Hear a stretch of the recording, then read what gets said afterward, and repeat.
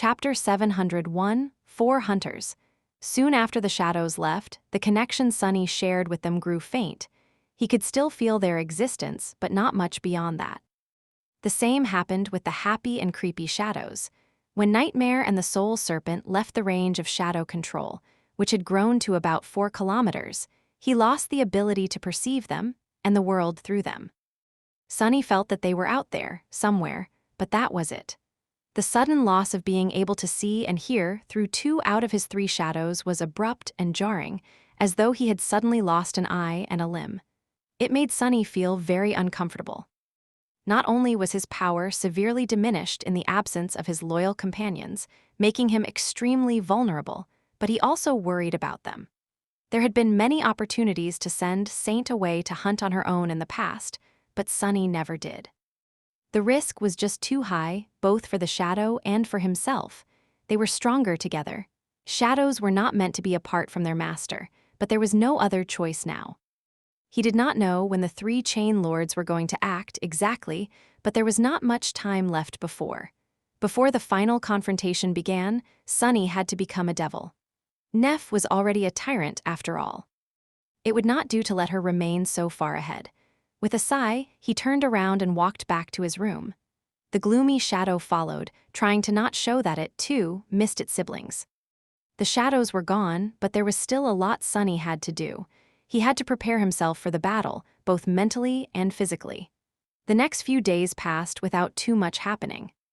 Sunny trained archery with Kai, practiced swordsmanship with Cassie, and sharpened his mastery of the spear with Effie's help.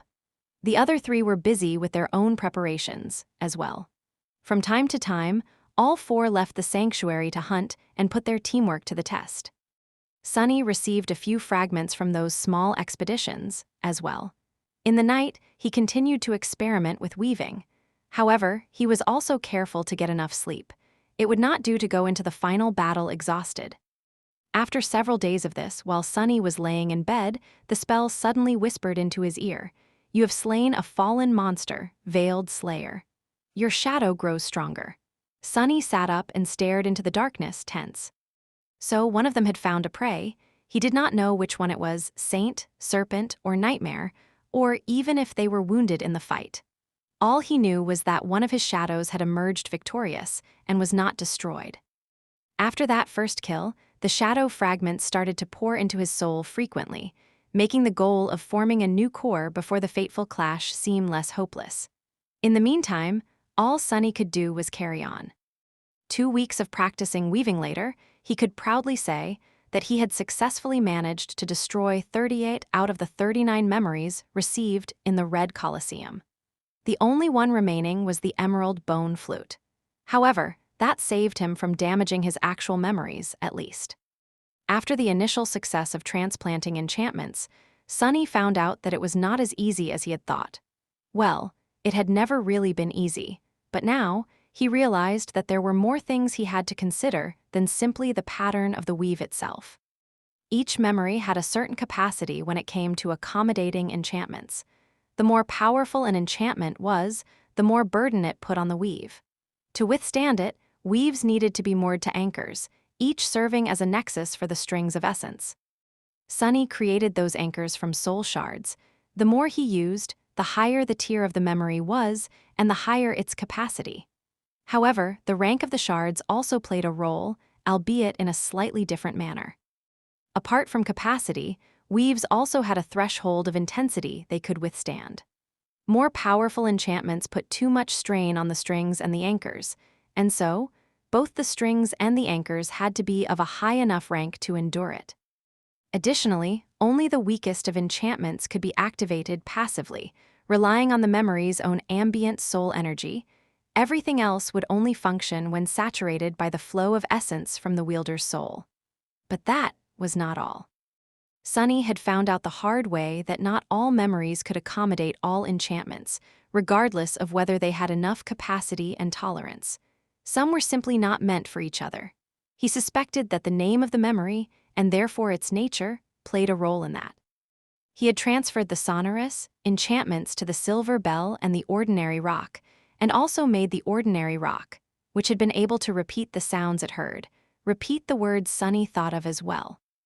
Both of these changes improved upon the original qualities of the memories, instead of introducing something entirely new. They were not in conflict with their natures. However, when he tried to do something more radical, the results were disastrous. He could not add an enchantment meant to destroy to a memory that was meant to protect, unless he wanted the whole weave to break apart. It was not easy to understand the true nature of memories. However, the Patient Avenger, for example, was a shield, and its purpose was to protect its master. And yet, that shield possessed enchantments capable of sowing utter devastation on the battlefield. So, it took Sunny a lot of time, and a lot of wasted memories, to get an initial grasp on the nuances of what enchantments he could transfer, and where. The hint was under his nose the whole time. The name of the memory hid the secret of its nature. He was still unable to fully grasp it, but after destroying dozens of memories, Sunny managed to develop an intuitive sense that allowed him to glean the general direction of things, at least. It was not much, but it was something. At the start of their 5th month in the nightmare, Sunny found himself on a somewhat familiar island.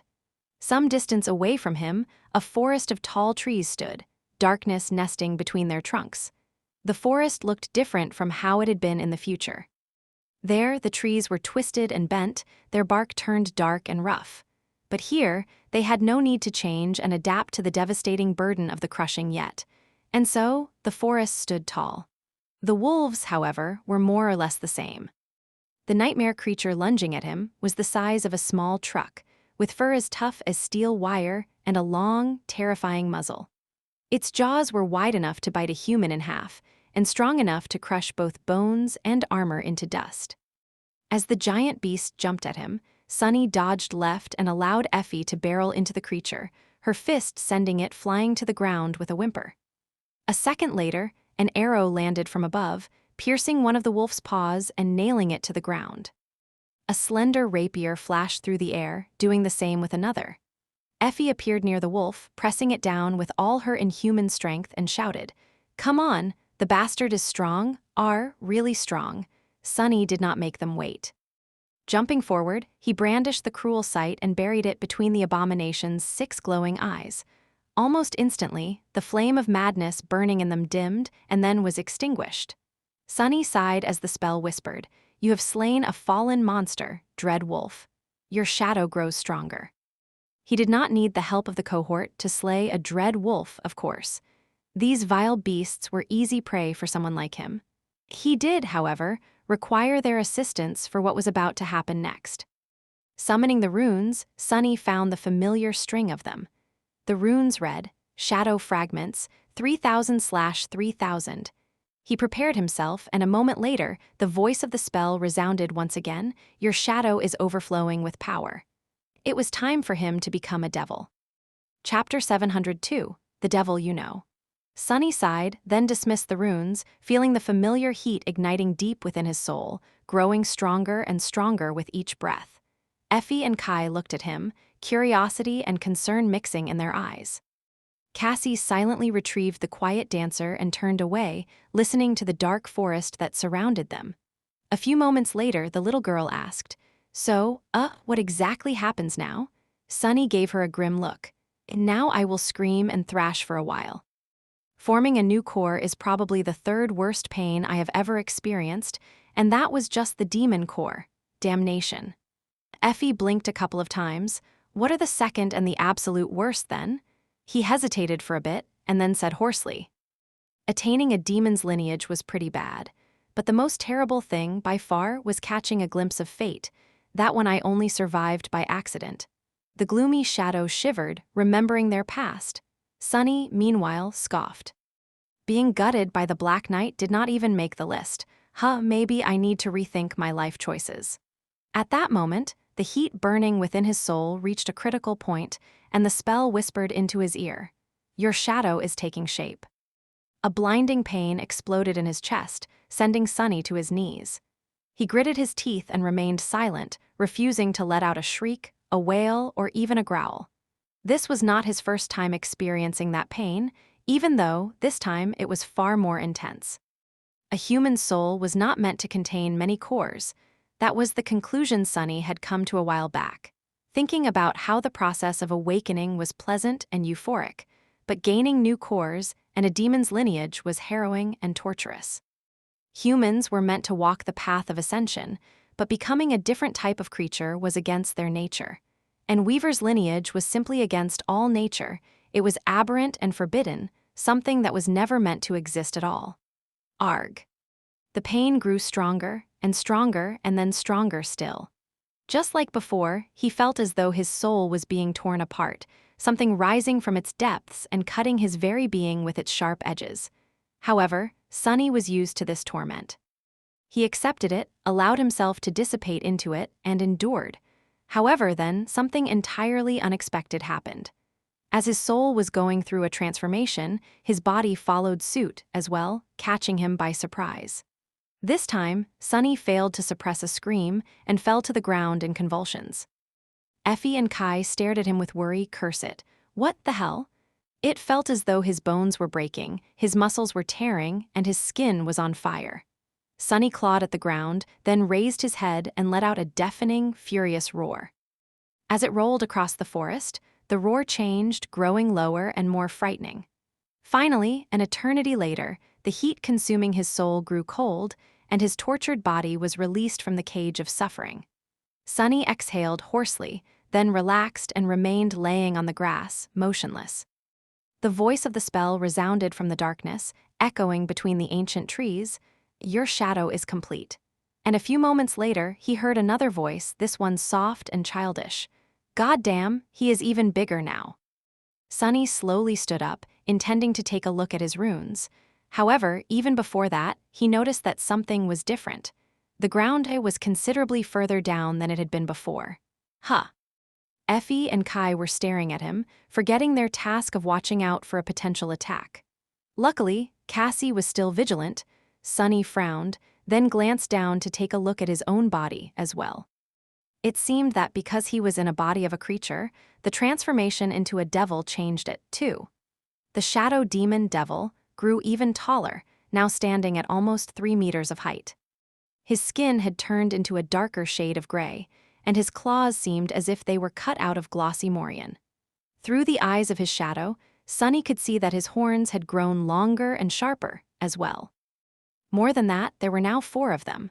Well, 3.5, considering that one had been broken in the ferocious fight with the ascended war maiden Hilda.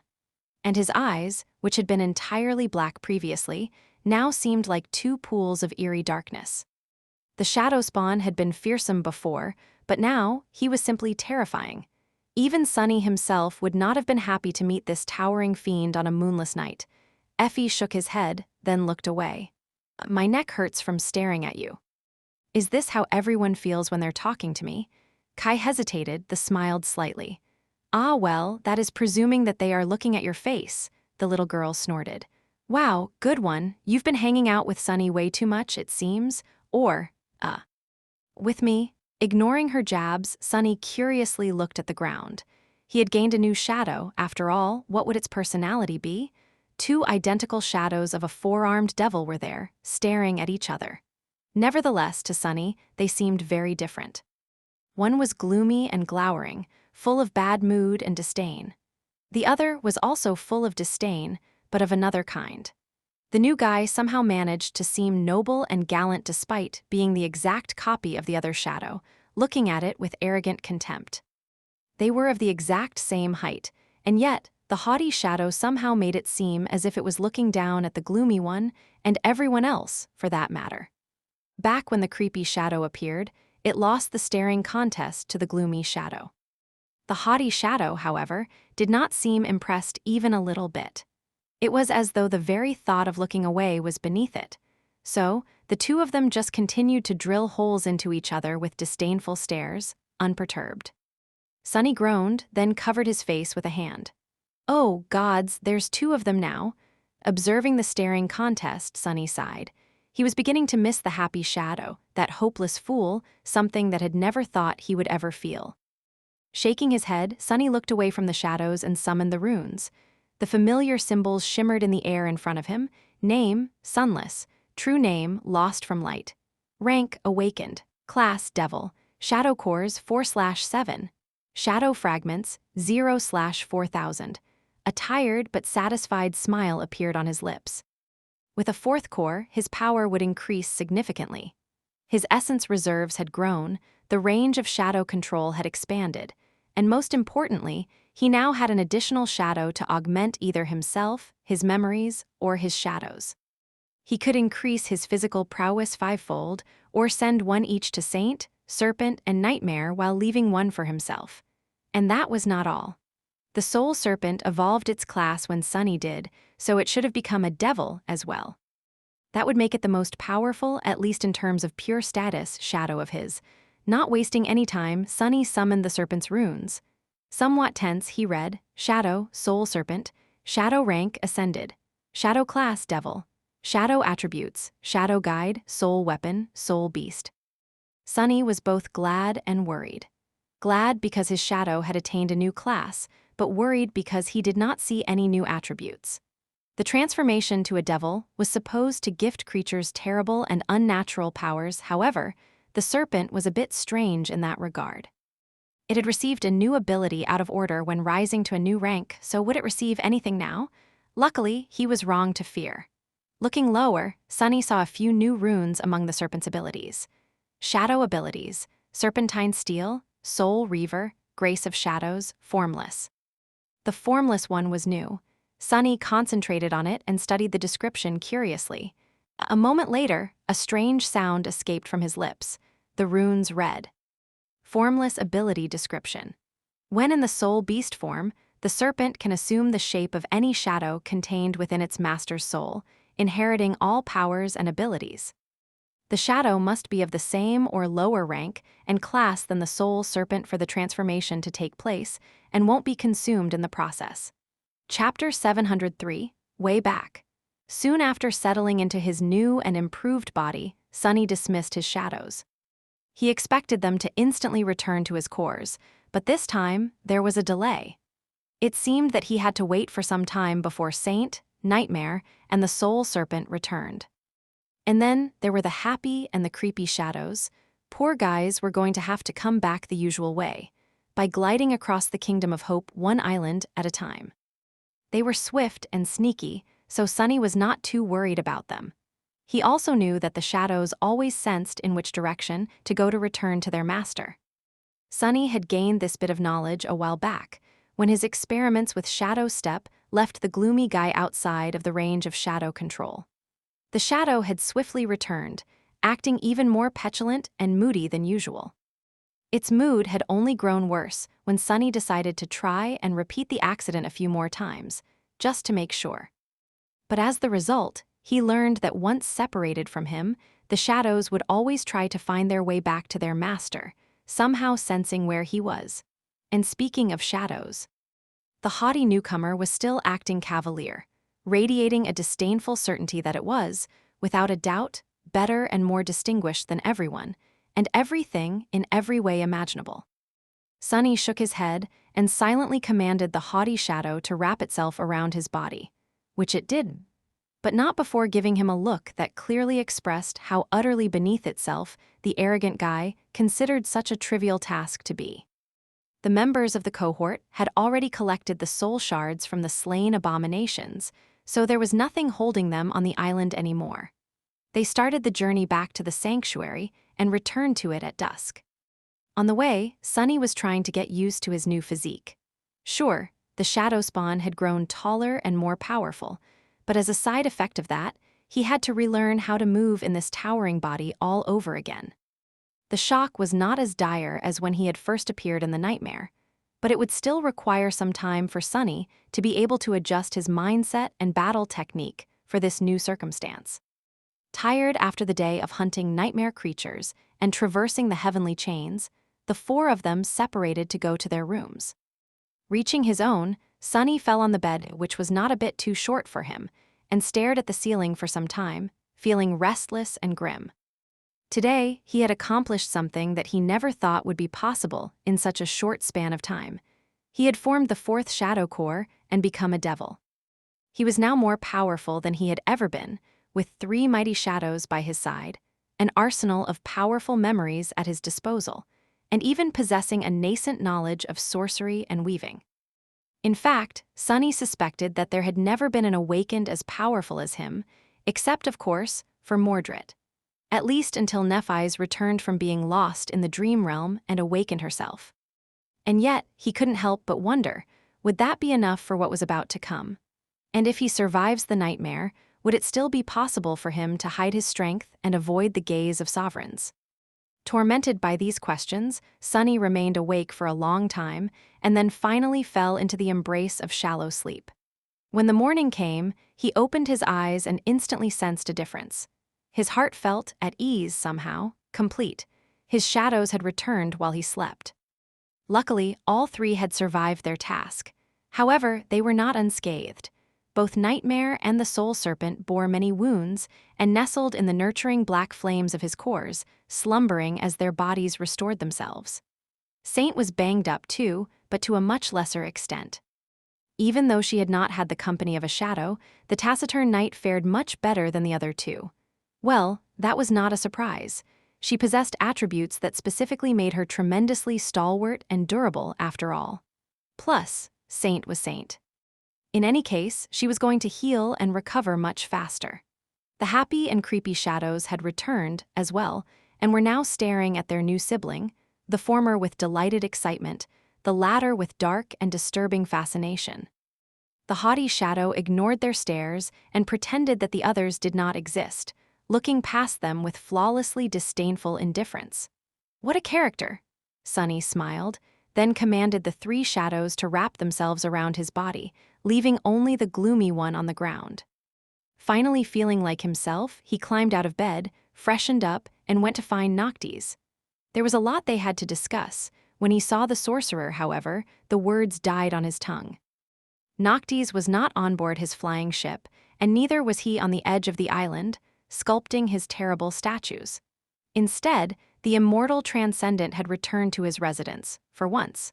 The wooden door stood open, and the sailor dolls let Sunny through without sparing him a single glace.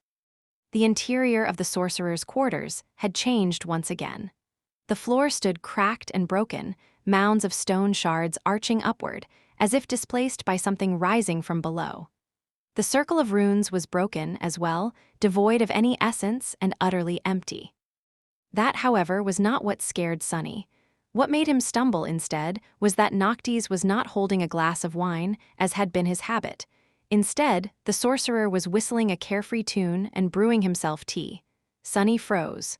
Oh, crap. What had it been that the sorcerer told him soon after they met? Gather the knives, start a war against both the Ivory City and the Red Colosseum, kill all of the Chain Lords, defy the Lord of Light, break the will of gods, release the demon of desire out of her prison, and have a cup of tea. But then Noctis corrected himself and said that he should probably have tea first. Sunny gulped. "It's starting." Chapter 704, A Cup of Tea. As Sunny was standing still, petrified by what he saw, Noctis finished brewing the tea and poured the amber liquid into a beautiful porcelain cup. Then, the sorcerer raised it to his face, inhaled the fragrant steam, and let out a satisfied sigh. Then, noticing an unexpected guest, he glanced at Sunny and smiled. "Sunless, what a nice surprise. Wait, did something about you change?" The sorcerer tilted his head with a confused expression, studied the towering figure of the shadow devil for a few moments, and then suddenly brightened up. "Oh. It's your horn, when did you break it?" Really, that is what he noticed. Sunny stared at the cup in the immortal's hands, then grasped the extraordinary rock. He didn't really have to hold the memory to make use of it, but at the moment, Sunny was experiencing a desperate need to hold on to something, anything. Taking a careful breath, he gripped the rope and said hoarsely, "Back in the temple of the chalice." You are drinking tea?" Noctis lingered for a bit, glanced at his cup, and then smiled. "What a prudent observation. Come, let's not let this nice tea get cold." With that, the sorcerer turned around and headed deeper into his residence, gesturing for Sunny to follow. The teapot flew into the air and hovered above the immortal's shoulder, as well. As soon as Sunny made a step forward, however, Noctis suddenly turned, looked at him with a strange expression, and said, "That us try not to step on anything that seems to be, actually, just don't move at all. We don't want for anything to happen, right? At that moment, the chamber trembled again, and more cracks appeared on its stone floor. Sunny stared down with a somber expression, then sighed and used Shadow Step to appear near the sorcerer. Why, what's under there? Noctis smiled. Oh, nothing, just a memento from an old friend. Don't worry about it. Sunny, however, did worry. He was not a complete fool. The vast circle of runes, the torrential flood of soul essence, that the sorcerer saturated it with the pool of blood that the ancient stones had absorbed. All of it pointed to something dreadful being imprisoned or maybe created. There in the darkness of the earth. However, he thought better of asking any questions and simply followed Noctis to the stone stairs situated on the other side of the chamber. Using them, they ascended to the top of the ring of giant menhirs and sat down at an elegant wooden table. The sorcerer leaned back in his chair, gazed upon the breathtaking vista of the Kingdom of Hope, and took a sip of tea with an expression of deep satisfaction on his face. Sunny lingered for a few moments, giving Noctis time to enjoy himself, and then asked, "It has begun, hasn't it? The other chain lords, they are ready to make their move." The sorcerer took another sip, sighed, and then said in a relaxed tone, "Oh, indeed. I suspect that their herald will arrive in a few days. So you might want to relax for a bit, enjoy the tea. This will probably be the last moment of peace you will have for a while, sunless, or maybe even the very last." Sunny remained silent for a long time, a myriad of important questions pressing on his mind. But then, he simply shook his head, chased them away, and poured some tea into a delicate cup that stood on the table, as if waiting for him. Neither of them spoke for a while, enjoying the fragrant drink and the beautiful sight of the flying islands in peace. Despite the approaching doom, the world felt tranquil and warm here, on the parapet of the sanctuary. After a while, Noctis sighed and said in a wistful tone, "I am going to miss this, I think." Then, he glanced at Sunny and asked with a hint of curiosity in his voice, "Tell me, Sunless, why are you here? It is no surprise that someone like me would want to free Hope. But what would compel a shadow like you to attempt it as well? You must know the risk." Sunny remained silent for a few moments, then sighed. "To tell you the truth, I don't really know. I used to know, or at least think that I knew. I had lofty desires, to grow stronger than others, to break free from the chains of fate. And maybe I harbor those desires still. But after coming to this cursed land and being ground into dust by it now, everything is so unclear. And my ardent desires suddenly seem so lacking." He paused, looked down, and then added evenly, "Or maybe it's just me who is lacking and lost." Noctis glanced at him, took a sip of tea, and asked with a curious smile, "What is it that you think you are lacking, and from what are you lost?" Sunny did not speak immediately, letting the pressure of the flaw build inside his soul for a few moments. Then, he said with a grin, "How should I know? If I had an answer for that, I wouldn't be feeling this way, would I?" He chuckled and then asked, "Have you heard the legend of a hero named Odysseus?" Noctis blinked a couple of times, then shook his head. "Never heard of that guy. A legend, really." "Huh, strange that some third-rate hero I don't even know got to have a whole legend to himself." Sunny smiled, and then said, "A good friend told me that legend. Odysseus spent 10 years away from home, fighting a war in a distant land. And then, he spent 10 more years trying to find his way back home. He lost all his friends and endured countless hardships, facing terrible monsters and dangerous beings of all sorts. But he never gave up and eventually returned home. To Ithaca." His smile disappeared, replaced by a distant expression. After a few moments of silence, Sunny sighed. "I feel like Odysseus too, sometimes, lost in a distant land. Only, unlike him, I don't have a home to want to return to. I have nothing to strive for, apart from saving my skin, keeping my friends alive, and maybe living a little bit better than a wild beast. Can someone really be lost if they don't belong anywhere?" Noctis took a sip of his tea, solemnly pondered on it for a bit, and then said thoughtfully, "I see, I understand. So what you lack is a house. That is why you are trying to free Hope, to get a house. Wait, Sunless, are you trying to say that you want to repossess the ivory tower?" Sunny choked on his tea, then glared at the sorcerer with outrage. "What even no, that is not what I am saying. Home is just a metaphor, you immortal fool." Noctis blinked a couple of times, then asked with a deadpan expression, "What's a metaphor?" Sunny stared at him for a few moments, then snorted and opened his mouth, intending to answer. Before he did, however, a loud rattling of chains resounded in the air, and the whole sanctuary shuddered slightly beneath them. No, it was the island itself. The whole island trembled. Sunny froze and then asked, his voice tense and grim, "What the hell was that?" Noctis calmly finished his tea, closed his eyes in delight for a moment, and then looked west. "It's their herald, I guess. He seems to have arrived sooner than I expected. Ah, what a bother. We didn't even get to drink the whole pot." Chapter 705, Herald of the Sun. Noctis sighed, then placed his empty cup on the table and stood up. He straightened the folds of his silk garment, then shook his head with a slight smile and headed across the stone plain of the menhirs. Sunny scrambled to catch up to him, full of apprehension. The first thing he said to the sorcerer, however, had nothing to do with the messenger of the chain lords. "A metaphor is a figure of speech, sort of like an analogy." Noctis glanced at him with surprise.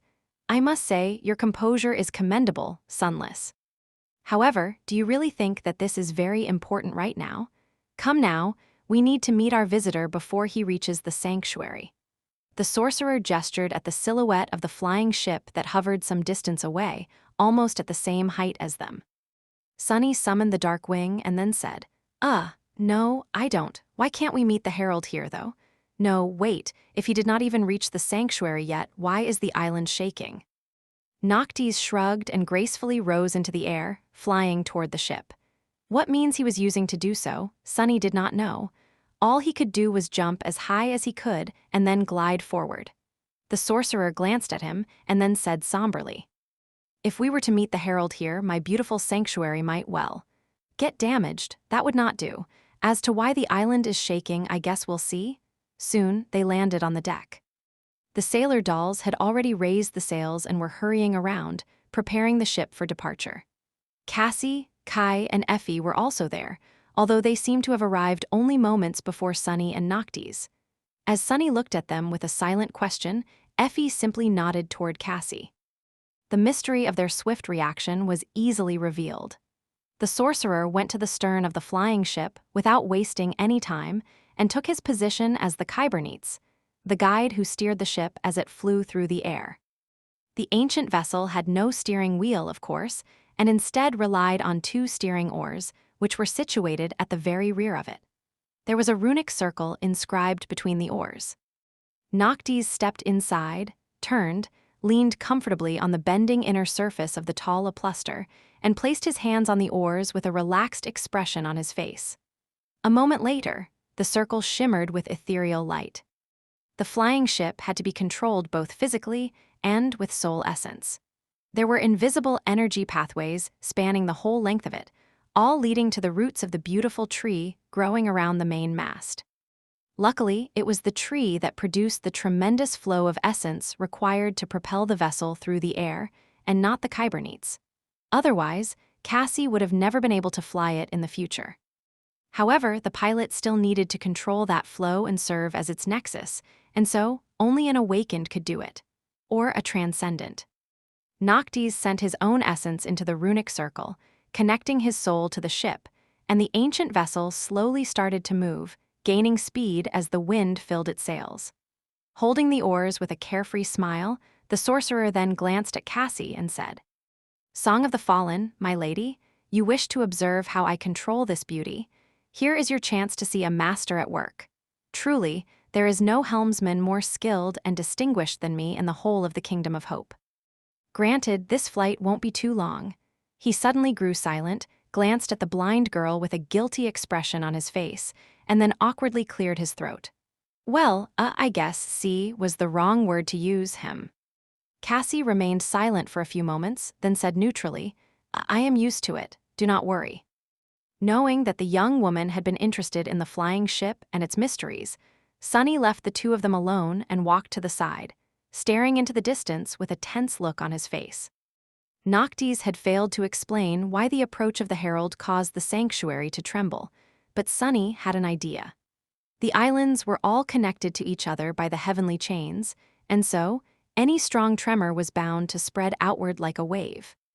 The question was, what could have caused a quake strong enough for them to feel from several islands away? Perhaps a giant steel colossus could. He gritted his teeth. A messenger of the chain lords? Was that a joke? Noctis conveniently failed to mention that this herald was going to be one of those lords himself. And what the hell had the sorcerer meant, saying that they had to meet the herald elsewhere to avoid damaging the sanctuary? Weren't they simply going to speak? That was what messengers were for, weren't they, to deliver words? As several islands flowed past beneath the speeding ship, he suddenly caught sight of an especially familiar one. Of course, in this era, it looked different. The Iron Hand Island was still rather large and covered by soft grass, but the ancient stone columns that had been broken in the future still stood tall, forming 3 concentric circles. From above, they seemed like a giant sundial or moondial, perhaps. And of course, there was no colossal iron hand laying in the center of the island to give it the peculiar name. At least not yet. Sunny suddenly felt cold shivers run down his spine. He didn't have time to think about it more, however, because, at that moment, something else attracted his attention.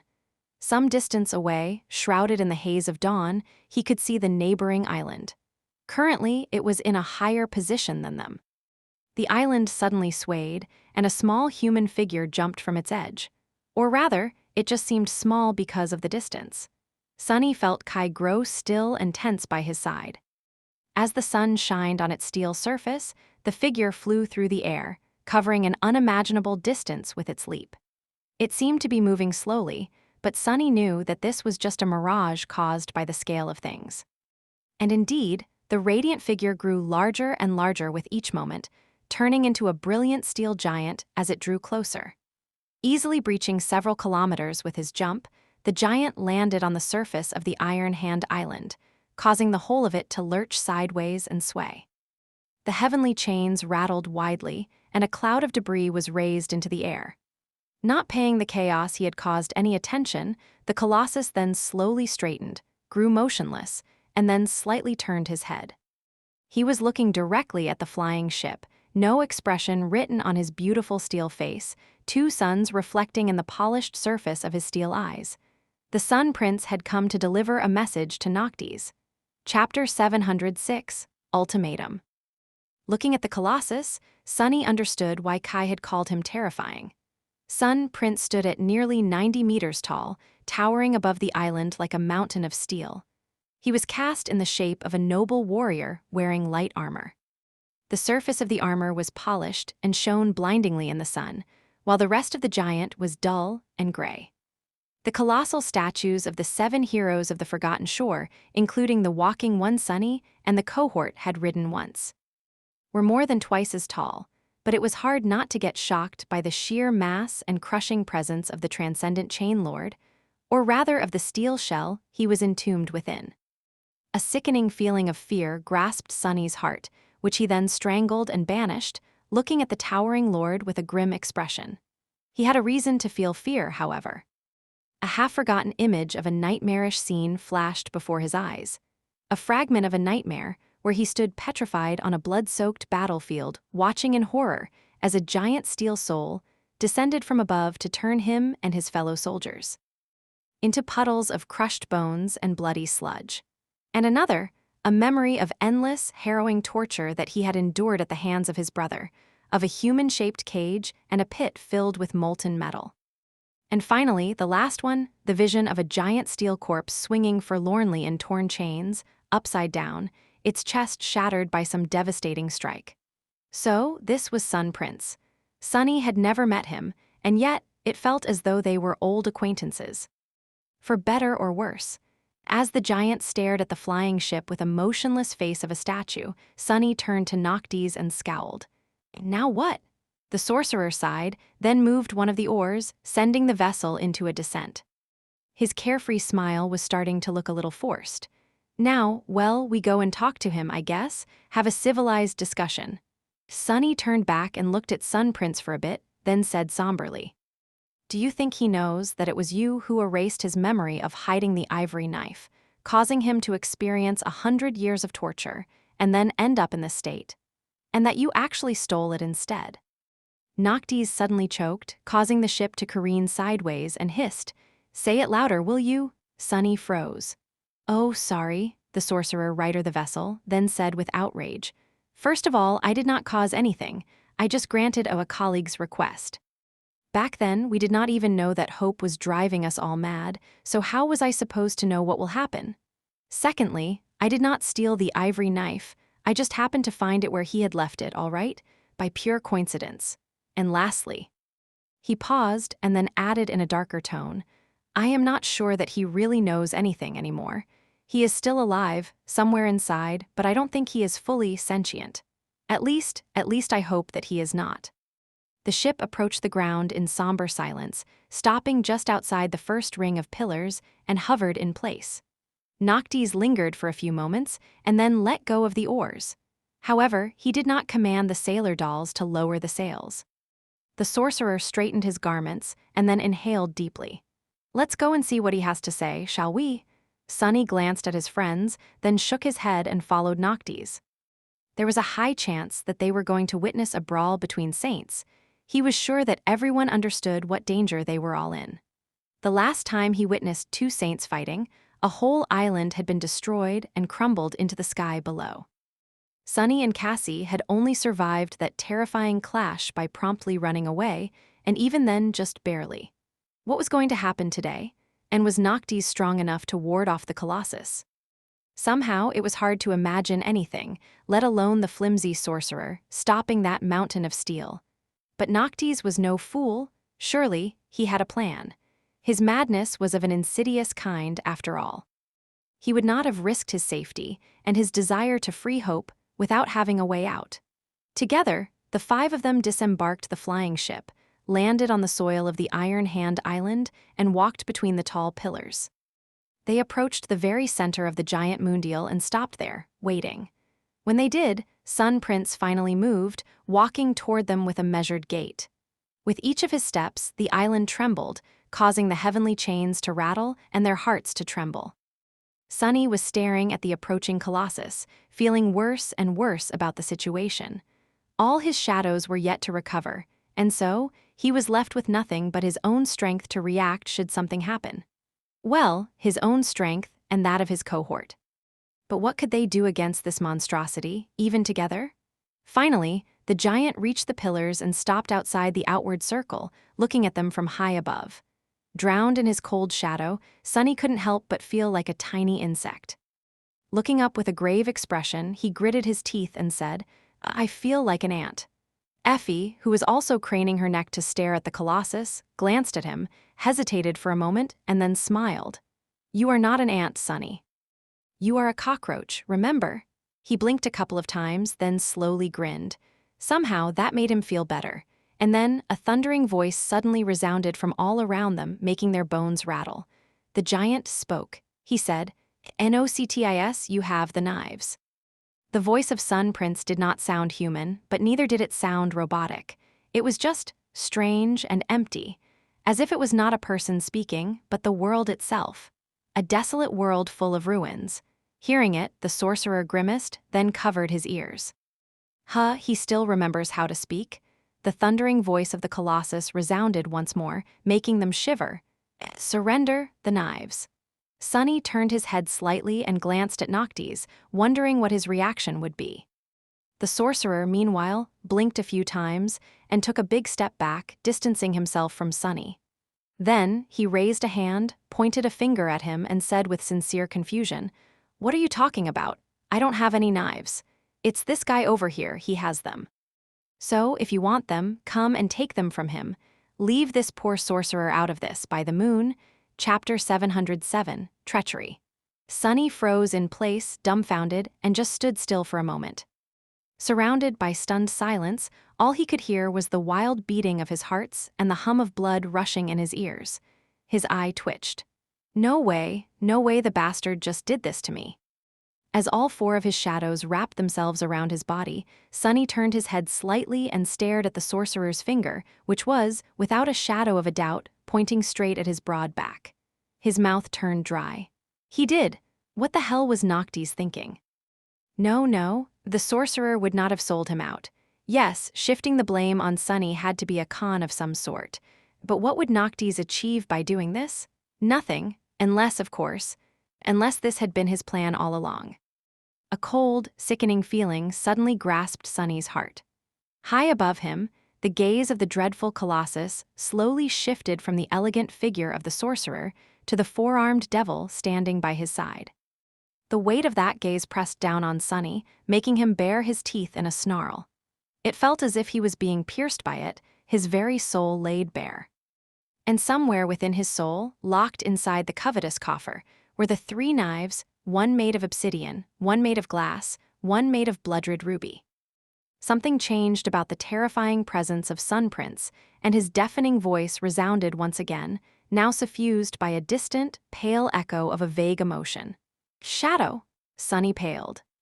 He had forgotten that the master of the original Shadow Spawn was to blame for what happened to the Prince of the Ivory City, as well.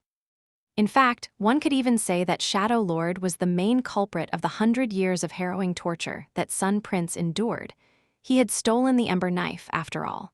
So, if the Steel Colossus had a reason to really hate someone, curses. Feeling his heart's turn cold, Sunny silently watched as the Colossus shifted his weight, then bent slightly, preparing to reach down with his giant steel hand. He was desperately trying to calculate his chances of escaping this situation alive. At that moment, Noctis suddenly cleared his throat, and then addressed Sun Prince in a friendly tone. "Oh, but do be careful. You know how tricky shadows are, my friend. This one in particular is full of treachery, vileness, and unspeakable malice. The beast even slaughtered a temple full of innocent maidens. He also tried to poison me. Oh, the villainy, so be careful when you grab him, or you just might lose your hand." A low growl escaped from Sunny's mouth. He could feel the other members of the cohort grow tense and ready to fight. Cassie's hand fell on the hilt of the quiet dancer, and Kai outstretched his own, ready to summon his bow. Effie was staring up with a somber expression on her childish face, her body drawn like a spring. But what were they supposed to do? Even if Sunny knew which of the three knives was meant for Sun Prince, how could he thrust it into the Transcendent's flesh? The actual body of the Chain Lord was buried somewhere inside the walking mountain of steel. More than that, using the knife would only make him mortal. After that, he would still have to be killed.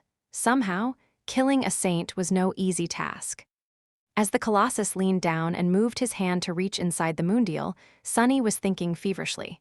He saw only one option: to run away as fast as he could.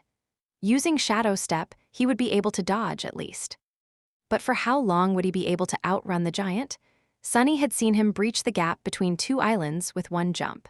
Now that the range of shadow control had grown, Sunny could possibly do the same. The difference was that a single jump like that was going to drain all his essence, while Sun Prince would be able to pursue him indefinitely, tireless and inescapable like death itself.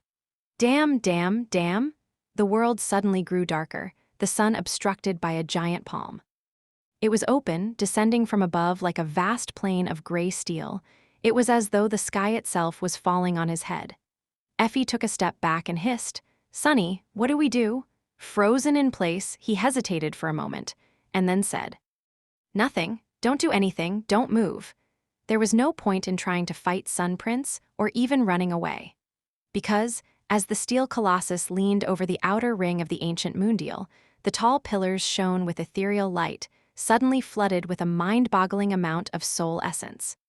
A myriad of runes revealed themselves, carved in a vast circle that encompassed the whole structure. And then, everything around them turned to light, cold, pale light of the moon. Blinded by it, Sunny didn't see what happened next, and just felt something vast and chilling, and yet intangible, move past him with stunning speed. Then, he heard the thunder of a deafening impact, and the groan of steel that was being torn apart. The whole island shook, the quake throwing him to the ground.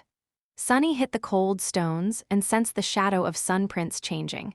As the pale moonlight dimmed and was extinguished, he saw a shocking sight. The moondial lay broken, the pillars shattered and toppled over.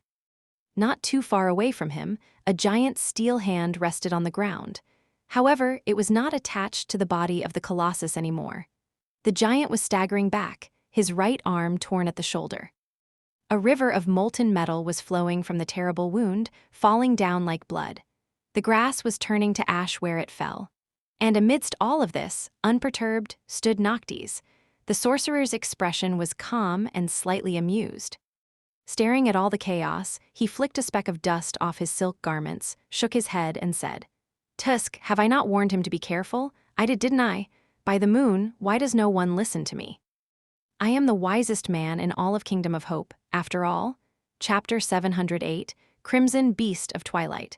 The Colossus staggered back, swayed, and then moved his foot to balance himself. The island quaked once more, and the giant grew still, bent slightly and grasping the gaping wound with his one remaining hand.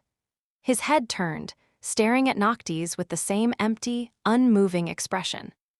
However, his polished steel eyes, which had been burning with the blinding reflections of the sun, became submerged in deep shadow. For a moment, there was silence. Sunny gritted his teeth, then slowly exhaled and raised a hand to wipe the sweat off his brow. After the initial panic of being sold out by Noctis, he had forced himself to calm down and think. It was then that Sunny had realized that they were not in real danger and told his friends to stand down. The immortal sorcerer was many things, including a liar and a cheat. Sunny did not doubt that Noctis had lied to him on many occasions, and about many things, sometimes for a specific purpose, and sometimes simply for the fun of it. However, one thing that Noctis was not was a fool. Sunny could imagine many situations in which the immortal would betray and damn him to death, but not without a good reason. And surrendering the cohort to Sun Prince was the opposite of what Noctis wanted to achieve. At best, it would have bought him some time, at the expense of losing the 3 knives to the other chain lords. One thing that Sunny did not doubt was the sincerity of the sorcerer's desire to free Hope. And so, he had understood that the immortal's sudden betrayal was just another deception. It had not been hard to guess what the purpose of the deception was, as well.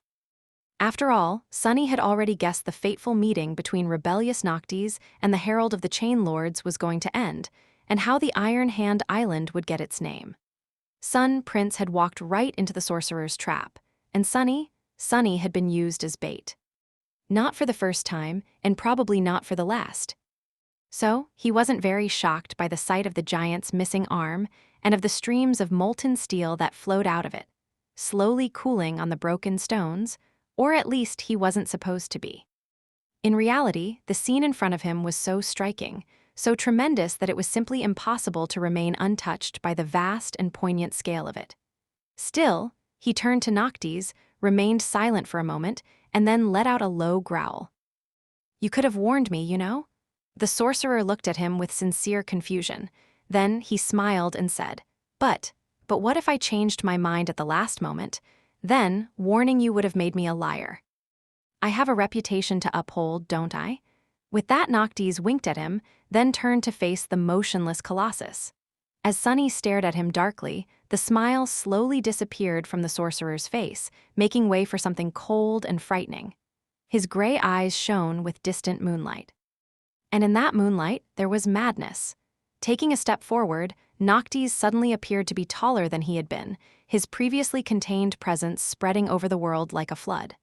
Sunny shivered, feeling like prey being stalked by a hungry predator. The air suddenly seemed to smell of blood, the light of the sun appeared slightly dimmer, and in the echoing silence, they could almost hear the howls of countless beasts. Even though Sunny knew and somewhat trusted Noctis, he suddenly felt scared. And he wasn't even the focus of the immortal's furious gaze.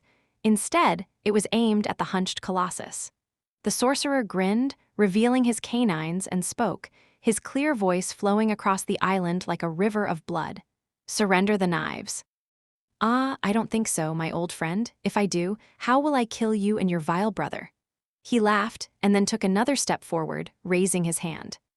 A toppled pillar then blocked his path, exploded into a rain of shards and stone dust, obliterated in a split second. "And that is what I intend to do. You, Severas, Solvain, I'll kill you all, break the chains that bind the demon of desire, and set her free." Noctis took another step and then stopped, staring at Sun Prince with ruthless determination. "So, if you want to take the knives, you'll have to take them off my cold corpse. "Oh, wait, you can't. I am immortal." He threw his head back and laughed again. This time, the sorcerer's laughter did not seem carefree and infectious. Instead, it was chilling and full of madness. The steel colossus looked at him from above, unmoving. His face was motionless and unexpressive, like that of a statue. However, it seemed as though the shadows veiling his eyes grew even deeper. Noctis shook his head and then said with disdain, "Oh, but you can try, of course. Go back and return with the Sun Legion, with the Dragon Severax, with the warriors of the Red Colosseum, with Solvain. You know where to find me, and I'll be waiting to welcome you." The giant continued to stare at him for a while, the molten steel flowing between his fingers. Sunny held his breath, not knowing what was going to happen next. Then, Sun Prince straightened, turned around, and walked away, making the island shake with each step. He reached the edge of it, stepped down on the heavenly chain, and continued walking, somehow keeping perfect balance.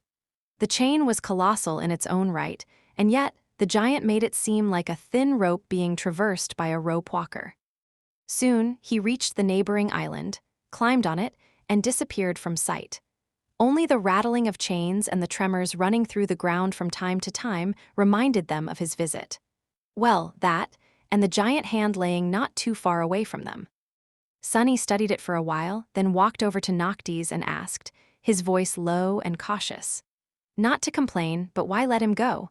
Wouldn't it be easier to kill him right here and now? We won't get another chance to catch him alone, most likely. And judging by how easily you took his arm off." Noctis did not respond immediately. Instead, he slowly turned his head, looked at Sunny coldly, and then gracelessly fell on his butt, his face pale, his chest rising and falling wildly, and his breath hoarse and labored. The sorcerer cursed, looking as if he was about to vomit.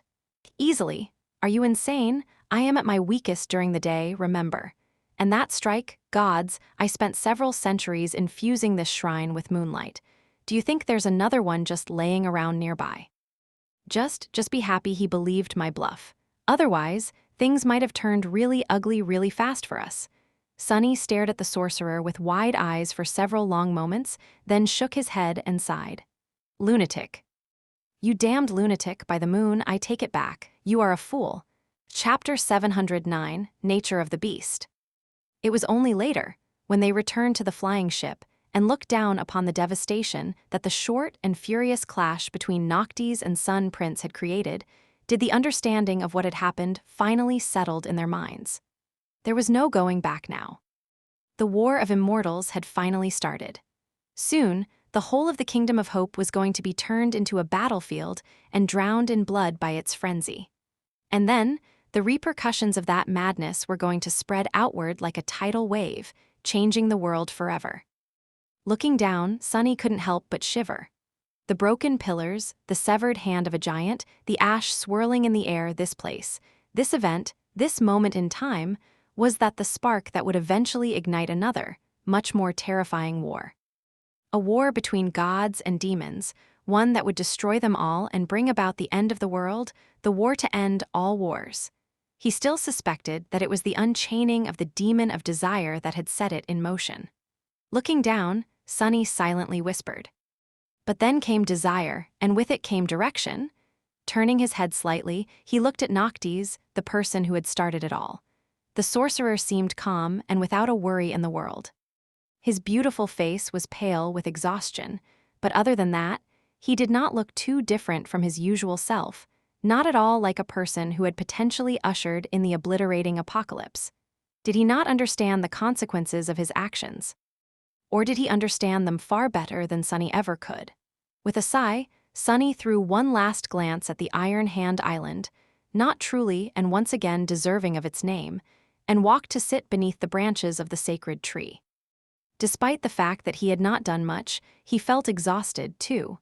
And there was a lot he had to think about. On the way back, Sunny remembered the future. He had been to the Iron Hand Island many times, had seen the toppled pillars and the severed arm of a giant, and had even sketched and described them in detail for an exploration report. And now, he had witnessed how the island came to be in that state. Another event from the distant past had repeated itself inside the nightmare, almost to a T. Sunny had already formed a theory that fate was like a current, always pulling things toward an inescapable conclusion after the destruction of the Temple of the Chalice. The details could be changed, but the result seemed to always be the same. The events that had transpired on the Iron Hand Island only cemented that theory. By all accounts, the appearance of the cohort and Mordred should have drastically changed the flow of history in the Kingdom of Hope. They had accelerated the start of the war and even slain one of the Chain Lords. If not for them, Noctis would have most likely spent several years searching for a way to make a deal with Weaver, and only then rebelled against the other immortals. Those several years were, perhaps, the countdown to the blossoming of the nightmare seed. If no awakened appeared to challenge the nightmare by then, the seed would have bloomed. Was that the logic? Seeds blossomed when the conflict inside them resolved itself and fate repeated unchanged. Before, Sunny had thought that the task of the challenger was to resolve a conflict that would have otherwise remained unresolved. But now, knowing what he knew about the Chained Islands and the Kingdom of Hope, he realized that he had been wrong. With or without his help, Noctis was always going to start a war. The Ivory Tower was always going to break free from its chains. The Temple of the Chalice was always going to be destroyed, and Sun Prince was always going to lose his hand to the enchanted Moondeal. Come to think of it, his first nightmare would have resolved itself without his intervention, too, one way or another. The nameless temple slave would have probably died, and Oro of the Nine would have survived, or would they? In any case, there would have been an ending. That doesn't really make sense. So what was the role of the challengers? If the conflict could resolve itself, why were they here? What did the spell want from them? Prove that they were equal to the heroes of the past? Do it better than them? Simply survive. The spell did not care what one did inside the nightmare and how they went about solving the conflict. The reward was going to be the same. Either way, the challenger would ascend to a new rank. They could receive a true name, or even, in extremely rare cases, an evolution of their aspect, but those things could be done outside a nightmare as well. The only thing the spell cared about was that the challenger survived until the end. But that was not entirely true. The spell would not give additional rewards or deny the survivor their ascension. However, it did care a little, at least enough to appraise the challenger's performance. The appraisal did not really matter outside of the first nightmare, where it was tied to the boon, but the spell still gave them out each time. Good, exceptional, remarkable, glorious, and so on. Was there a hint in there somewhere about what it wanted? If so, Sunny had apparently pleased the spell very much in his first trial. Sitting in the shade of the sacred tree, he sighed and looked into the distance with a solemn expression. I hope it will be pleased with us again this time. I hope we survive. Soon, the flying ship returned to the sanctuary and descended to its usual position above the altar island. As they returned to the ground, Sunny could see hundreds of faces turn to them, fear and uncertainty written in their lines. The inhabitants of the sanctuary had not seen the clash between Noctis and Sun Prince, but they all knew that something was wrong. By now, the island had stopped trembling, but their hearts did not. Without paying them any attention, the sorcerer tiredly landed on the grass, then turned to Sunny and frowned slightly. I am going to rest for a couple of days. That most of the Sun Legion, as well as the army of the Red Colosseum, are arrayed along the border between Solvain's territory and that of the Ivory City. It is going to take them at least 2 weeks to assemble together and march east, so we will give them enough time to break the current formation, but not enough to build a new one. We attack in 7 days. He hesitated for a few moments, and then suddenly smiled. Warmongers and the Sun Legion forgetting their hatred and fighting side by side, truly, no one but me could have made it happen. Am I not the most talented diplomat in all of the Kingdom of Hope? With that, Noctis laughed, turned around, and walked away. Sunny stared at his back for a few moments, then sighed and said quietly, You are definitely not. But then again, maybe you are. Chapter 710, Departure. The next morning, Sunny woke up in a strange mood. Knowing that they were nearing the end of the nightmare, and, perhaps, their own, he had expected himself to be consumed by somber trepidation. But surprisingly, Sunny felt fine. It was as though the scope of the approaching battle was simply too large to be evaluated, and so his mind had not bothered with it at all. Instead, he had practical problems he needed to solve. Sunny still did not feel completely comfortable in his new body. He barely had any time to get accustomed to its size and weight, after all. The next several days were going to be crucial in that regard. His previous garments had been torn when he evolved, and so Sunny summoned the puppeteer's shroud to wrap itself around his towering body. Although not as powerful as his other suits of armor, the shroud was much more comfortable. It was a bit nostalgic to wear the light armor once again, but also a bit sad to see it relegated to serving as a bona fide training suit. Remembering how he had planned to slaughter countless dormant nightmare creatures while being invulnerable thanks to his new, incredible awakened armor of the 5th tier just a few years ago, Sunny smiled wistfully and walked out of his room. The sanctuary seemed different somehow. The ring of giant menhirs was the same, and so was the beautiful garden. However, the people living in the ancient shrine had changed. They were hurried and full of fear, moving with panicked speed and feverish determination. Sunny noticed a few familiar faces. The old woman he had seen on his first day here was standing alone, a lost look on her face. The young woman was carrying the frightened child in her hands and a heavy pack on her back. The kind man with a neatly trimmed beard was gritting his teeth, his hand resting on the worn hilt of his sword. He sighed and looked away. An immortal transcendent had started this war to free a demon from a prison built by a god. But these little people were the ones that were going to suffer the most as the result. In fact, they had been the ones to suffer the most throughout all of this, from the destruction of the Kingdom of Hope to the madness she had cursed this land with to now. He had been one of the little people himself, once. Now he was a devil destroying their lives.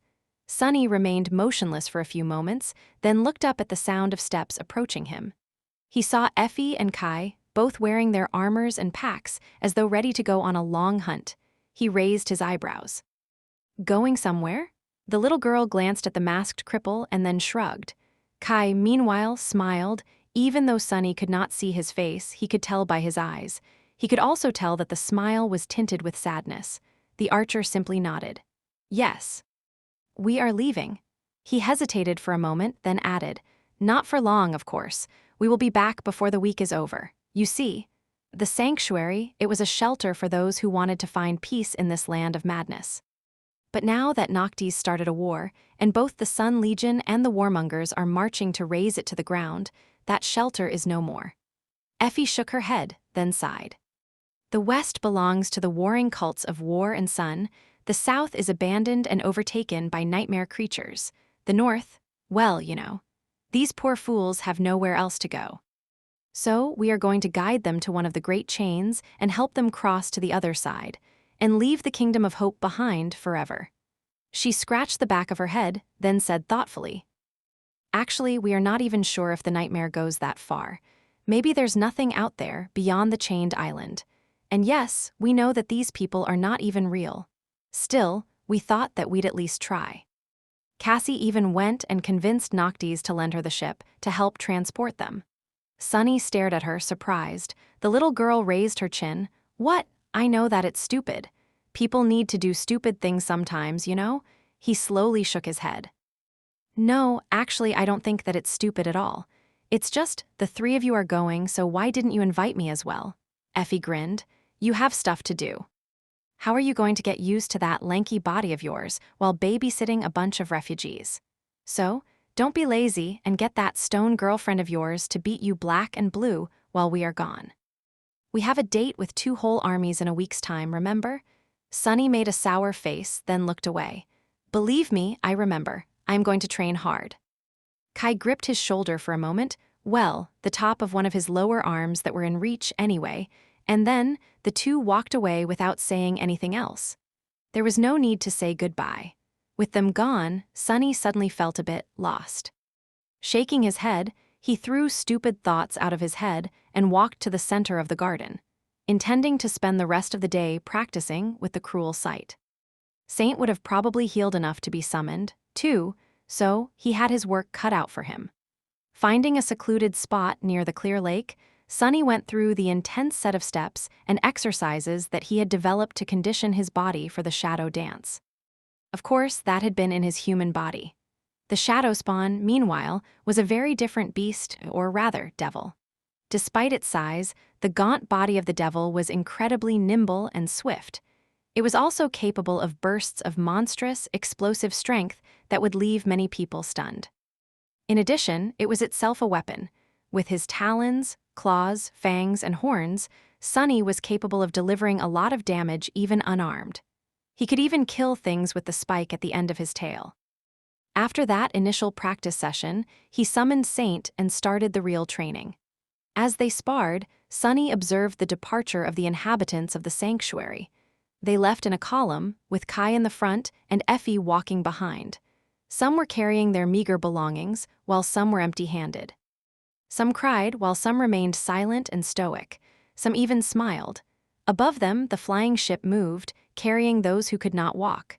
Sunny could not see, but knew that Cassie was controlling it. For a moment, he was curious about how she was able to communicate with the sailor dolls. However, that short distraction cost him dearly when Saint delivered a painful blow to his abdomen, and so, Sunny decided to concentrate on himself. Turning his full attention back to the training fight, he thought, "I wish them well. Even if they are not real, I wish them all the best." Long hours passed in arduous training.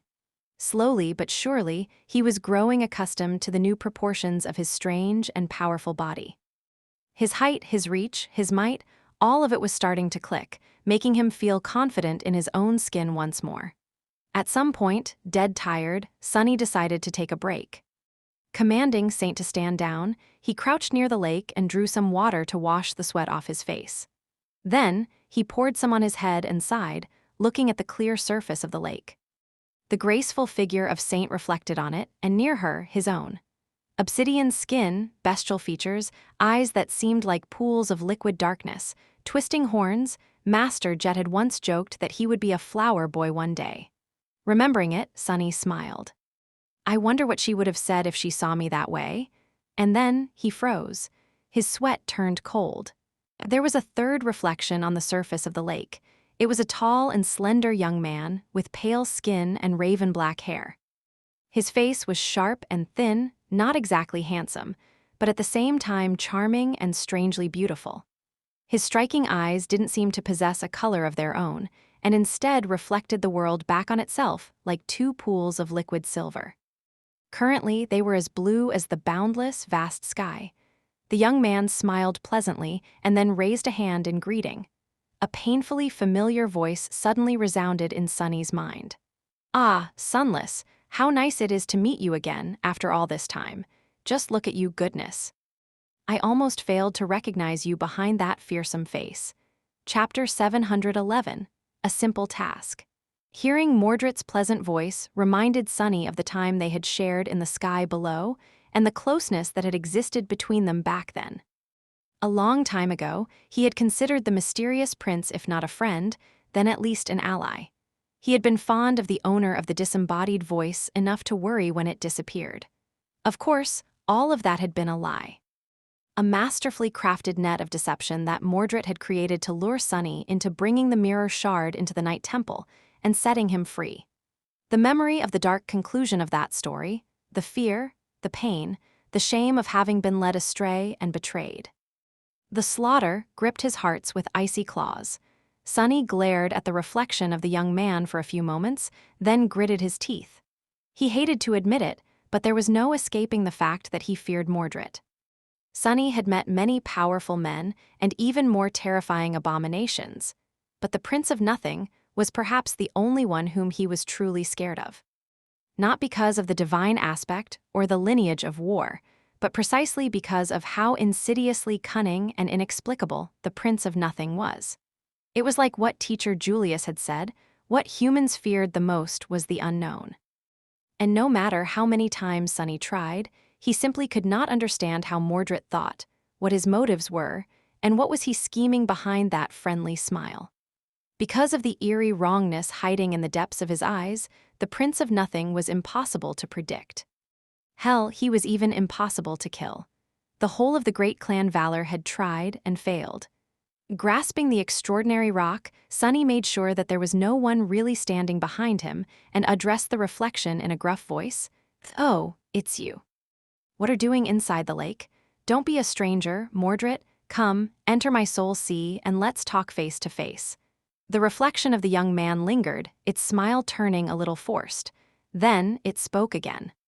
"How strange, I can hear you speak, but I don't see your lips moving. Have you been learning new tricks, Sunless? Ah, good for you. I've been doing some of that myself." Sunny scowled, shadows veiling his eyes. I've heard. A whole region of the kingdom, Mordred? Really? I thought you did not enjoy killing innocent people.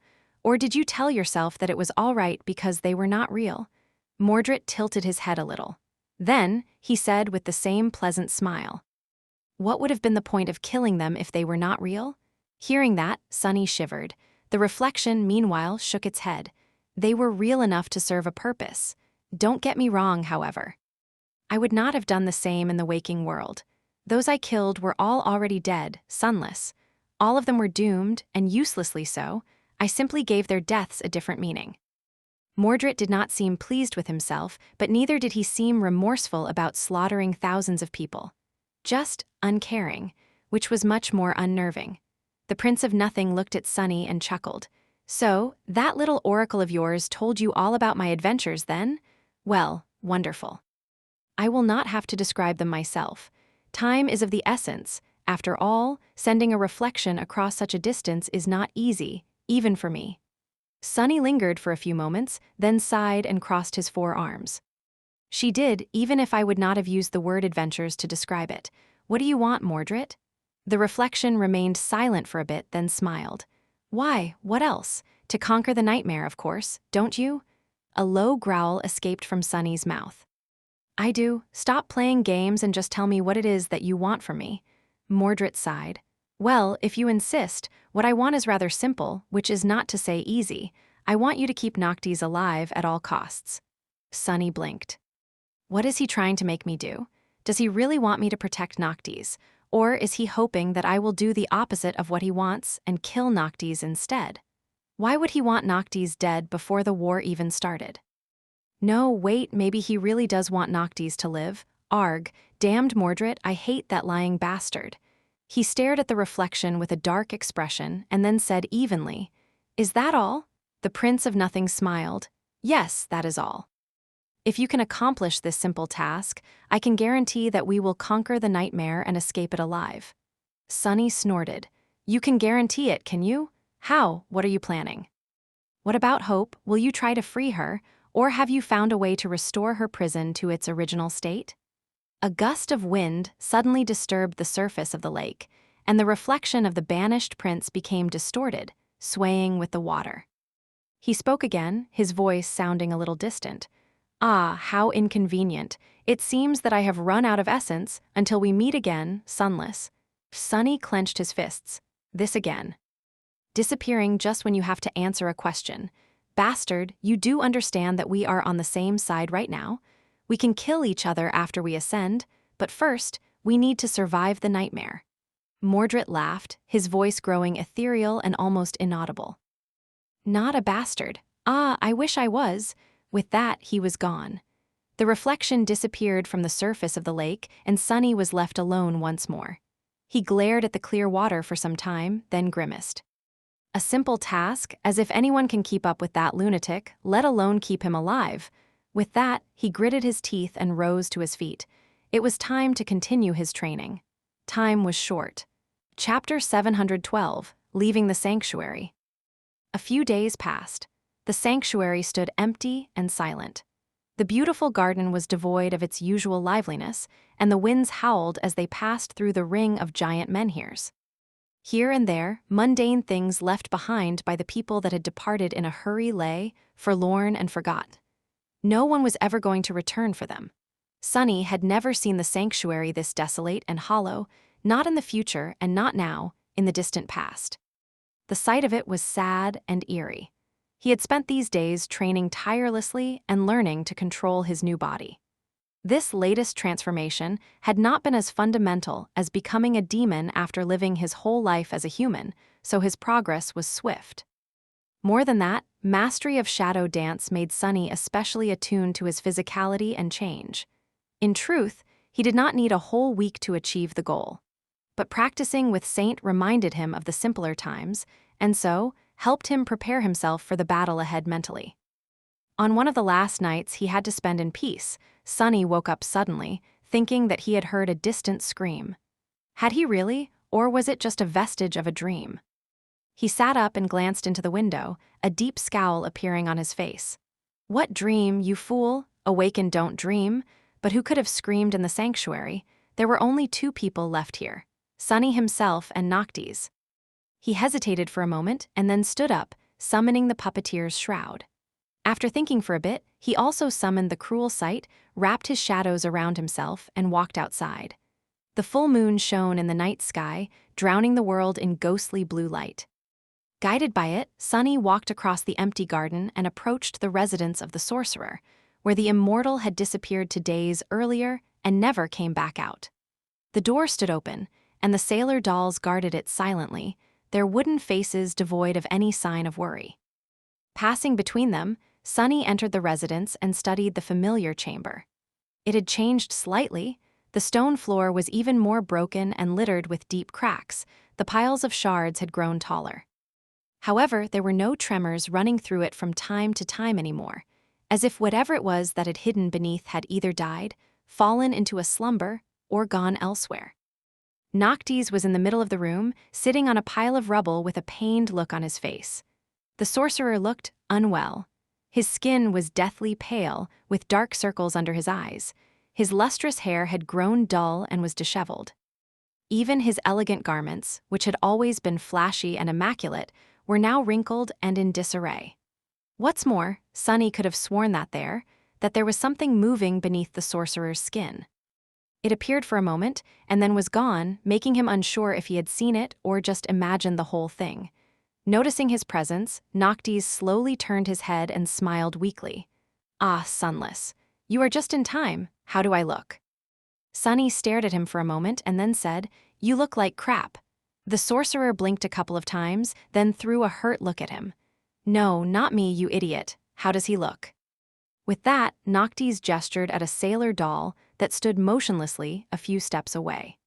Sunny had grown so accustomed to the silent mannequins that he did not pay the doll any attention after registering its presence and position. Now he took a closer look and raised his eyebrows, confused by what he saw. The sailor doll was about the same height as Noctis, dressed in his best silks and wearing a gorgeous black wig. It stared senselessly in front of itself and held a glass of wine. He titled his head, opened his mouth, then closed it, then opened it again. "What the hell?" The sorcerer shrugged. "Well, we are going to unexpectedly attack the Ivory City, are we not? Surely, the other chain lords would notice if I suddenly disappear from the sanctuary, so I prepared this doll to make it seem like I'm still here." He smiled proudly and looked at Sunny with a glint in his eyes. Sunny covered his face with a palm for a moment. "Do you really think that this thing will fool anyone? Have you lost your mind? I mean, lost it even more." Noctis glanced at him in confusion and then laughed. "Oh, I forgot the last touch." With that, he raised his hands and clapped them a couple of times. A moment later, there were 2 sorcerers in the chamber, one sitting on the pile of rubble, the other standing a few meters away and staring at Sunny with an obnoxious smile. Even though he knew that the second one was just a sailor doll, he couldn't tell the difference. "How about now?" Sunny gulped. "Yeah, it looks fine." The sailor doll remained motionless for a bit, then raised the glass of wine to its lips, pretending to drink. The likeness was uncanny, but more than that, Sunny could feel that the real enchantment went much deeper than just looks. He could actually feel a suffocating presence radiating from the mannequin, similar to what he had felt on the Iron Hand Island from Noctis himself. Looking beneath the surface of the sailor doll, he was stunned to see something that looked exactly like a transcendent soul core burning in its chest. Sunny slowly inhaled. If Cassie were to look at the mannequin, would she have seen an aspect name and a list of attributes? "Better than fine, it is very convincing." Noctis grinned, then rose to his feet with a grimace. Once again, it seemed as if something moved under his skin, but a second later, he seemed fine. "Good. Well then, one last thing left to do before we leave. Follow me? Sunny threw one last look at the broken floor of the stone chamber and then turned around. He knew that he would never return here again. Together, the two of them entered the garden and walked across it. Sunny did not know where Noctis was leading him, but felt that it was important. One of the sailor dolls followed them, carrying something heavy. As they walked, the sorcerer suddenly spoke. "I thought a lot about what you have told me, Sunless, about wanting to return home." Sunny glanced at him with surprise, but did not say anything. Noctis remained silent for a few moments, and then said in a wistful tone, "I used to have a home too, a long time ago. There was a beautiful temple where my siblings and I grew up, being taught by priests and priestesses. It was surrounded by a vast forest where we played and hunted. There was a lake where we caught fish and swam to escape the summer's heat without a care in the world." The smile slowly disappeared from his face, and his eyes shone softly, reflecting the pale moonlight. "I returned to that place some time ago." Ah, but it was not. It changed.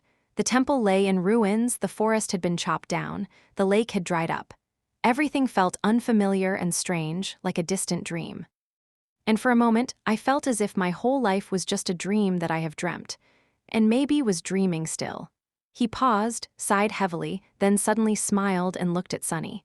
"But hey, by then, I already had this.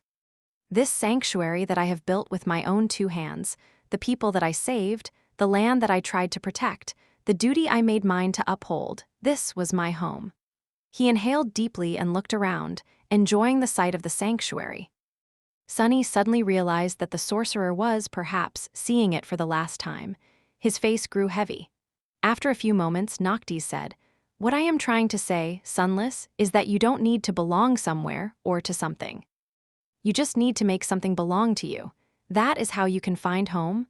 The sorcerer hesitated, and then added with a proud look on his face, "I mean it as a metaphor, of course." Sunny looked at him for a long time, then smiled. "That was a great metaphor." Noctis grinned. "It was, wasn't it? Well, why wouldn't it be? I am the most learned man in all of the Kingdom of Hope, after all." At that moment, they passed between the menhirs and approached the edge of the island, where the ugly monstrosities that Noctis had called statues of him stood. There were 14 of them, each at least twice as tall as Sunny and cut of solid marble. He had not looked at the fruits of the sorcerer's labor after that first time, and was momentarily disturbed. If the first statue could have been remotely called an image of a person, the rest of them, without a doubt, resembled terrifying abominations much more. They were giant and heavy, with talons, claws, fangs, spikes, and horns that made Sunny's own look pathetic in comparison. The giant gargoyles looked frightening, unsightly, ferocious, and each had mighty stone wings. Surrounded by monuments of harrowing creatures, he suddenly felt small and weak. Feeling uneasy, Sunny glanced at Noctis and asked, "These are statues of you?" The sorcerer laughed. "Oh, well, I might have lied a little. These were never meant to look like me." With that, a sailor doll silently appeared from the darkness, carrying a heavy box that was wrapped in thick, heavy chains. As soon as Sunny saw the box, he felt his heart turn cold, and muffled whispers invade his ears. Involuntarily, he took a step back. "What the hell is in that thing?" Noctis calmly took the box, which trembled slightly, as if something inside was trying to break free. At the same time, Sunny thought that he noticed a movement under the sorcerer's skin. The immortal grimaced and then said, "Souls. A few especially vile souls that I have collected across the centuries." Sunny scowled, gripping the cruel sight tighter. "And what, exactly, are you planning to do with these souls?" Noctis glanced at him, smiled, and then easily tore the heavy chains keeping the box shut. "What else?" "I am going to create a few little helpers for you and your strange friends." "What? Were you really going to take on the armies of the Ivory City and the Red Colosseum all by yourself?" "By the moon, Sunless, I do trust in your abilities, but what would people say if I turned out to be the only chain lord without an army? How would that look?" "Ah, no, such an embarrassment would simply not do." With that, he opened the box, his eyes shining with cold moonlight. And in the next moment, the 14 terrifying stone beasts suddenly moved. Chapter 713, War Drums. The flying ship was moving through the deep darkness of the sky below, escorted by 14 stone fiends. With the ocean of flames burning below and vast nothingness above, it seemed as though they were sailing through purgatory. Noctis stood at the steering oars, slouched, with a pale face and dark circles under his eyes. He did not seem to be doing too well, but his hand was steady as it controlled the ship. On the upper deck, the sailor dolls were preparing for battle. They were moving wooden ballistae into position and loading heavy bolts into them, with an especially fearsome siege engine placed at the bow. The bolts themselves were not that simple, too. Their surfaces were carved with runes, which shimmered with stored soul essence and brimmed with power. The mannequins themselves were armed, as well, their elegant liveries replaced with chainmail.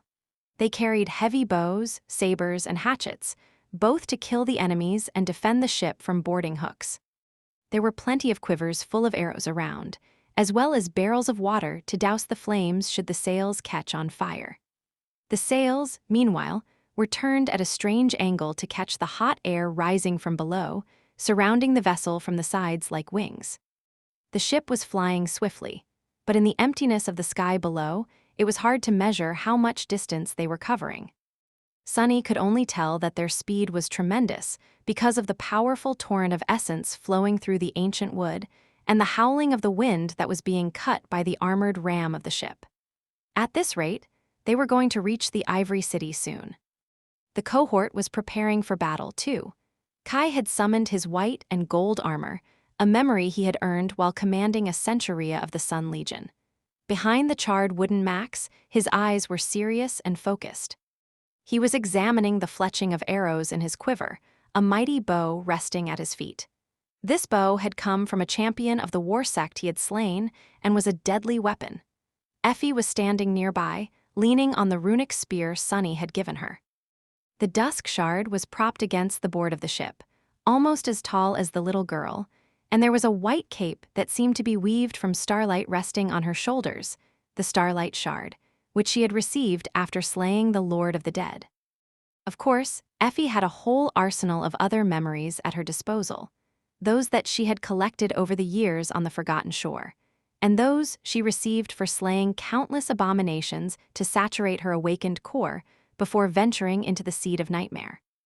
Weapons, tools, charms, she was going to summon them when the need arose. Knowing that the battle ahead would be long and arduous, the little girl was hungrily devouring a pile of roasted meat. Cassie was quietly observing Nox, her hand resting on the hilt of the quiet dancer. Her role in the approaching battle was going to be especially important. When the sorcerer clashed with Solvane and Sun Prince, she would have to control the flying ship and command the sailor dolls, drawing the bulk of the enemy's ire. Sunny was getting ready, too. He had summoned the mantle of the underworld, which covered his demonic body like an onyx carapace. Since this battle was going to be against humans, and not mighty nightmare creatures, he had judged that its utility would be more valuable than the impregnable defense of the undying chain. There was no Elias around to heal a mortal wound should he receive one, as well, so its incredible enchantment was less useful. The blood blossom rested in the onyx armor's breastplate, ready to grant him its strength. In his four hands, he held the cruel sight, the midnight shard, and Morgan's warbow. 3 shadows rested in his soul, ready to be sent forth to destroy and slaughter. He was ready, well, as ready as he could be. Just as Sunny thought it, Noctis suddenly moved and then looked up, a wild smile slowly appearing on his lips. His voice sounded hoarse but clear. "Ah, they finally sensed us." The members of the cohort turned to him, their faces calm and collected. The sorcerer grinned and then moved one of the oars, sending the ship flying up. His eyes glinted with distant moonlight. "No point in hiding anymore. We are close enough anyway. Oh, what a night to be alive, my friends." His laughter rolled across the deck as the ancient vessel climbed higher and higher, swiftly approaching the dark side of the chained island. Sunny stared up, knowing that just in a few minutes, the end of this nightmare was going to begin. As he did, Cassie silently approached him and stood nearby for a few moments, silent. Then, she said, "No matter what happens, don't let him enter the tower." Sunny frowned, looking at her with a somber expression. "Who, Noctis?" She lingered for a second and then shook her head. No, Mordred. Sunny smiled and turned away. Why? Was his guarantee of conquering the nightmare if we do as he says a lie? The young woman did not speak for a while, then said simply, "No. I don't think so." Sunny glanced at her and raised an eyebrow. "Why should I try to stop him then?" She hesitated for a moment. Then Cassie asked, "What happens after the nightmare?" Sunny sighed, then chuckled wryly. "All right. I'll take your request into consideration." He could already see the dark underbelly of the Kingdom of Hope above them and hear the distant whisper of war drums. Caught by surprise, the two armies were hurriedly preparing to meet them. Looking at his friends, Sunny sighed and then said in a neutral voice, "I guess this is it. Good luck, guys, don't die out there." Kai and Effie looked at him and then nodded. The little girls smiled crookedly. "Why would we die? It's just a couple of armies and 3 transcendents." "No big deal." She hesitated for a bit and then added in a somber tone, "However, let's make a promise to not do suicidal battles beneath giant towers again, okay? I mean, at this rate, it might become a habit." Sunny looked at her and grinned. "So, what next time we should do battle on top of a giant tower?" Effie sighed. No towers. Let's try to avoid giant towers in the future entirely. How does that sound?" Sunny laughed, then turned away and stared at the approaching islands. "Sounds fine to me. Can't promise anything, though." Chapter 714, Dreadnought.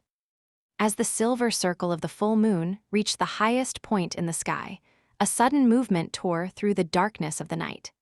In the clamor of drums and human voices, an armada of wooden ships flew forward, each vessel illuminated by the orange flame of lanterns. Some had red sails and some had white. In the pale moonlight, all of them looked gray and colorless.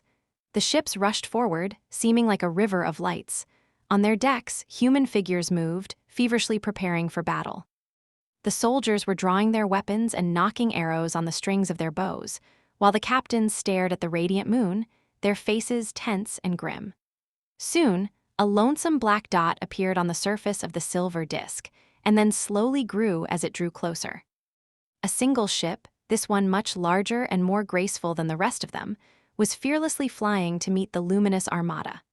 There was a beautiful tree growing around its mast, and a man with pale skin and raven-black hair standing at the oar, guiding the vessel forward.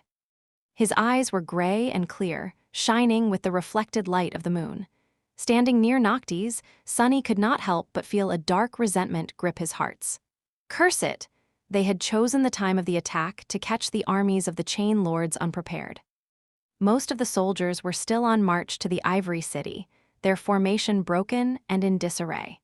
It was not easy to unite 2 large forces, and Noctis had chosen the precise moment when the chaos was at its worst to stage his assault. And yet, there was still a considerable force ready to defend the city. At least 100 ships rose into the air to intercept and destroy them, each carrying dozens of warriors. Some of them awakened, and some even ascended, but all the absolute elite the warring factions had to offer. And somewhere out there, 2 immortal transcendents were waiting to take their turn. That is what Noctis and the cohort were up against. Sunny lingered for a moment and then glanced past the approaching river of lights at the distant shapes of the Ivory City. It was as beautiful during the night as it was during the day, the graceful arches of the tall aqueducts, the aerial bridges that connected the islands, the buildings made of white stone. The streets of the city were empty, but he could feel thousands of frightened souls trembling behind the walls that they had considered solid and safe, not knowing what calamity he and his friends were bringing to their doorstep. Suddenly grim, he had to remind himself that these were the people that had tried to sacrifice Kai to satiate a dragon's hunger, and then burned him alive for daring to survive. And the dragon himself was there, too, powerless for now, at least until the dawn came. Gritting his teeth, he took a step forward and closed his eyes for a moment. Just 100 ships, what is there to fear? I just have to bring 10 or 20 down, maybe kill a few ascendants. Big deal. The armada was already close enough to make out the distant shapes of humans rushing on the decks. A gust of wind brought with it a chorus of voices. Sunny shuddered, recognizing the familiar chant. Glory, glory, glory. He opened his lightless eyes, all doubt and remorse disappearing from them, leaving behind only the cold will to kill. Somewhere behind him, Noctis suddenly grinned and then whispered in a hoarse voice, "Now, witness us, gods." A moment later, the massive siege engine standing at the bow of the ship suddenly rang, sending a heavy bolt flying through the darkness. As it pierced the sky, a weave of ancient runes shone on its surface, and the winds howled, cut by its sharp blades. Streaking toward the distant armada like a falling star, the bolt struck the hull of the forward vessel and crushed straight through it, pulverizing a large part of the bow. It tore through the innards of the enemy ship, and then an explosion of pale light suddenly illuminated the vessel from within for a split second, leaving behind nothing but a cloud of bloody debris. The whole ship was destroyed in an instant. Noctis laughed madly, and as he did, the sailor dolls were already rushing to reload the engine. While they were busy with it, the sorcerer moved one of the oars, throwing his own ship into a turn to let its left port, and the loaded ballistae situated there faced the rushing enemy fleet. And just like that, the battle that was meant to change the course of history forever started. The sorcerer's ship had an advantage in size, speed, power of enchantments, and the reach of its weapons. However, the difference was not insurmountable. Before the bow engine could be reloaded, they would already be being pelted by arrows and harpoons of the enemy. Get ready, my friends. The sailor dolls pulled the levers of the portside ballistae, sending several smaller, but still devastating bolts flying toward the approaching armada. Others readied their bows, staring forward with indifferent wooden faces. Sunny raised Morgan's warbow, ready to draw it, and threw a question over his shoulder. "What of Solvain? What of Sun Prince?" Noctis smiled wickedly. "Can't you feel? They are approaching." "Song of the Fallen, my lady, I am afraid you will have to take the oars soon. Do not worry, however. As long as the moon shines, I will make easy work of those two."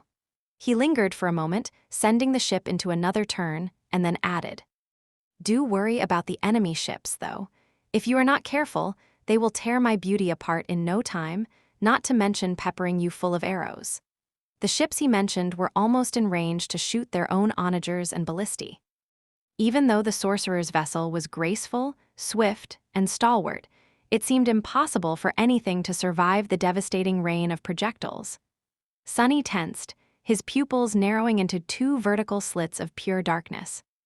A few moments before the onslaught came, however, 14 fearsome shadows suddenly flew from below the islands and flashed upward, colliding against the first row of the enemy ships.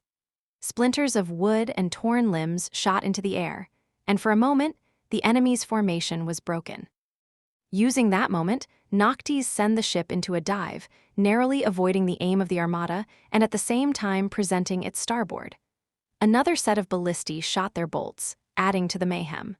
The sorcerer glanced at Sunny, Effie, and Kai with a wild smile. "It is your turn, Sunless. Now or nev." Then, however, he abruptly grew silent and flinched. Noctis's face, which had already been pale, turned white as a sheet. He groaned, and then slowly turned his head, looking up with a stunned expression. A moment later, Sunny heard the immortal let out an ominous whisper. "Oh, this is not good at all." Feeling a cold shiver run down his spine, Sunny turned and followed the sorcerer's gaze up and up into the night sky. Then he froze. What? The moon. The moon was disappearing. Chapter 715, Boarding Party. Out there in the sky, the silver disk of the moon was slowly being devoured by darkness, as if drowning in a vast and impenetrable shadow. One of its edges was already gone, and with each moment, more and more of it was being erased by the shadows. It looked like an eclipse. Noctis paled, and at the same time, Sunny suddenly felt reinvigorated. It was as though every shadow in the world had just become deeper and darker, and as one of them, he did, too. The feeling was strange and euphoric, but Sunny knew that this eclipse was an ill omen for all of them. Turning to the sorcerer, he asked, "What is going on?" Noctis stared at the disappearing moon with a dark expression and then shivered. I guess Severus had a trick of his own up his sleeve. I did not expect him to get his hands on a piece of Shadow's domain, though how is this even possible?" Seeing a lost expression on the sorcerer's face, Sunny growled, "How severe is your flaw? How weak are you going to be when the moon is fully gone?" "What do we do now?" The fleet of the Ivory City was still closing the distance to obliterate them, so there was no time to waste. They had a few moments before the clash, at best. He had to know what was going on. Noctis glanced at the dimming moon for one more second, then turned away and sighed. Well, a pale smile appeared on his lips. Do you guys remember how I told you that I will take care of both Solvane and Sun Prince while you distract their armies? The sorcerer's smile grew wider, a mad glint appearing in his eyes. Change of plans, you will have to keep the prince busy for a bit too. I will try to deal with Solvane. Best of luck to you, my friends, and to me as well. With that, he stepped out of the magical circle and gestured for Cassie to grab the oars, which she hurriedly did. A moment later, Noctis was already standing on the board of the ship, his raven black hair dancing in the wind. Sunny opened his eyes wide and screamed, "Wait. How the hell are we supposed to keep a transcendent busy?" The sorcerer threw a quick glance over his shoulder and laughed. "I don't know. Figure something out. Try to stab him with my knife, maybe? No, stabbing that steel behemoth won't do anything." With that, he simply took a step forward and fell down, disappearing in the darkness and the howling wind without a trace. Just like that, Noctis was gone. Sunny stared at the empty space where the sorcerer had been just a moment ago with a stunned expression. His momentary stupor was broken by Cassie's shout, "Sunny, there are only a few seconds left. What do we do?" The blind girl was controlling the flying ship, desperately trying to right its course so that it wouldn't take the full brunt of the Armada's siege weapons all at once. Sunny had no idea how she was able to fly the ancient vessel without being able to see, and it did not matter right now. He hesitated for a moment, then turned away and let out a resentful growl. "We follow the plan. Nothing really changed." Effie raised the dusk shard and asked, her voice grim, "What about the big bastard?" Sunny gritted his teeth. "Last I checked, that monstrosity cannot fly. As long as we stay in the air, we should be fine." Cassie pushed one of the oars down, then frowned. Her voice sounded hesitant. "But how do we stop him from going after Noctis?" He looked at her, then cursed. "No idea. Shoot him with the damned bolt thrower, the big one." With that, Sunny left the blind girl behind and rushed forward. The enemy ships were already close enough for him to feel shadows dancing on their decks, which meant that it was time for him, Effie, and Kai to join the fight. A large fleet was closing in on a swift vessel, its formation in a mess because of the 14 ghastly stone abominations wreaking havoc on the flying ships. Each of the massive gargoyles bore the soul of a vile, corrupted creature, so their might and ferocity were terrifying, not entirely on par with the original fiends that Noctis had slain, but close to it. And yet, they alone were not enough. In fact, the 14 gargoyles were merely a distraction. The main strike was yet to come. As the graceful ship came within range of the fleet's siege weapons, it dove down, and at the same time, several figures jumped off its deck into the air. A few moments later, the air was suddenly filled with the smell of blood. The captain of one of the vessels shouted something, pointing upward. Then, however, he swayed and fell down, his neck pierced by an arrow. At the same time, something fell from above. It was a young girl carrying a heavy round shield. Just above her, a man in a charred wooden mask hovered in the air, already drawing the string of his bow once again. Effie, who had been tossed down by Kai, hit the deck of the ship, slid on the dusk shard for a moment, then rolled and jumped to her feet, the runic spear in her hand glowing with an angry red light. That shine only grew brighter when the spear pierced a man's chest and was painted with crimson blood. As another awakened toppled over with a scream, struck down by an arrow. Effie twisted and shook her spear, throwing the corpse of her first victim at the rushing enemies. Her shield flashed, its rim crushing someone's chest. Then, an enemy blade fell from above, landing on her shoulder and bounced off her skin, not leaving behind even a scratch. A split second later, the attacker was already dead, and the young girl continued her slaughter, fighting like a demon released from the depths of hell, like a perfect vessel of war. There were only 2 pupils of the Red Sect left alive in the whole world, after all. One of them was Solvane, and the other was here on the ship, killing Solvane's followers one after another with a feral grin on her childish face. If warriors on the other vessels of the fleet could have seen what was happening, They would have felt lucky to be safe from the little beast and her guardian's deadly arrows. But their relief would have been misplaced. Because the young warrior and the flying archer were not the only ones boarding the flying ships. Much more terrifying than them were the coming shadows. Chapter 716, Head of the Snake. A swift figure streaked across the sky, and then a black steed landed on the deck of a flying ship, its eyes burning with crimson light. The stallion had a coat that was as black as night, 2 horns of adamantine metal, and fangs that resembled those of a wolf. On its back rode a graceful knight clad in onyx armor, the scarlet blade of her odachi matching 2 ruby lights shining behind the visor of her closed helmet. Without pause, the dark rider sent her steed forward, and her sword flashed, beheading the nearest warrior of the Sun Legion in one smooth strike. The other awakened froze for a moment, suddenly grasped by a cold feeling of dread. And as fear crawled into their hearts, the terrifying crimson flames burning in the eyes of the tenebrous stallion ignited even brighter.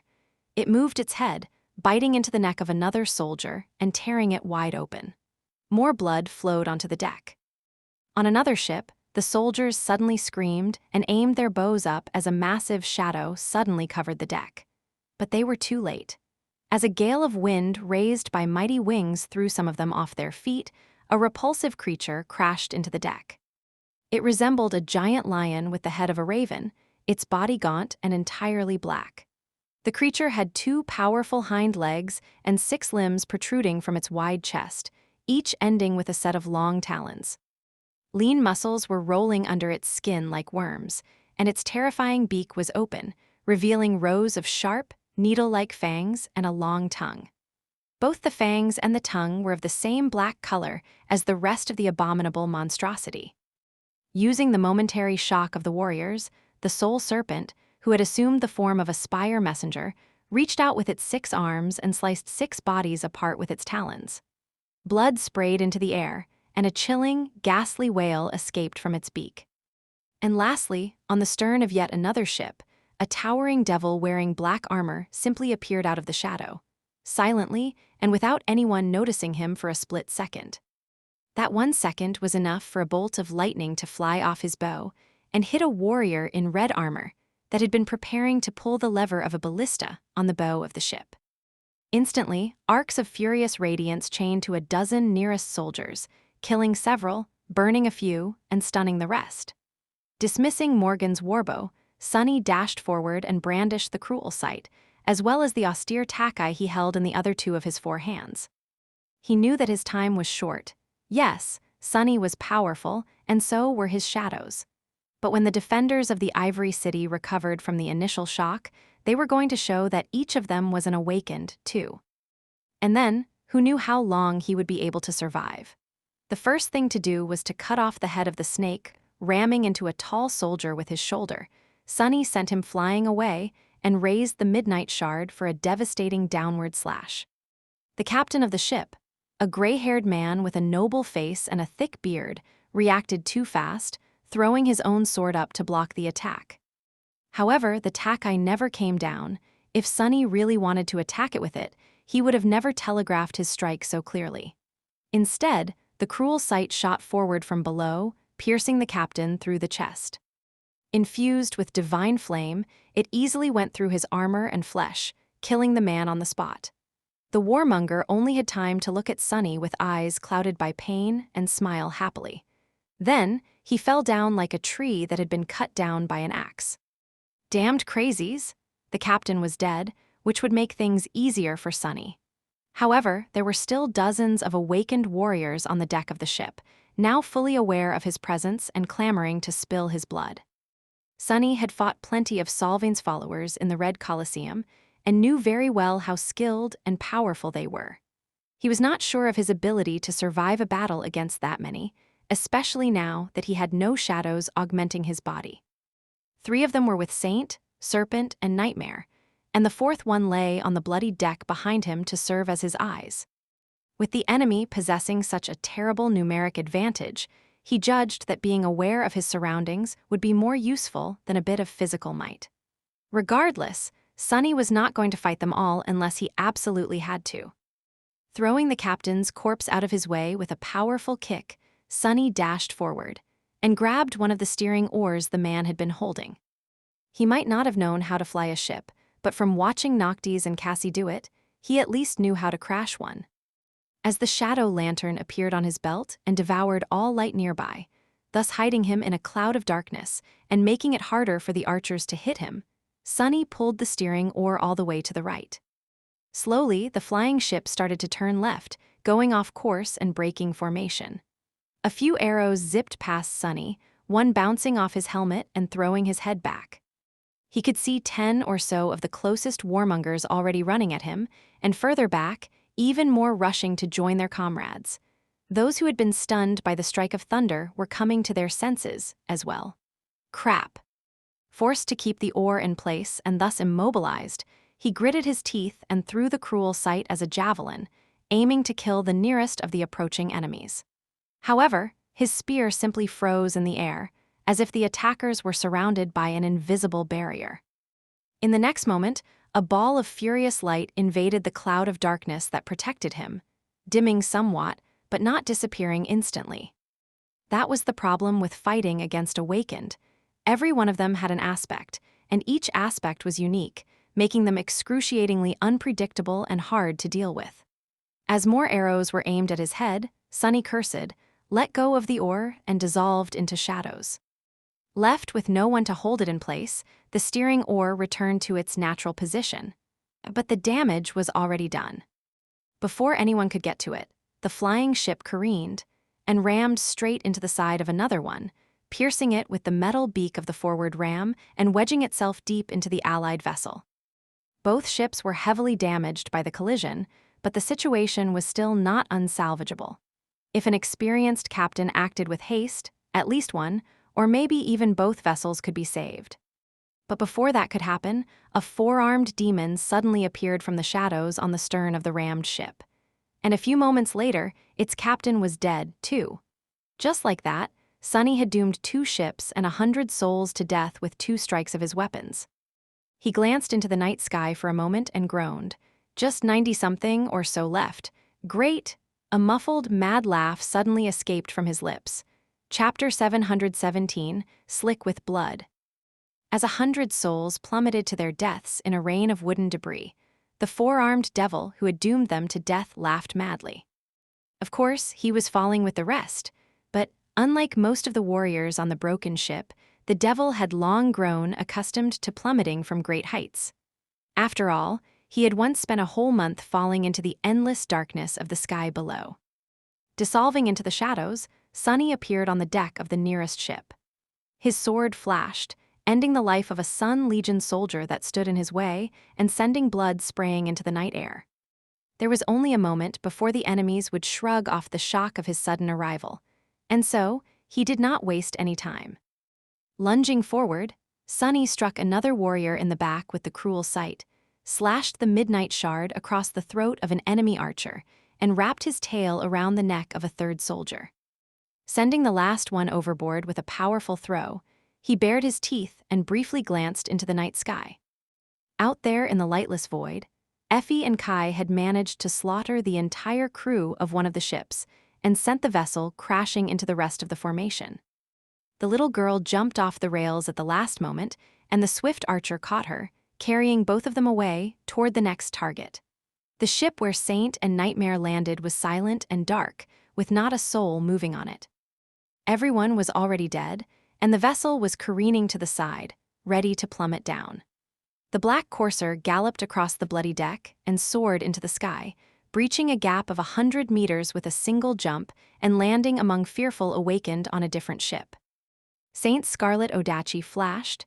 The Soul Serpent crashed on the deck of another flying vessel, the previous one he had visited breaking apart as it fell into the darkness. Before the warriors could react to the appearance of the ghastly abomination, its shape suddenly shifted, turning into a mass of liquid darkness.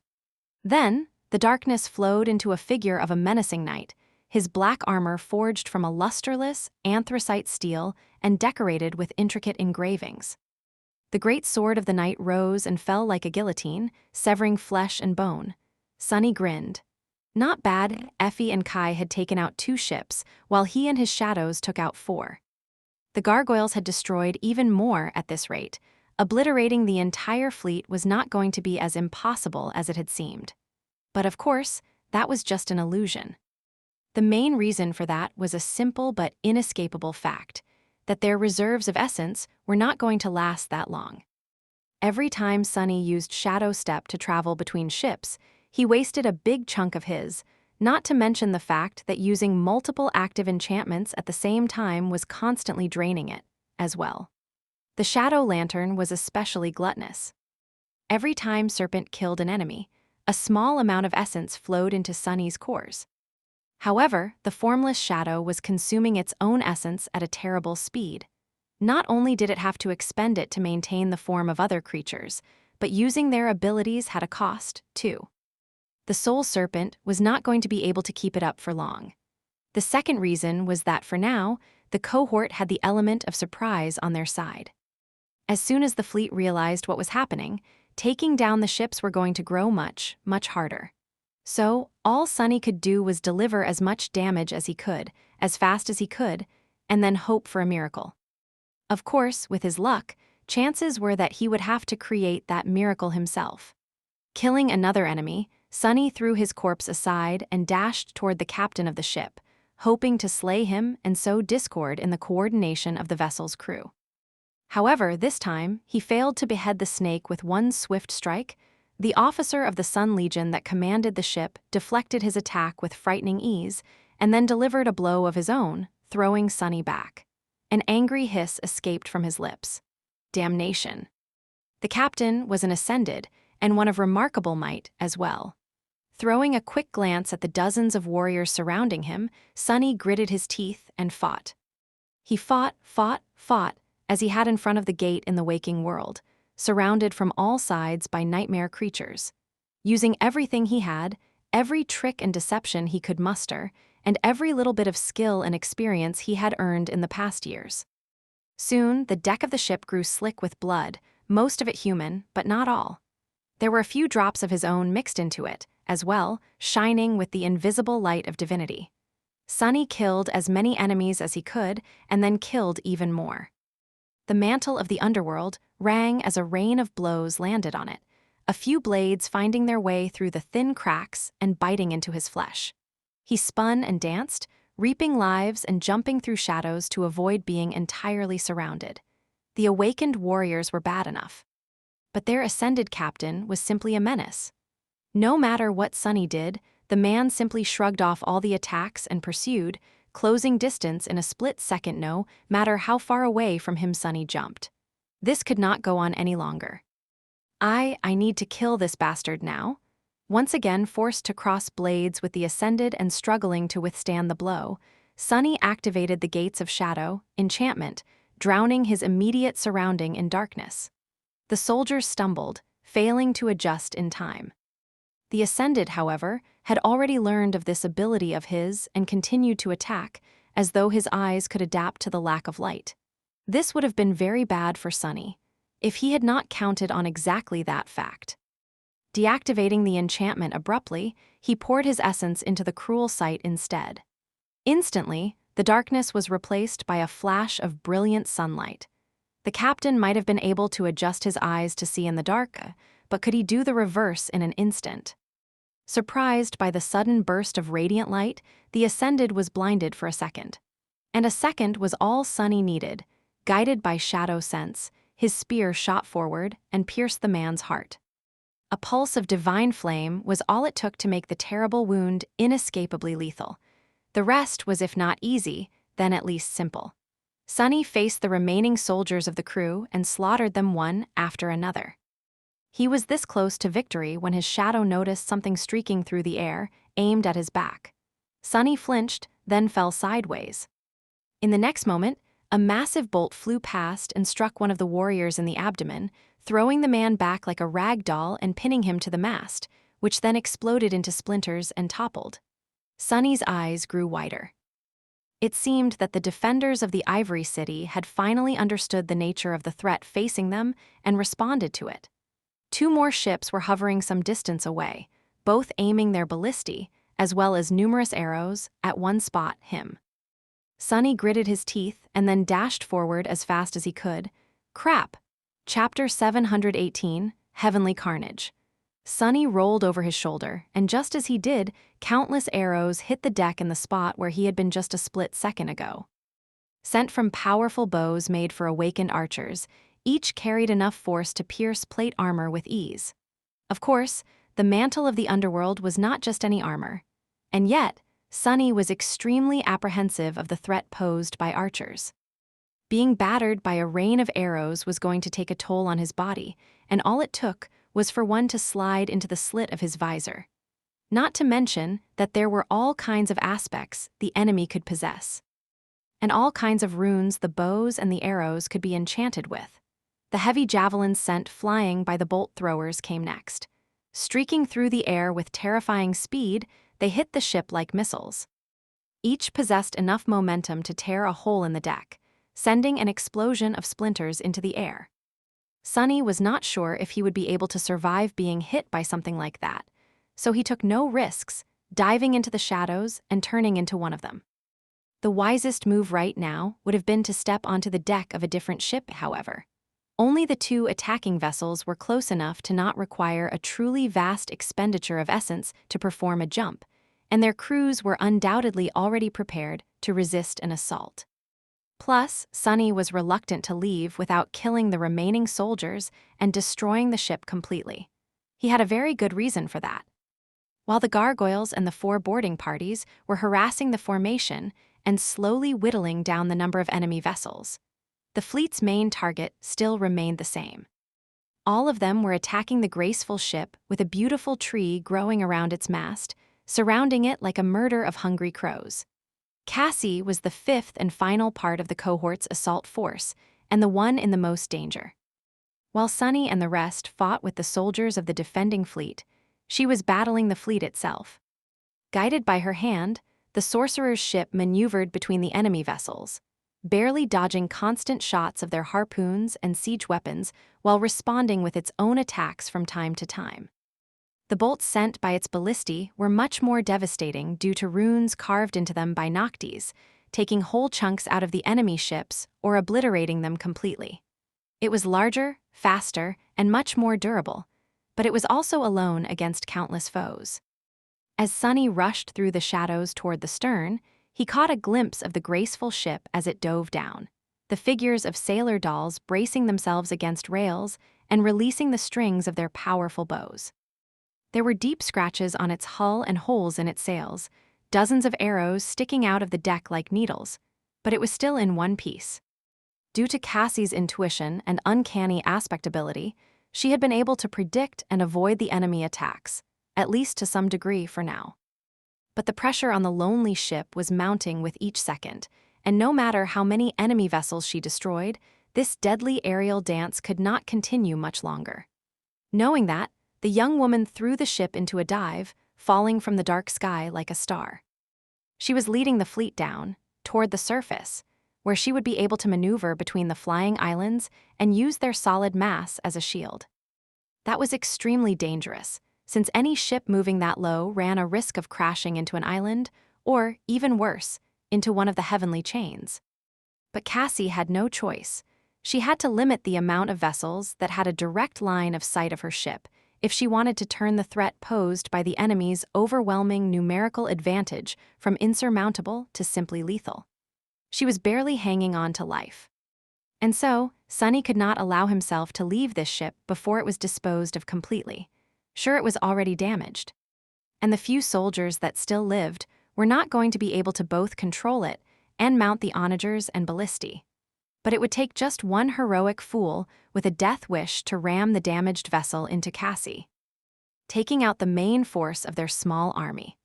Emerging from the shadows at the stern, Sunny used the second or two it took the enemy archers to notice him and take aim again to push one of the steering oars all the way up. Wedge the prowling thorn into the wood and then secure the handle of the oar in place with the invisible string attached to the heavy kunai. The ship shuddered, and then its bow turned down, sending it into a downward dive. Sunny made it just in time. Not a moment after he finished the task, a heavy arrow hit him in the back, sending a jolt of pain and a concussive shock running through his body. He was roughly thrown forward and hit the deck, which was slowly turning into a vertical wall. Sunny allowed himself to slide down, dodging a few more arrows that way, and saw the remaining soldiers falling into the night sky with terrified screams. A feral grin appeared on his face. Done, it was time for him to abandon the ship, as well. By pure conscience, at that very moment, the falling vessel happened to be at the same altitude as the descending ship that Cassie controlled. Pushing himself off the deck to dive into the shadows, Sunny noticed the massive siege engine on the bow of the sorcerer's ship take aim at an enemy boat. It seemed as if another enemy was going to be destroyed in a second. Then, however, Cassie suddenly gave up on the sure shot and threw the ship into a desperate spin, changing course so abruptly that one of the sailor dolls was thrown overboard. Sunny frowned. What? Before he could finish the thought. The vessel he was still standing on suddenly exploded into debris as something massive tore through it at a stunning speed, and then streaked through the lightless sky, missing Cassie's ship by a hair's breadth. Instead, the thing hit one of the sorcerer's gargoyles and obliterated it completely, turning the terrifying creature into a cloud of stone dust in a blink of an eye. It was only a second later, when Sunny found himself falling down with nothing there to support his weight anymore, that he registered what the thing was. It was a narrow pillar of polished steel, at least 50 meters in length, that ended in a sharp point. That pillar, it looked like a javelin worthy of a giant. Stunned, Sunny turned his head and looked in the direction of the Ivory City as he fell. His eyes widened. He did not like what he saw. He did not like it at all. Chapter 719, Dark Side of the Moon. Out there in the distance, just outside of the Ivory City, a steel colossus towered above a desolate island, his gargantuan body shrouded in darkness. The terrible wound delivered to him by Noctis was mostly repaired, with broken scaffolds hanging from the giant where he had torn himself out of them to join the battle. However, he was still missing an arm. The face of the giant was stoic and unmoving, and his eyes drowned in deep shadows.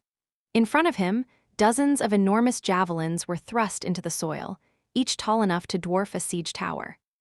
As Sunny looked, Sun Prince calmly grabbed one of them, then pulled it out of the ground and moved his hand up, preparing to make another throw. Crap! Plummeting down, Sunny balanced himself in the air and then dove in a certain direction. A few moments later, he crashed into a large fragment of the destroyed ship's hull and disappeared, diving into the shadows on its surface. In a blink of an eye, Sunny rolled onto the deck of one of the two attacking vessels and jumped to his feet, ready to fight. He could not do anything to the steel colossus. All he could do was continue playing his part and pray that Cassie manages to survive. If she failed to draw the giant's attention away from Noctis, all of them were going to die, but he could not do anything about that, either. Sunny could make sure that there were fewer enemy ships pursuing her, however, and that was what he intended to do. Killing things was one of his greatest talents, after all. With a loud roar, he dashed forward toward a battle formation of awakened soldiers. Unlike the crews of the ships he had destroyed already, these warriors had been waiting for an attack and so were prepared, but it would not save them. They were still going to die. Just a split second before the four-armed devil collided against the front row of the enemy, a sickening feeling suddenly permeated their souls, sapping their hands of strength and filling them with insidious pain. Augmented by the underworld armament, enchantment of the onyx armor, the broken oath spread its eroding influence, slowly destroying the very souls of everyone around Sunny. Of course, his own soul was being damaged as well. But it was much stronger than that of mere beasts, and protected by the mantle of the underworld on top of that. He was not going to be able to endure the effect of the vile charm for long, but that did not matter. He just needed to last longer than his enemies. Turning the cruel sight into a sword and summoning the patient avenger into a free hand, Sunny crashed into the formation of weakened enemies and spun, dancing as he sowed death among them. His two blades and his tail moved as if possessing their own lives, and the charred kite shield soon started to emanate an angry orange glow as a rain of strikes fell on it. As it did, the blade of the cruel sight suddenly shone with incandescent white light, and the austere tackeye with dim orange one. Infused with flames, one divine, the other mundane, both blades cut through steel armor as if it was made of paper. Screams of terror and agony rose above the deck of the flying ship, disappearing into the moonless night. Similar slaughter was happening on other ships of the fleet, as well. Effie was rampaging on a slippery deck, moving like a wrecking ball across its blood-soaked surface. When someone tried to attack her from the back, they were killed by sharp arrows falling from the darkness. Kai moved swiftly above the ship, dodging enemy archers and never missing a kill shot. He was dealing almost as much damage as the feral girl. Just like what had happened to Sunny, other vessels moved to assist the one where the two were fighting. But as they did, a black steed landed on the deck of one, while a dark abomination with the head of a raven landed on another. For a few minutes, the defensive formation was in chaos, and then even more ships had to abandon the hunt for the graceful vessel of the traitorous sorcerer to come to their rescue. When they did, however, the stone gargoyles attacked them, causing even more mayhem. Some distance away, Cassie had managed to reach the sky below, and was now being pursued in a deadly race between the flying islands, causing several of the enemy ships to break apart as they collided with the heavenly chains and allowing the sailor dolls to shoot several more down with the siege engines. Down there, she was protected both from the unobstructed attacks of the fleet and from the steel giant's javelins. For a moment, things seemed to be going well, but that was exactly the problem. Left without a target, the steel colossus threw 2 more javelins, destroying 1 or 2 gargoyles with each of throw, and then paused, his gaze traveling across the lightless islands. Just as it did, one of them quaked viciously, and a large chunk of it suddenly crumbled, falling into the abyss of the sky below in a cloud of stone debris. The heavenly chain attached to it was released and whipped across the sky, pulverizing a couple of unfortunate ships that happened to be in its way. Then, something strange happened.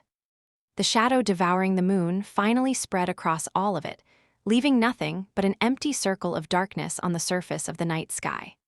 But then, that circle suddenly became infused with a dim red glow, and the moon slowly revealed itself once again. Only now, it was not silver anymore. Instead, the moon was red as blood and drowned the whole world in an eerie crimson radiance. Still fighting on the deck of the ship and being poisoned by the soul erasure of the broken oath, Sunny spared a moment to glance at the sky, and then pulled his attention back to the battle. Moving through the dim crimson light, he killed another human, gritted his teeth, and then thought, "I wonder if this is good news for us or bad?" A distance away, Sun Prince stared at the crimson moon for a few moments as well. Then he shifted his gaze back to the broken island and raised his hand, aiming a javelin at something only he could see on its dark, shattered surface. Chapter 720, Crimson Sky. Sunny did not know much about astronomy. However, due to being born during a solar eclipse, he knew a thing or two about eclipses, a useless piece of knowledge he had never thought would become so vital one day. After being devoured by the shadows, the moon had turned red, which seemed like a sign of its return. However, in reality, it just meant that the moon was now fully submerged in the deepest, darkest part of the planet's shadow. So, did Noctis get his power back? Had he grown more powerful than ever even, or was he currently the weakest he had ever been? Was the damn dream realm even a planet? Sunny did not know, and had no time to wonder. He was being destroyed from the inside by the broken oath, and relentlessly attacked by the warriors of the Ivory City at the same time. No matter how many he killed, their tide did not seem to wane. Well, in that case, he just had to kill even more. Jumping back, Sunny braced himself and then put his shoulder behind the patient avenger. In the next moment, a fiery explosion boomed on the deck of the ship. Far away, on a desolate island bordering the Ivory City, Sun Prince raised his hand and aimed the gargantuan javelin, his gaze locked on the ferocious battle between Noctis and Solvane that no one except for him was able to see. His emotionless face glistened with crimson light, reflecting the radiance of the blood moon. Damnation! Thrown down by the detonation of the flames contained within the kite shield and surrounded by a red haze, Sunny rose shakily and stared at the steel colossus, his heart growing cold. Noctis, the bastard, had to be aiming at Noctis. If the sorcerer died, they were going to die with him. Powerless to change anything, Sunny just gritted his teeth and watched. That was why he saw a graceful ship suddenly emerging from the darkness of the sky below, its bow aimed at Sun Prince. Left with no other choice, Cassie had abandoned the safety of the treacherous gaps between the islands and threw her vessel up in a desperate attempt to stall the monstrous giant. The massive siege engine on the bow of the ship shuddered, and a heavy bolt streaked through the dark red sky, hitting the Colossus right in the chest. Then, it detonated, drowning the world in pale blue light for a moment. Sunny froze, his eyes opening wide. Crazy girl, she actually did it. When the flash of the explosion disappeared, he saw the towering figure of the prince sway slightly and take half a step back. Then, Sun Prince indifferently looked down at a barely visible scratch left on the breastplate of his polished armor. He did not seem damaged by the devastating detonation of the enchanted bolt at all. However, he did forget about Noctis, at least for now. That had not come without a cost, though.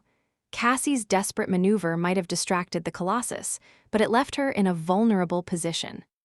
4 of the pursuing enemy ships had managed to close distance and surrounded the graceful vessel, showering its deck with arrows.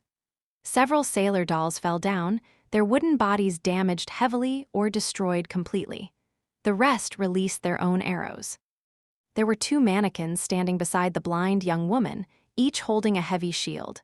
By now, both shields were riddled with arrows, and this time, their protection turned out to be lacking. 2 arrows slid past Cassie's defenders. She deflected one with the quiet dancer, but the second struck her in the shoulder, throwing the slender girl back. At the same time, the 4 enemy ships shot the heavy ballistae standing on their bows, and 4 wicked bolts hit the hull of the graceful vessel. 2 bounced off, but the other 2 must have possessed powerful enchantment. They lodged themselves deep into the ancient wood, but failed to deal any substantial damage. However, dealing damage was not their real purpose. Each bolt was connected to the ship that had shot it by a thick chain. Harpooned by them, Cassie's vessel was severely slowed down and pulled into 2 different directions, its hull groaning, as if on the verge of being ripped apart. The 2 ships that failed to sink their harpoons into it were free to either close in to send a boarding party over, or simply ram it at high speed. And not too far away, Sun Prince was already readying his javelin again. However, Sunny did not see any of this. After a few moments of disorientation, those warriors who had survived the blast of fire from the patient Avenger had renewed their assault, thrown into a frenzy by the death of so many of their comrades. He was forced to fight without paying attention to anything else.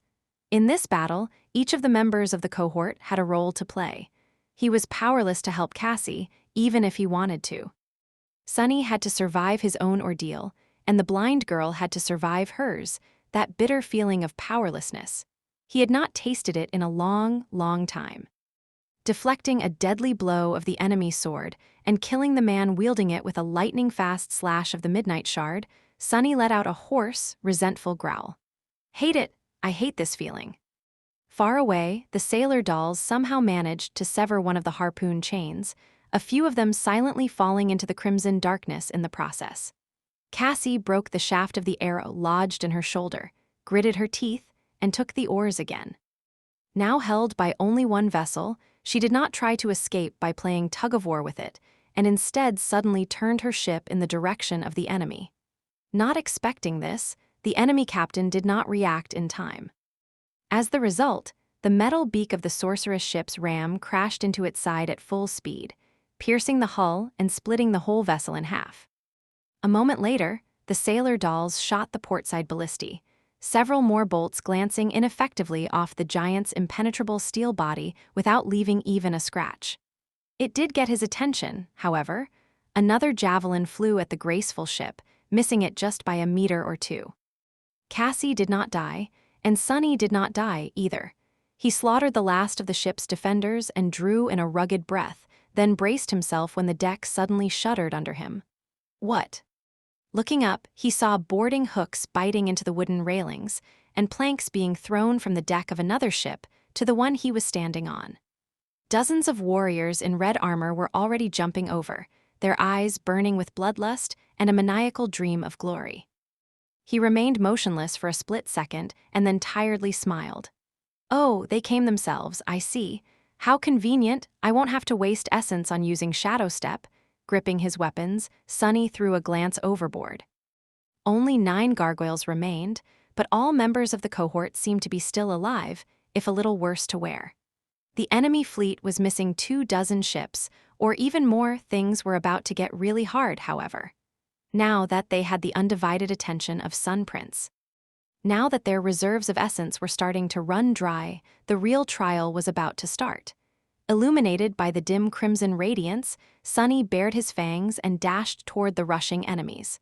Chapter 721, Dreadful Threat. Sunny cut through the crew of the boarding ship, leaving no one alive. His towering figure moved among the enemies with incredible speed and grace, as if performing a macabre dance of death. His battle style was as shapeless and unpredictable as the devil himself, effortlessly switching from grounded defense to explosive offense to monstrous ferocity that only a nightmare creature could possess. He fought with his 4 hands, with his fangs and horns, even with his armored tail. As more and more enemies fell, cut down by the burning blades, a scorching haze of evaporating blood surrounded him like a crimson mantle. Here and there, the 2 connected ships were already catching on fire, their sails burning in the dim red darkness of the night sky like funeral pyres for the warriors dying by his hand. And then, suddenly, there was no one left for him to kill. Dismissing the broken oath, Sunny groaned and leaned heavily on the cruel sight. His breath was labored and rugged, and the mantle of the underworld was covered by countless scratches. Beneath the onyx armor, his body was bruised and battered, with several shallow wounds seeping with blood where the enemy blades or aspect abilities had found their way through the cracks. Sunny gritted his teeth. How many ships did I take out? 3, 4? No, 5. He looked around, trying to ascertain the situation. The others had done well, too. Together with the gargoyles, the cohort had managed to destroy. His eyes widened. Almost half of the enemy fleet was gone. Dozens of ships were obliterated, thousands of brave warriors killed. A lion's share of that had been done by Cassie and the sailor dolls, as well as the gargoyles, but still, Sunny drew in a hoarse breath. When did we become so scary? The thought of being the big, dreadful threat, for once, was refreshing, and yet his excitement was short-lived. No matter how powerful the cohort had become and how well they had planned the battle, it was still not enough. By now, the tide of it was already shifting, their temporary success waning with each second. Sunny, Effie, and Kai had exhausted most of their essence. The Soul Serpent was mere moments away from losing its ability to assume the form of other shadows. Saint and Nightmare were faring better than the rest of them. But they, too, seemed to be slowing down, more and more injuries accumulating on the black body of the fearsome steed, its taciturn rider moving with visible strain. Much worse than that, the sorcerer's ship was playing a deadly game of cat and mouse with Sun Prince. Guided by Cassie's hand, the vessel was still in one piece, but it was unclear how long she would be able to outrun death. Without her presence on the battlefield, the rate at which the enemy ships were being destroyed diminished drastically, and each had more freedom to move and attack. And the gargoyles were no more. Most of them were destroyed by the Steel Colossus. Some were overpowered and shattered by the ascended warriors of the defending fleet. The few that remained were struggling, caught in enchanted chain nets and moments from being obliterated. The blood moon still shone with crimson radiance, as though the eclipse had no intention of ever ending, and there was no sign of Noctis. There was no sign of Solvane, too, which meant that the sorcerer was still alive, at least. The only indication that the 2 immortal transcendents were out there, somewhere, locked in a vicious fight, were the loud rattling of the heavenly chains and sudden quakes that run through one island after another.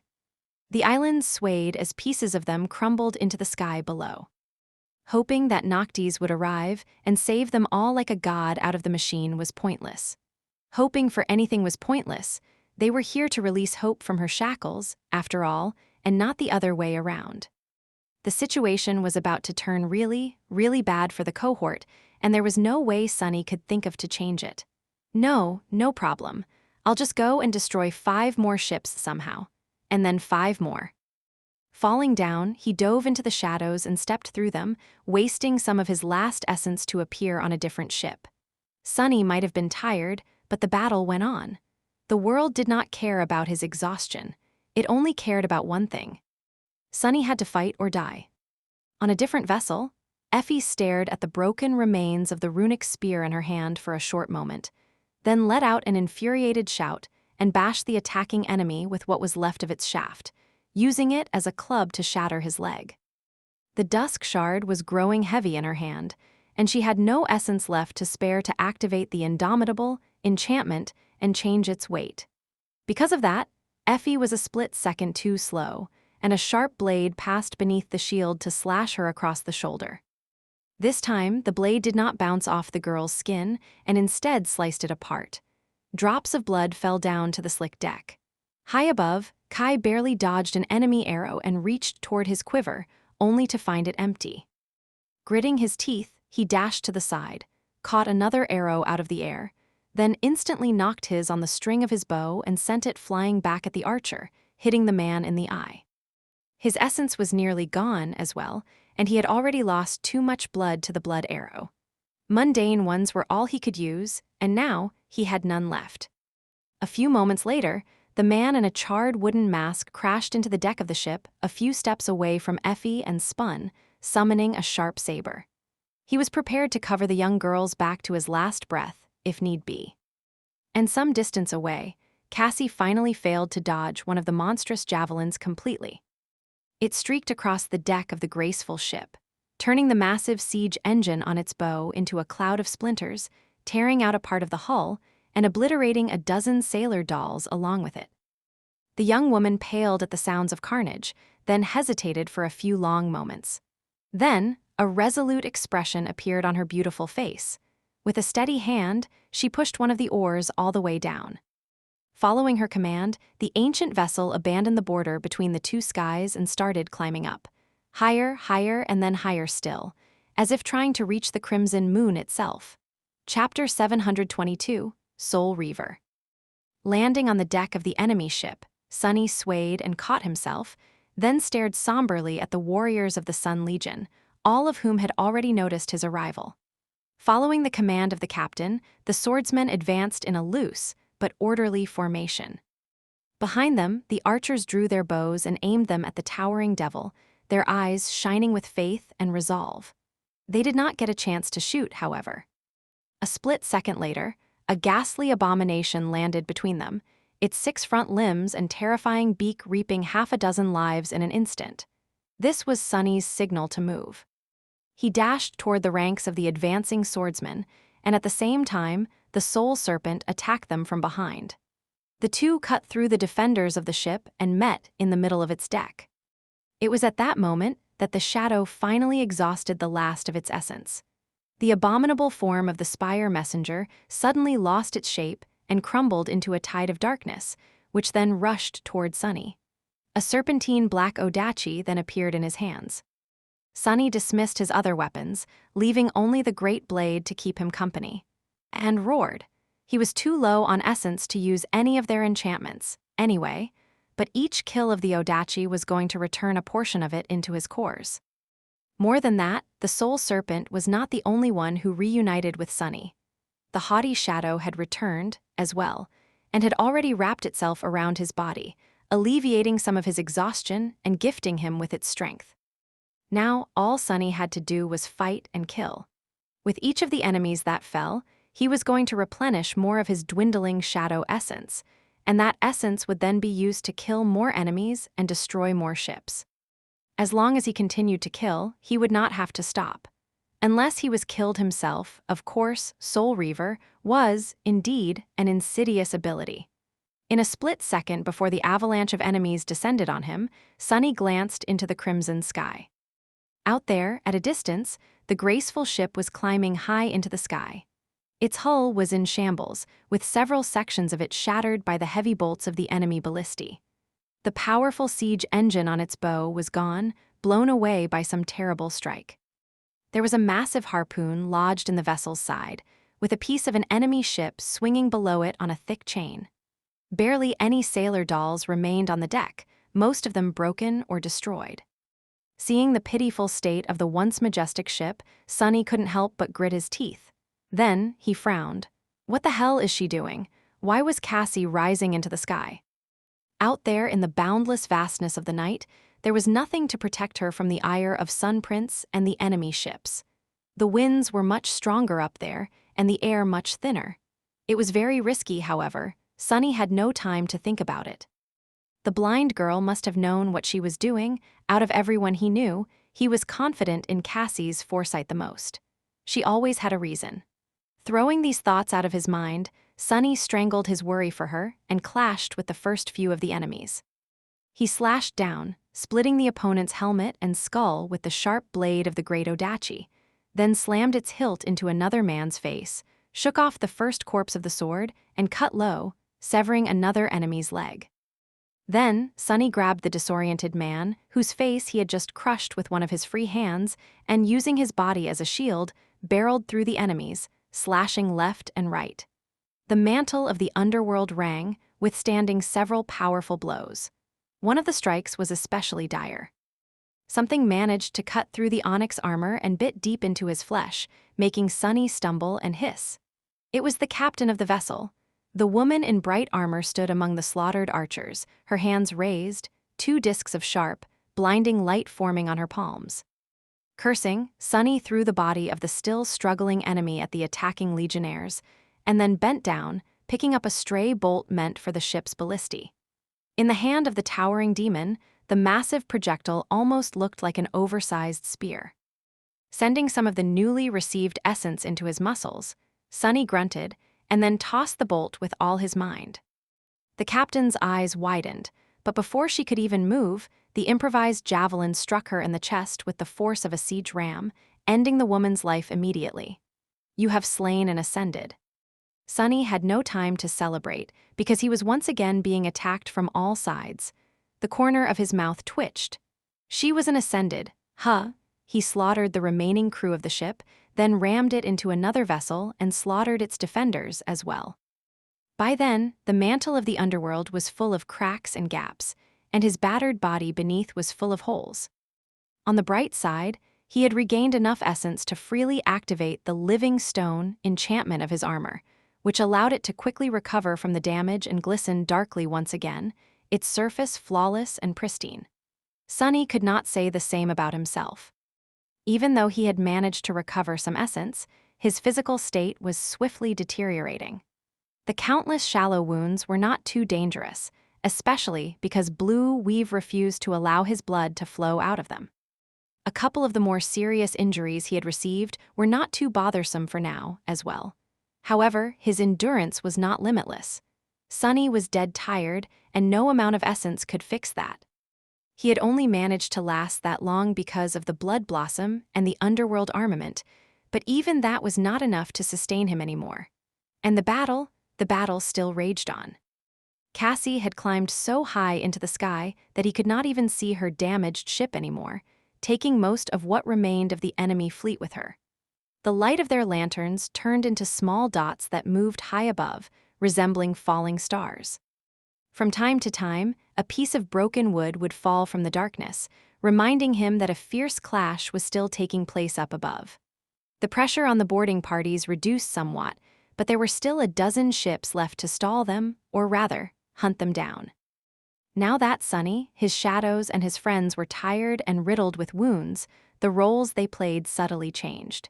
He was not sure who was attacking whom anymore. But worse of all, with the distraction of Cassie's ship gone, the steel colossus once again resumed his search for Noctis.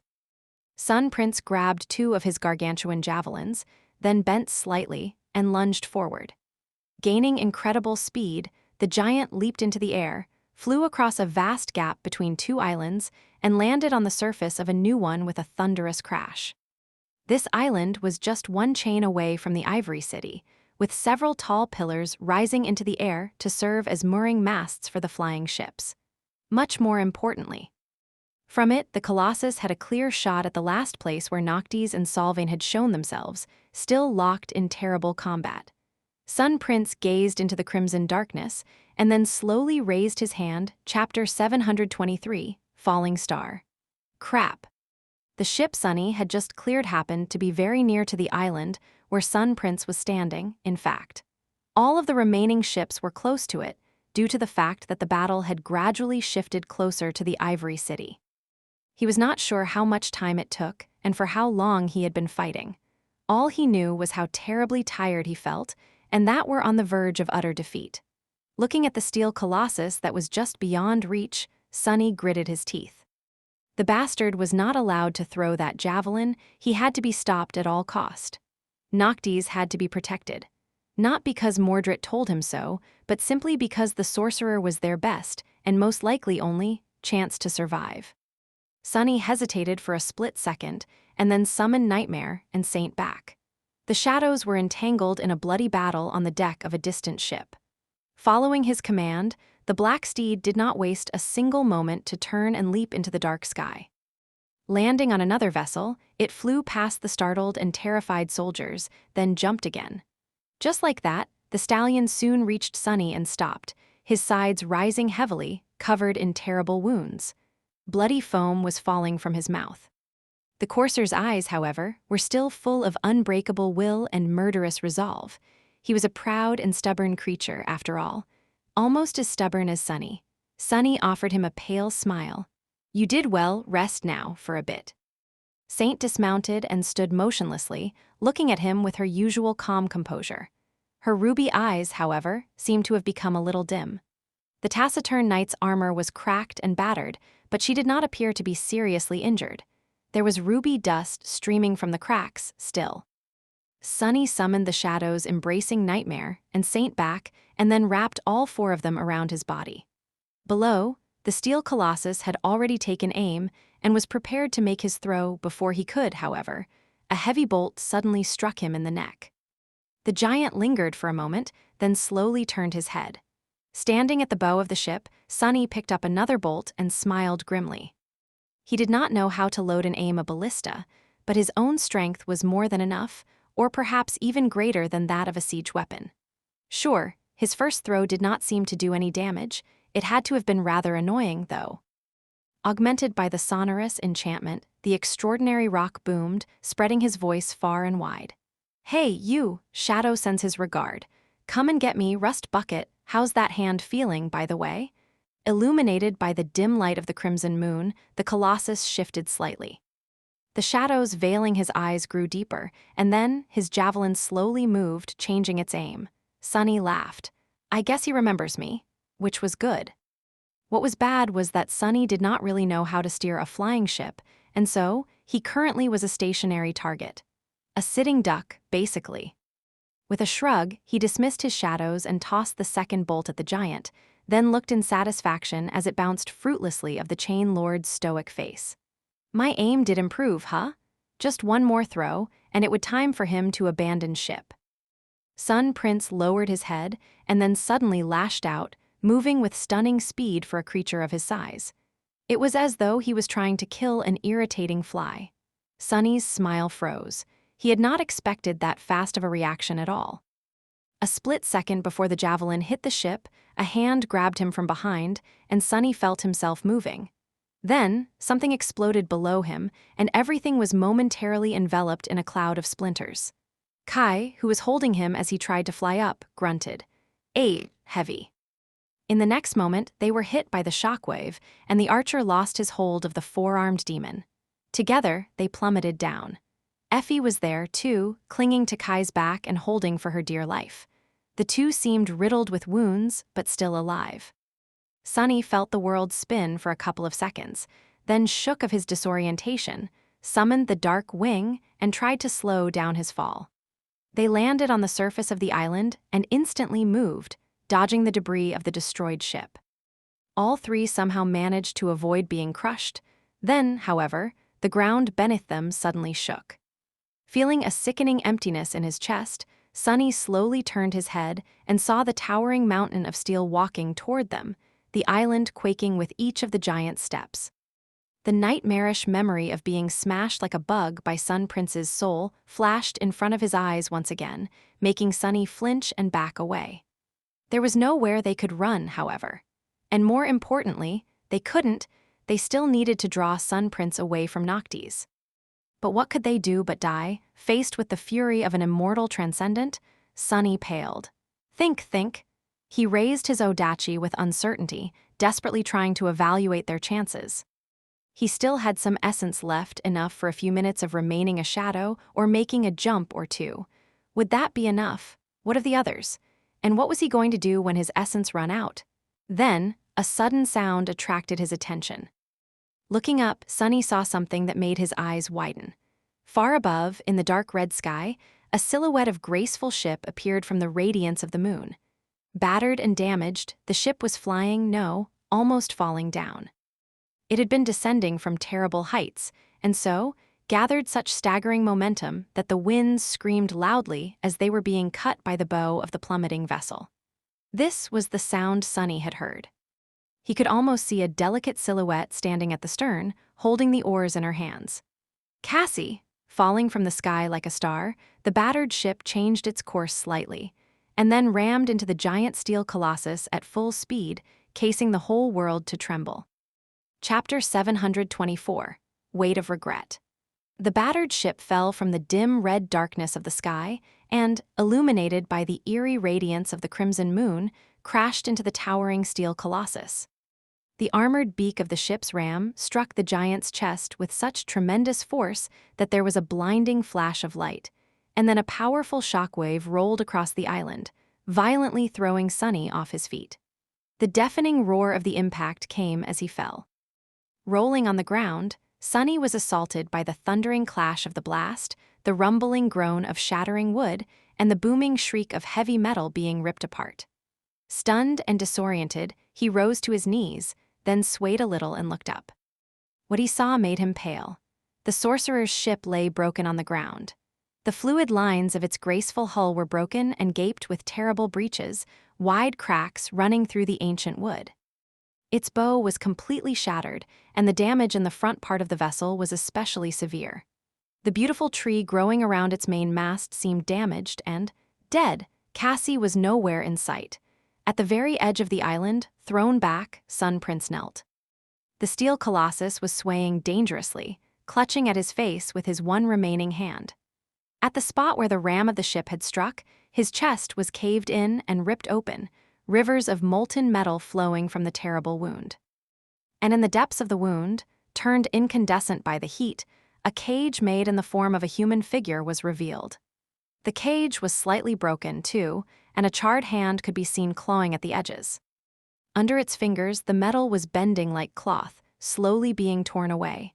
Sunny shuddered and then turned his gaze back to the wreck of the flying ship. Cassie, where's Cassie? He could not see the blind young woman anywhere in the wreckage. However, Sunny saw someone else. A bloodied figure suddenly fell from above, bounced off the ground, and crashed into the hull of the ship, causing more cracks to appear on its surface. Raven black hair, pale skin, it was Noctis. The sorcerer did not look good. His whole body was covered in blood, terrible wounds gaping open here and there. His beautiful face was broken and disfigured, the skin split open and white bone visible beneath, with one eye socket empty and full of darkness. He was still alive, though of course he was.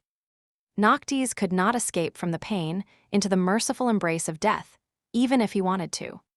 As Sunny watched, paralyzed for a moment, something flashed through the air, and a graceful figure appeared for a split second in front of the sorcerer, her beautiful chestnut hair dancing in the wind. In the next moment, a large portion of the hull of the ship exploded as Noctis was pushed through it by a vicious strike. Both saints disappeared into the darkness of the ancient vessel, which then shuddered, hinting that their dreadful battle continued. Sunny froze, looking between the swaying colossus and the wreckage of the ancient ship. His mind was empty, and he did not know what to do, or rather, he could not decide what took priority. There was not much time to decide, however. Gritting his teeth, he looked around, searching for his friends. Kai seemed to be knocked out by the blast a little, but Effie was already on her feet, staring in the same direction as he. There was a grim expression on her face. Sunny groaned, then slowly stood up. Effie, any ideas? She hesitated for a moment, then flashed him a pale smile. I guess it's this time, he frowned. What time? The young girl glanced at the wreckage and then said wistfully, "You know, that time when, in the movies, someone says to split up." Sunny stared at her, not entirely understanding what she meant. Effie's gaze slowly shifted to the kneeling colossus, and in a steady voice, she said, "Give me the knife, oh, the ruby one. I'll deal with the big bastard. You and Kai go and find Cassie, then help the lunatic in that order. He's not going to die anytime soon anyway." He stared at her from above, deep shadows veiling his eyes. Sunny had a lot to say, but in the end, he simply asked, "Are you sure?" The young girl laughed. "Don't I look like I'm sure? Relax, doofus, it's just an immortal transcendent. We better deal with that thing before it escapes the cage anyway." Sunny gritted his teeth, then summoned the covetous coffer and handed Effie the knife that they had gotten from the creature in the lake. There was no time to say anything else, and no need to. Effie took the knife, gripped his wrist for a moment, and then dashed away without looking back. Sunny helped Kai stand up and, supporting the disoriented archer, hurried toward the wreckage of the crashed ship. As they ran, an ugly expression appeared on his bestial face. "Don't you die on me, you freeloader. Your sleeping pod is still in my house, damn it. Do you even how much hassle it is to properly dispose of a corpse? If you have any conscience, you will stay alive." Behind him, Effie ran to the edge of the island, summoning the dusk shard. As the swirl of sparks surrounded her hand, she jumped up and landed on a toppled pillar that lay parallel to the ground, rising slightly at the far end. The young girl rushed across the long pillar and then leaped high into the air with all her prodigious strength, flying straight toward the kneeling giant's chest. As she flew, Effie activated the single enchantment of the heavy shield. Forged from a shard of a fallen star, this shield contains the weight of the heavens. Depending on the heart of its wielder, it can be light as a feather or heavy as regret. She poured her essence into the memory, making it feel as heavy as a mountain on her hand. A moment later, Effie crashed into the colossus with all that weight. The impact was not nearly as devastating as when Cassie had brought her ship down from the sky. But since Sun Prince was yet to regain his balance, it was just enough to push his upper body a little bit back.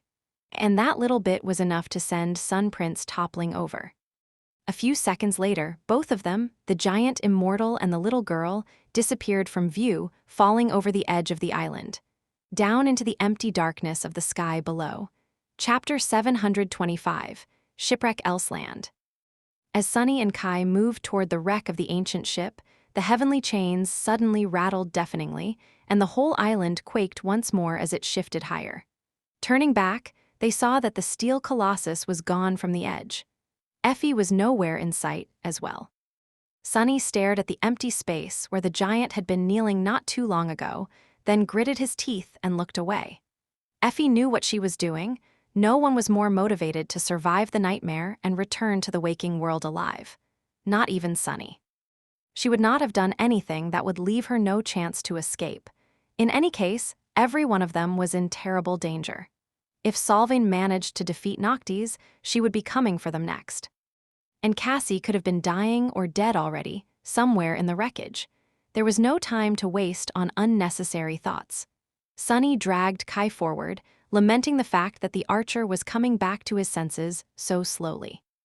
His incredible sight would have been very useful right about now. His 4 shadows flew toward the wreck, gliding between the debris in search of the young woman. However, it was hard to make out anything in the chaotic mess of splintered wood, upturned soil, and shredded sails. And then, finally, he thought that he noticed weak movement under a pile of debris. With his 2 hearts beating wildly, Sunny rushed forward, then threw a piece of the ship's hull aside and bent down, digging through the soil. Soon, he saw a piece of black fabric, and then removed some more dirt to reveal Cassie's pale face. She struggled to sit, and then coughed violently. The blind young woman seemed to be fine.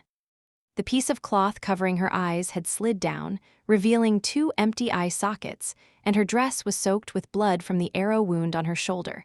But other than that, there were only mild scratches and lacerations on her body. Miraculously, Cassie was alive. Sunny stared at her with wide eyes, a sense of profound relief slowly spreading through his chest. The young woman coughed some more, wiped the dirt off her face, then turned her head slightly with an uncertain and vulnerable expression. "Who? "Who is there, Sonny?" He helped Kai sit down, then said, "Yes, it's me, but can't your ability tell?" Cassie grimaced. "I've run out of soul essence. Damnation." A stifled laugh escaped from his mouth. "That's what you are concerned with? You damned fool, what the hell was that stunt? How did you even survive the crash?" Cassie turned to him with a confused expression on her beautiful face. "How did I what? I jumped off the ship a few moments before it hit the prince, of course. Dancer carried me down. I am not crazy." He stared at her for a moment, then covered his face with a hand and let out a long, relieved sigh.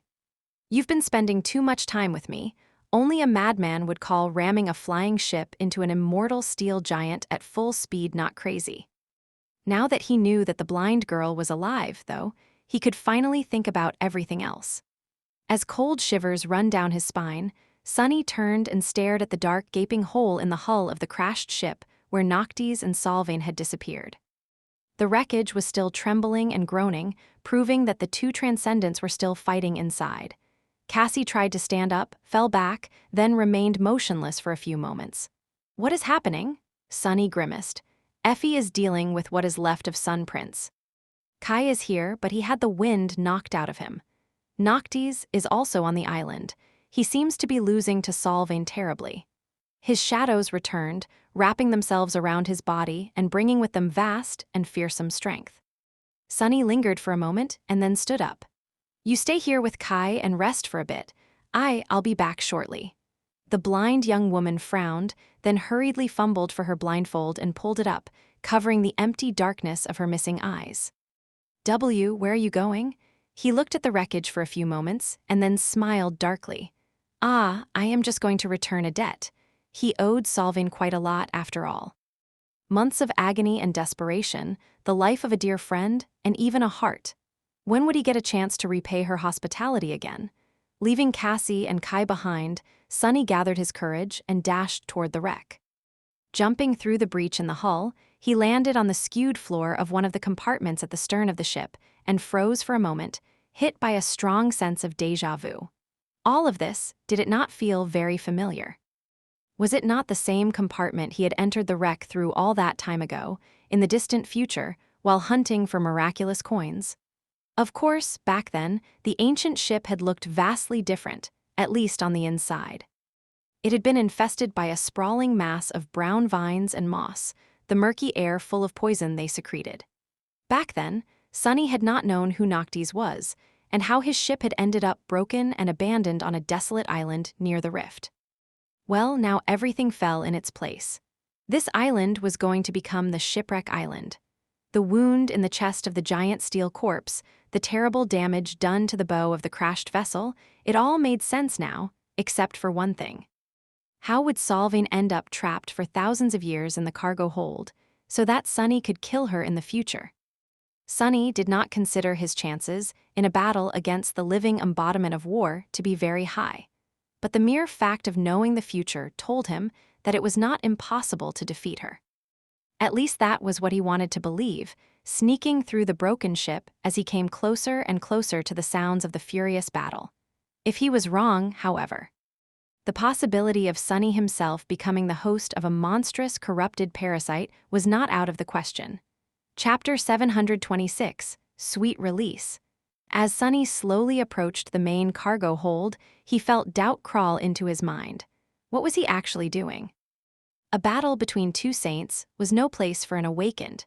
No matter how powerful he had grown after absorbing thousands of shadow fragments and forming the fourth core. The gap in power between Sonny and Solvane was just too vast. He had faced her twice in the past, and each time, the War Maiden crushed him without even putting any effort into her attacks. The bitter taste of those defeats still lingered in his mouth. Especially of the second one, when he watched helplessly as she slaughtered Elias in front of his eyes. When he remembered that vile day, his pupils narrowed. An overwhelming feeling of hatred and anger drowned his mind, so scorching and consuming that Sonny was momentarily stunned by the intensity of it. Every wound, every second of torturous pain, every night of quiet desperation he had experienced in the Red Colosseum rose from the depths of his memory, making him feel as if he was reliving all that torment. The memory of the burning sacred grove was there, too, as well as that of an old man crying as he cradled the dead body of his mother in his trembling arms, and that of Elias's bright eyes suddenly turning empty and hollow. The grief, shame, and fury of not having been able to keep his promise and save the young man, Sunny tried to resist the hatred, but failed. It was just too vast, deep, and deserved. Solvang had deserved his hatred. She put him in a cage. She tried to make him a slave. Gritting his teeth and suppressing a bestial growl, Sunny continued to move forward. I'll make her pay. It is not impossible. His task was not as hard as he had made it to be. He did not need to defeat Solvang, he just needed to give Noctis an opportunity to defeat her. Anyone could be defeated, anyone could be destroyed. You just had to use the right weapon. Even the gods had not been able to save themselves. Sunny's enemy was an immortal transcendent, but his weapon was an immortal transcendent, too. Approaching a familiar door, he summoned the cruel sight, inhaled deeply, and then turned into an incorporeal shadow, sliding noiselessly into the main cargo hold of the broken ship. There, two saints were entangled in a vicious battle. Both Noctis and Solvang seemed to have foregone the use of weapons. Neither had they assumed their transformed forms, preferring to remain in the shape of humans. They were not even using their aspect abilities, unless Sunny simply failed to comprehend the scope and magnitude of what the Transcendents were doing. Instead, the Immortals chose the most direct, intimate, and brutal form of combat. They were fighting with their bare hands. Each strike was devastating enough to crush a mountain, sending destructive shockwaves through the vast cargo hold, and Noctis seemed to be losing terribly. Up close, the sorcerer looked even worse than when Sunny had caught a glimpse of him outside of the ship. He was covered in blood from head to toe, his face broken and missing an eye.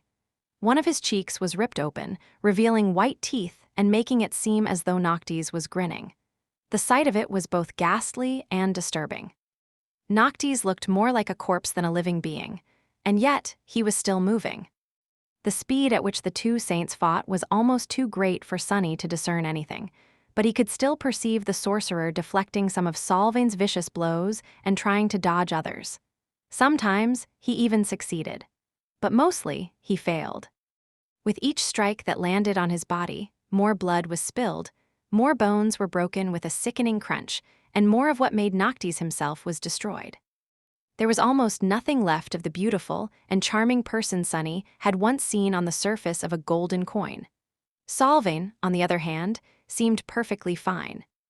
Her tantalizing face was calm and slightly sad, her soft skin free of any blemishes, her simple red tunic flawlessly clean. The only indication that she had been locked in a furious fight with another transcended was that her hands were covered in scarlet blood, becoming of the same color as her garment. His thoughts darkened. Damnation! Sunny hid in the shadows, watching tensely and waiting for his chance to interfere. There had to be a chance, a single instance where a momentary delay in Solvang's onslaught would allow Noctis to turn the tables on the War Maiden. But no matter how long he waited and how closely he watched, the moment never came. Instead, after another blow, Noctis let out a terrible scream and fell to his knees, blood streaming from his mouth. Solvang calmly stepped forward and grabbed him by the hair, jerking the sorcerer's head up so that his mangled face could be seen. With a solemn expression, she raised her bloodied fist to deliver the final blow and said in a voice that seemed to be more mournful than triumphant, "Is this all? I expected more from you, Noctis. I wished for so much more." As Sunny cursed and prepared to attack the War Maiden from behind, the sorcerer struggled weakly in her grip. His gaze danced wildly across the cargo hold, as if searching for something to save him. And then, for a short moment, it landed directly at Sunny, making him freeze. Did he imagine it? It seemed as though Noctis looked at him with purpose. It was just a split second, but Sunny was ready to swear that he noticed a silent message in the sorcerer's one remaining eye don't, and that he saw something moving beneath the immortal's skin. Sunny only hesitated for a heartbeat, but by then it was already too late to do anything. Solvang struck, breaking Noctis's ribcage and thrusting her hand into his chest. But then, the War Maiden suddenly flinched and jumped back, letting out a quiet yelp. Her bloodied hand was pressed tightly against her body. Noctis, meanwhile, continued to kneel, staring expressionlessly at his broken chest. Then, he shifted slightly and let out a long, deep sigh of relief. Ah, this is so much better, so much easier. He looked up, his ghastly grin slowly turning into a sincere one. This was almost worth ruining my attire? Chapter 727, Unforgiven. Suddenly, Noctis seemed different. He was still beaten, mangled, and covered in blood, but the sorcerer's presence subtly changed. If before it was faint and weakening, now it became brimming with power, potency, and free-flowing energy. Vast, furious, unrestrained, and suffused with madness. Despite the fact that Noctis was on his knees and crippled, he suddenly seemed terrifying. The morbid grin on his torn and disfigured face seemed more menacing than pitiful now. His one remaining eye glistened, reflecting the distant light of the crimson moon. It was as though something that had been suppressing the sorcerer's true power all this time finally set him free. Noctis inhaled deeply, and at the same, Solvain suddenly swayed. The hand she had used to crush his ribcage was still pressed against her body, blood streaming down on the red tunic. Her beautiful eyes widened. And then, something moved under her skin, making the war maiden let out a pained scream. She staggered back and looked at the kneeling sorcerer with a pale face. What have you done to me?" Noctis smiled. His voice sounded hoarse and full of unfathomable emotion when he spoke. "What else? I have fulfilled your most ardent wish, Solvain. I have defeated you." She stared at him in shock, then suddenly shuddered and let out another tortured scream. As drops of blood flew out of her mouth, the beautiful transcendent stumbled and fell to her knees. Her sublime face was deathly pale and contorted by a grimace of terrible pain. The sorcerer let out a croaking laugh and slowly stood up.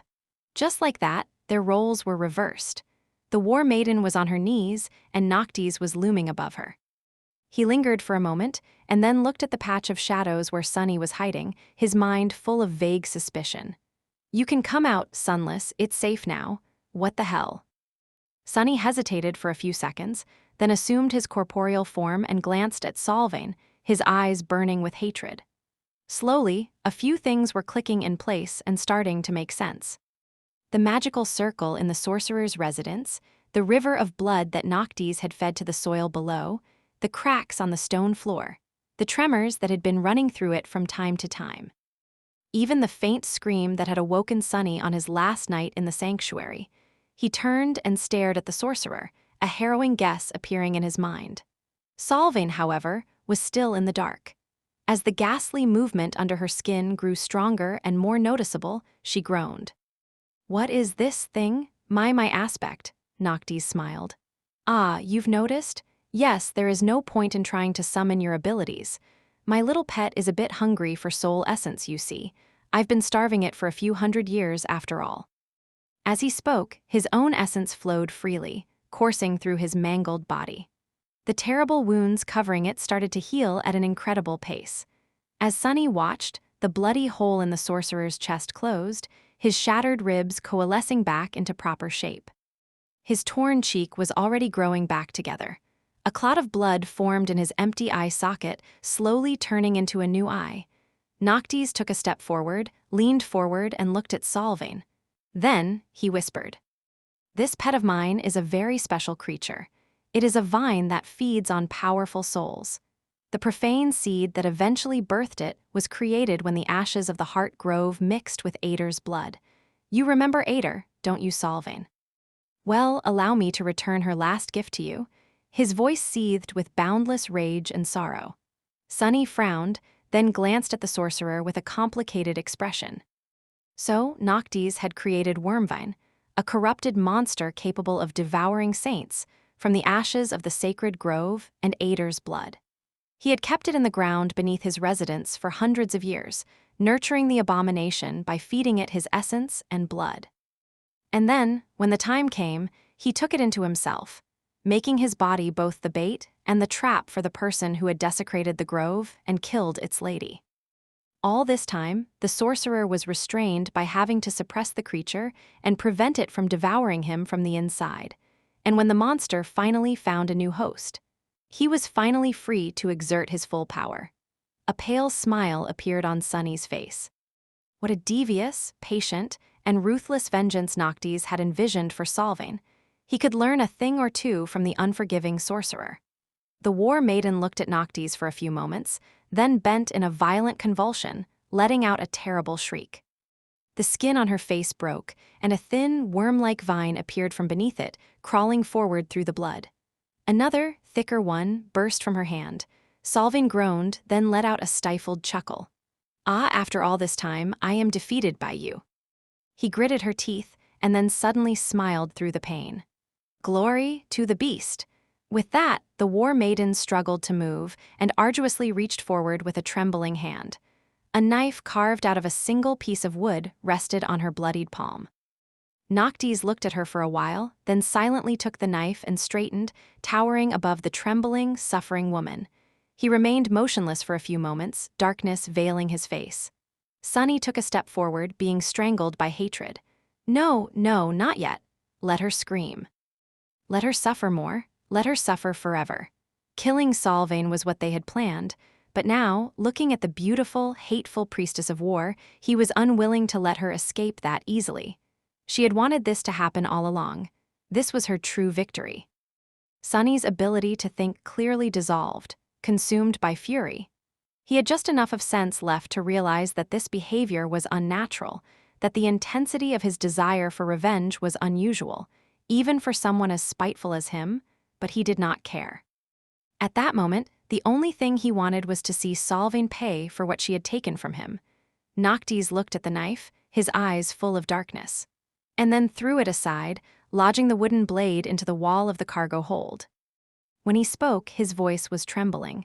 "You don't deserve to die. For what you did to us, you don't deserve to die, Solvang. You only deserve to live." Chapter 728, Spiteful Shadow. Hearing the cruel words that sentenced Solvang to thousands of years of harrowing torment, Sunny couldn't help but feel a dark, euphoric sense of glee. The memory of pain she had visited upon him and the faces of those she had killed flashed in front of his eyes once again, making that glee grow even sweeter. Good, good. The only thing Sunny regretted was that he had killed Solvang in the distant future, releasing her from that torment. If he had known better back then, he would have left her to rot.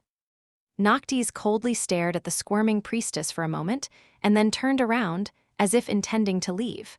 Solvang let out a groan of agony, more vines breaking through her skin and crawling down to the floor.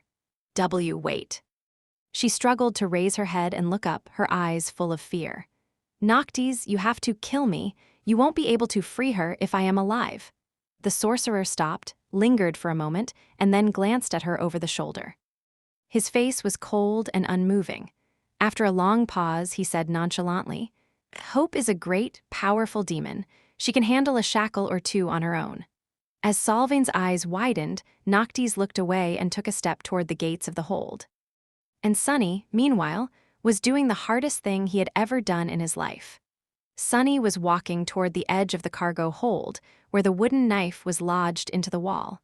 Every step he made felt as if he was dragging a mountain with him. No, it was much harder than that. A mountain would have been heavy, but dragging it along was a simple task. Hard, or maybe even impossible, but simple nevertheless. However, he was not struggling against physical weight. Instead, Sunny was struggling against his very nature. He had grown up in the outskirts, fighting for his life in a cruel, indifferent world. He had to learn a lot of vicious lessons to survive. Those lessons made him selfish, cynical, and jaded, unwilling to trust anyone or believe in anything. Those qualities had helped him to remain alive, but as his life changed, some of them turned into a hindrance. Slowly and painfully, he had shed his previous skin and learned new things.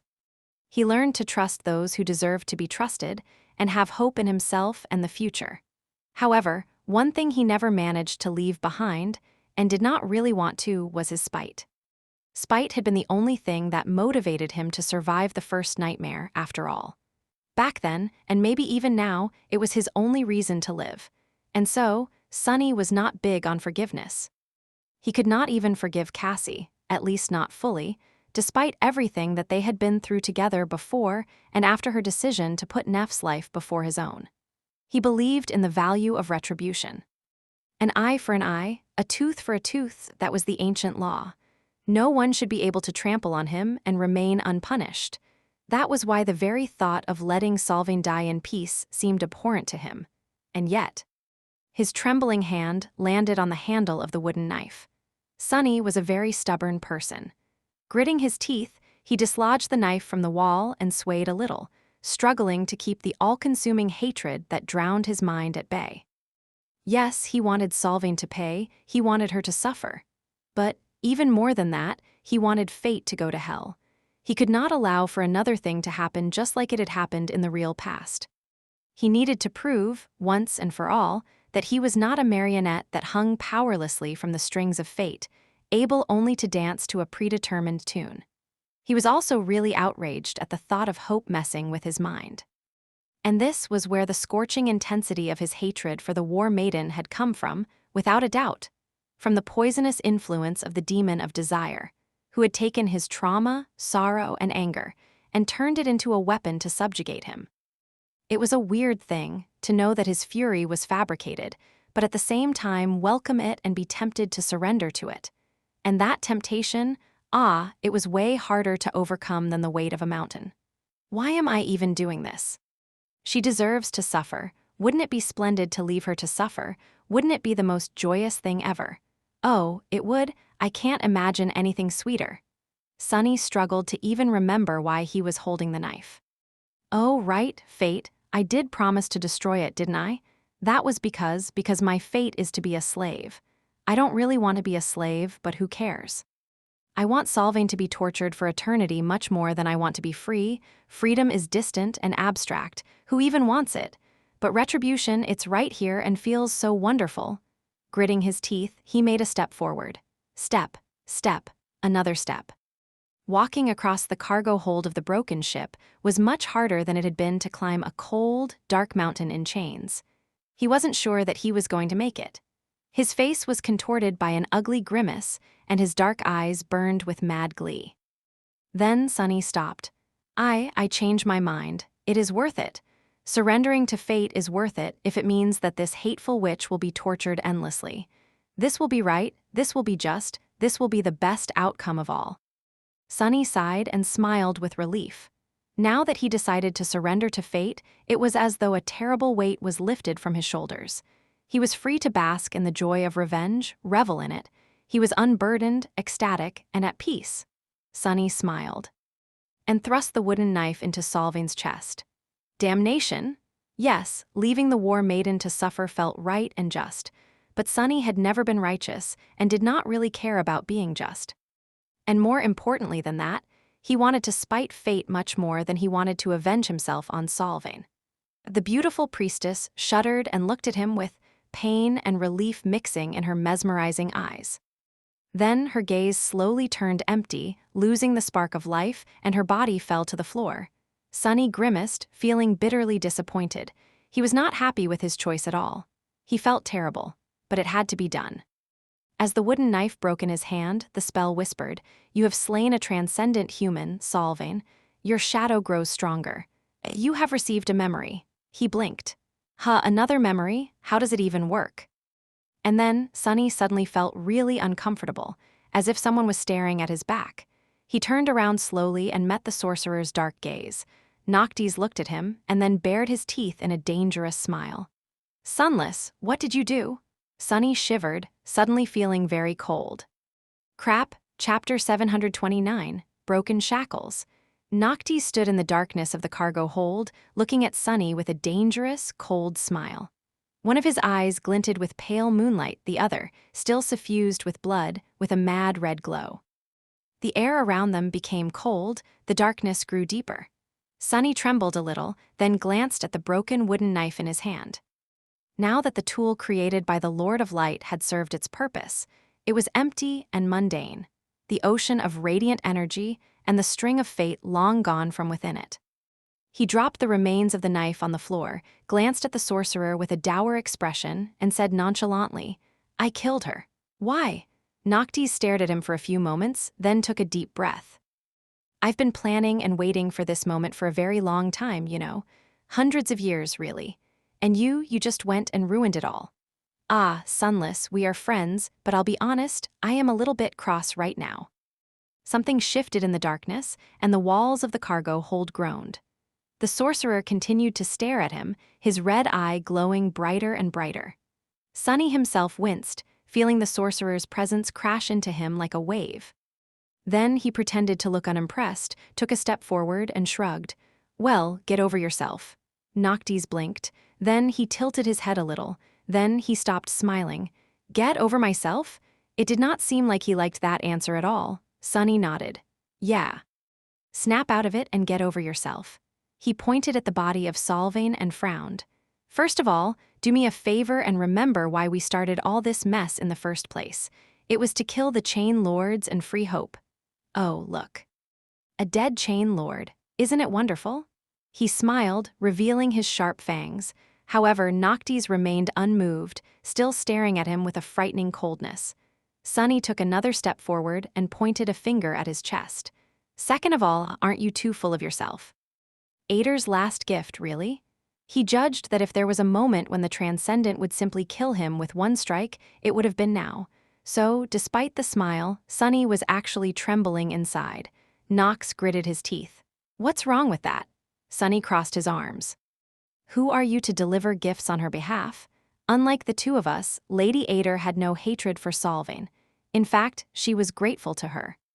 She swore to carry that debt of gratitude to the Shadow Realm. "Even I saw it all in one of the nightmares you had sent me into." The corner of the sorcerer's twitched. "You are lying. Why would she?" Sunny shook his head. "I never lie." "Lady Ader was the first of the eternal shackles to question your duty, wasn't she? She came to the conclusion that Hope should be liberated, and that was where you got that idea. From her." He sighed. "Well, who has done more to make it happen than Solvane? Without her, Hope's prison would still have been perfect. The Chain Lords wouldn't have been driven to desperation and madness, and we wouldn't be standing here, trying to break the chains that bind desire." Sunny grimaced and looked away, still in the throes of crushing regret about gifting Solvane an easy death. "So, as much as it pains me to admit, in a sense, Solvane is the true architect of this rebellion. She made Lady Ader's desire come true. And although I would have loved to let her suffer for an eternity, our task comes first." Noctis remained motionless for a while, staring into the distance. The mad light in his eyes seemed to subside a little. Then, he shifted slightly and glanced at Sunny. His voice sounded grim. I suggest you run, Sunless." Sunny froze. Crap, it didn't work. He took a step back and shuddered, staring at the sorcerer with fear. Noctis, wait, what I meant to say was," the sorcerer shook his head. "No, you idiot. I'm not going to kill you, but have you stopped to think what would happen if Solvane dies?"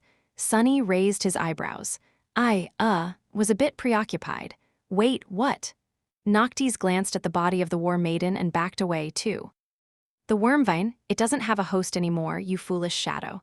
So, run." Some distance away, at the edge of the island, a small hand appeared from the darkness. A young girl in battered armor struggled to grab something, then pulled herself up, fell on the grass, and remained motionless, staring at the dark sky. Her small body was covered in burns and lacerations, the bronze armor shredded so thoroughly that it was falling apart, slowly turning into dimming sparks of light. She was severely wounded, drained of essence, and exhausted. But she was alive. Effie stared at the stars, too tired to move. Feeling pain course through her badly burnt body, she winced slightly and then whispered quietly, "Oh, you should have seen the other guy." A pale smile appeared on her bloodied face. Far below, a giant steel carcass was swaying in the wind, its leg tangled in a heavenly chain that the Colossus had broken as he fell. His chest was split open, and deep within it, a half-open cage in the form of a human figure was slowly turning cold. Sun Prince was dead as well. Now, only two Chain Lords remained. Sunny and Noctis left the cargo hold of the ancient ship in a hurry, barely escaping the Wormvine. Behind them, the brown vines were already crawling across the floor, growing in size with each second, hungry to find a source of soul essence to devour. Noctis did not seem too enthusiastic about the prospect of fighting his own creation, and neither was Sunny. The last time, he had destroyed the corrupted monster by killing its host, but this time, he himself ran the risk of becoming the host. It was better to retreat and choose their battle wisely. Very soon, they climbed on the hull of the broken vessel and lingered there for a few moments, looking up. Above them, the remaining ships of the defending fleet hovered in the air, for some reason reluctant to approach and continue their relentless onslaught. There were still around 40 ships left, but perhaps stunned by the death of their commanders or afraid of the sorcerer, the enemies remained in place. Then, as if following an order, the ships turned and flew back toward the Ivory City. Sunny frowned. They are retreating. He glanced at Noctis, unsure of what was happening. The sorcerer stared at the sky for a few more moments and then sighed. Well, I have good news and bad news. Sunny did not like the sound of it at all. What is it? Noctis smiled. The good news is that the eclipse is ending. And indeed, as soon as he said it, the crimson hue of the night sky changed. Looking up, Sunny saw that the shadow was leaving the surface of the moon, which was returning to its usual silver color. Its position, though, suddenly he felt a very, very bad premonition. What's the bad news? Noctis silently pointed east. Turning around, Sunny saw a line of pale lilac painting the sky above the horizon as the edge of the sun slowly appeared from the darkness of the sky below. The sorcerer grinned. The night is over. It's a new day. Chapter 730, Dying Wish. Sunny watched the sun appear over the eastern horizon, his heart's growing cold. His vertical pupils narrowed and his fists clenched. The night was over. Had it been that long already? He had lost the track of time during the vicious battle in the skies, but it seemed as though their desperate assault on the flying fleet had only taken a second. But in reality, of course, it had not. He slowly turned to Noctis, whose battered face had almost healed and was now calm and carefree again. The sorcerer was looking at the sky with a strangely neutral expression. Remind me, wasn't the plan to defeat Severax before dawn, when he was devoid of his vast and terrifying powers? The immortal sighed. Well, it's good to have a plan, however, plans rarely go as you want them to go. Sunny gritted his teeth. So, what happens now? How are you going to deal with the dragon? Noctis shrugged. He must be really, really angry right now. After all, we just killed his brother, the only person Severus still cares about in this world. Congratulations, by the way, I really did not expect you. Sunny interrupted him with a low growl. Get to the point. Now that the sun is rising, your powers will be diminished, while his will reach their peak. How are we going to survive? The sorcerer remained silent for a few moments, then scratched the back of his head. Will come up with something. Sunny stared at him in disbelief. You are joking, right? Come on, you must have some devious trick up your sleeve. You have an incredible advantage, after all. You have the knife that can make him mortal, while he doesn't have yours. Should I give you the knives? You have never asked me for the damned knives. Wasn't that the reason you befriended me in the first place? Noctis looked at him for a while, then simply shook his head. No, that was not the reason, Sunless. In any case, giving me the knife won't do much good. I will still have to defeat Severus, whether he becomes mortal or not. Either I subdue him and we can use the knife to finish the job, or he subdues me, and then there's no point. And I really don't have any tricks left. He smiled and then added wistfully, except one. Sunny exhaled with relief. Finally, what is it? The sorcerer turned to him with a smile. Why, it's you, Sunless, of course. Did I not say that fate brought us together for a reason? Sunny stared at him, his expression slowly turning dark. You did, but what the hell do you mean? Noctis looked away at the beautiful silhouette of the flying city. After a few moments, he said, no matter how my battle with Severus goes, it will end near the ivory tower. One of us will fall, maybe it will be him, and maybe it will be me. However, that doesn't matter. He sighed, and then glanced at Sunny. As long as one of us dies, there will be only one chain left. It won't hold hope for long. So, Sunless, my dear friend, Noctis lingered for a moment and then smiled. Should I lose? I want you to kill me. That is my desire. The sorcerer looked at him, the smile disappearing from his face. Then, he said softly, that is the fate I spoke about. You are my death, Sunless, didn't you know? Then, Noctis suddenly cleared his throat and awkwardly looked away. That is if I lose, of course. Don't kill me by mistake if I win. That would be very inconvenient, a bit funny, though. Sunny glared at him for a while, then faced the ivory city and scoffed. I know, you'd better win then. As the moon disappeared, and the sky slowly grew brighter, Noctis and the members of the cohort gathered together and silently watched the sun rise. The 5 of them had just accomplished something truly impossible. They had battled an army and 2 immortal transcendents under the dim light of the crimson moon, and won. The army had retreated, the immortals were dead. And the 5 of them, somehow, were still alive. And yet, none of them felt relieved or triumphant. The incandescent disk of the sun was rising like the blade of a guillotine, ready to cut down their lives. The sorcerer was sitting on the grass with his eyes closed, gathering his strength for the approaching fight with the ivory dragon and trying to recover from his wounds as much as he could.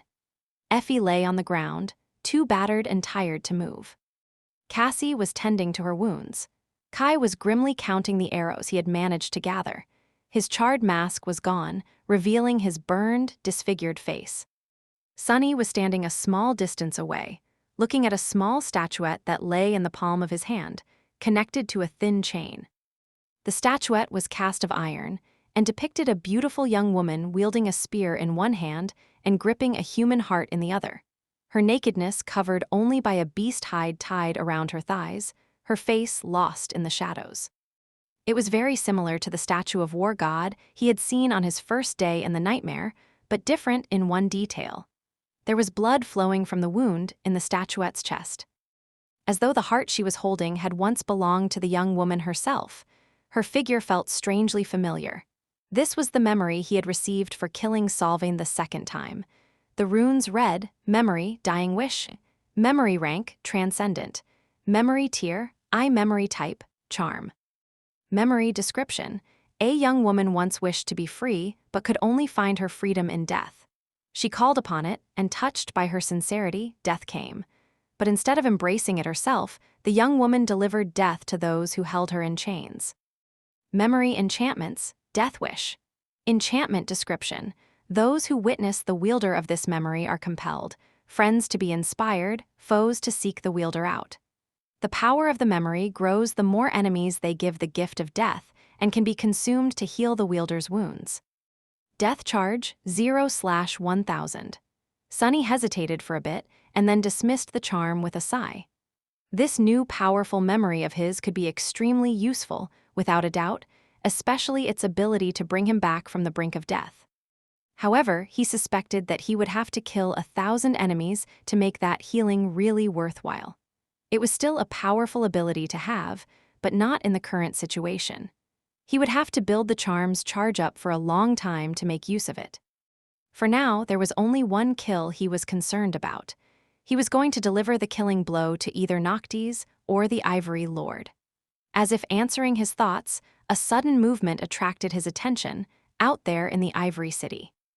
And then a thundering roar split the world apart. The dragon was coming. Chapter 731, Child of the Sun, Child of the Moon. Sunny shuddered, turning his head to the center of the Ivory City. The thunderous roar that just rolled across the flying islands chilled him to the bone, making both of his hearts stutter. The voice of Severax, the ivory dragon, was filled with so much sorrow, wrath, and madness that every dire horror Sunny had experienced in the kingdom of hope paled in comparison. It was like the voice of death itself, coming to drag them down to hell. Taking an involuntary step back, he looked at Noctis and asked hoarsely, Wasn't he supposed to be the sanest of the chain lords? The sorcerer slowly opened his eyes, remained motionless for a moment, and then rose to his feet. He was. Noctis glanced in the direction of the sky below, where the corpse of the Sun Prince swayed forlornly, tangled in the chains. He's not anymore, though. As all of them watched, a gargantuan silhouette rose above the city. Sun glistened on the ivory scales of the great beast, and as he moved through the sky, a deep shadow covered streets and houses. The dragon was much more beautiful, majestic, and terrifying than Sunny could have ever imagined. It radiated a feeling of power and holiness that was so intense that it reached across dozens of islands and crashed into them like a wave, making the members of the cohort pale. Severax looked more like a creature of myth than an actual monster. In fact, calling him a monster would have been unthinkable. Whatever the nightmare creatures were, he was the opposite. His mighty body, his white scales, his shining eyes, his terrible maw, all of it was suffused with profound and dreadful splendor. The whole body of the great beast was surrounded by a golden halo of divinity, which only Sunny could see. And all of that immeasurable power, all of that immolating fury, all that inhuman madness was aimed at them. Only Noctis remained indifferent, looking at the approaching dragon with a steady gaze. Sunny's face grew dark. "You are going to fight that?" The sorcerer lingered for a moment, then glanced at him and smiled. He finally lost his mind. A mindless enemy is not too terrible to face. With that, Noctis took a step forward and glanced over his shoulder. He said in a wistful tone, "I remember your promise, my friend." In the next moment, the figure of the sorcerer shimmered and then disappeared, turning into a torrent of pure light.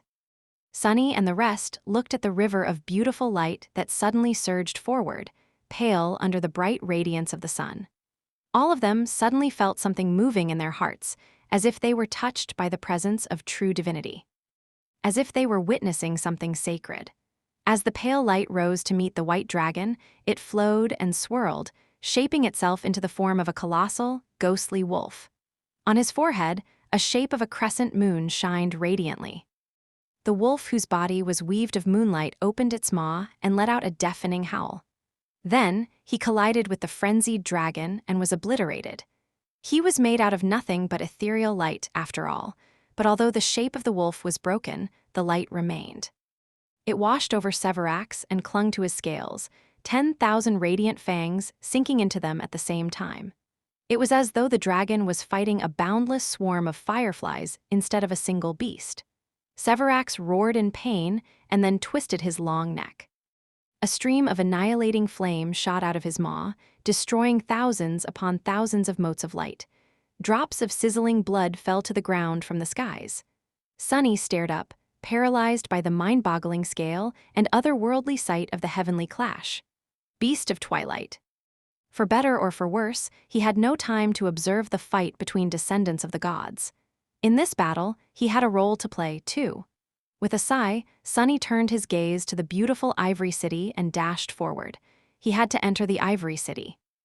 In the future, the shipwreck island had been connected to the Twisted Rock, and then to nothing, directly bordering the rift after the small island crumbled into the sky below.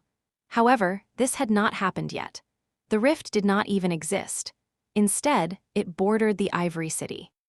Sunny jumped down to the heavenly chain, realizing that he had traversed this one already, once. Back then, it had been rusted and sick, being slowly devoured by chain worms. The mordant mimic had run across it, escaping the awakening wormvine while Sunny pursued. Now, the heavenly chain looked as good as new. Trying to conserve his essence, Sunny held off on turning into a shadow and simply ran forward. With his 4 cores and the augmentation of 4 shadows, his speed was nothing short of staggering. Especially because he used his long upper arms to propel himself forward, as well, running more like a beast than like a human. As the 4-armed devil shot across the chain, the 2 transcendents continued their fight in the skies. He caught glimpses of it from time, or simply felt powerful shockwaves travel through the air, making his bones tremble and the heavy chain sway. The dragon was still enveloped by the swarm of light, spewing streams of fire to burn it away. The light, however, constantly moved, breaking apart and coalescing together, changing shape, and causing more and more pain to the great beast. Sometimes, the colossal form of the ghostly wolf appeared for a short moment to deliver a vicious attack, then dissolved again to avoid retaliation. It seemed as though Noctis was just one mistake away from being gravely wounded and broken by the dragon's flames, and yet, he was not making any mistakes. Fighting with a devious cunning and fierce will, the sorcerer always seemed one step ahead of Severax. But with every flash of annihilating fire, a small part of him was destroyed. Sunny did not know how much longer Noctis would be able to hold, and for that reason, his task was growing more and more pressing. He had to reach the ivory tower before one of the saints fell, chapter 732, Severas.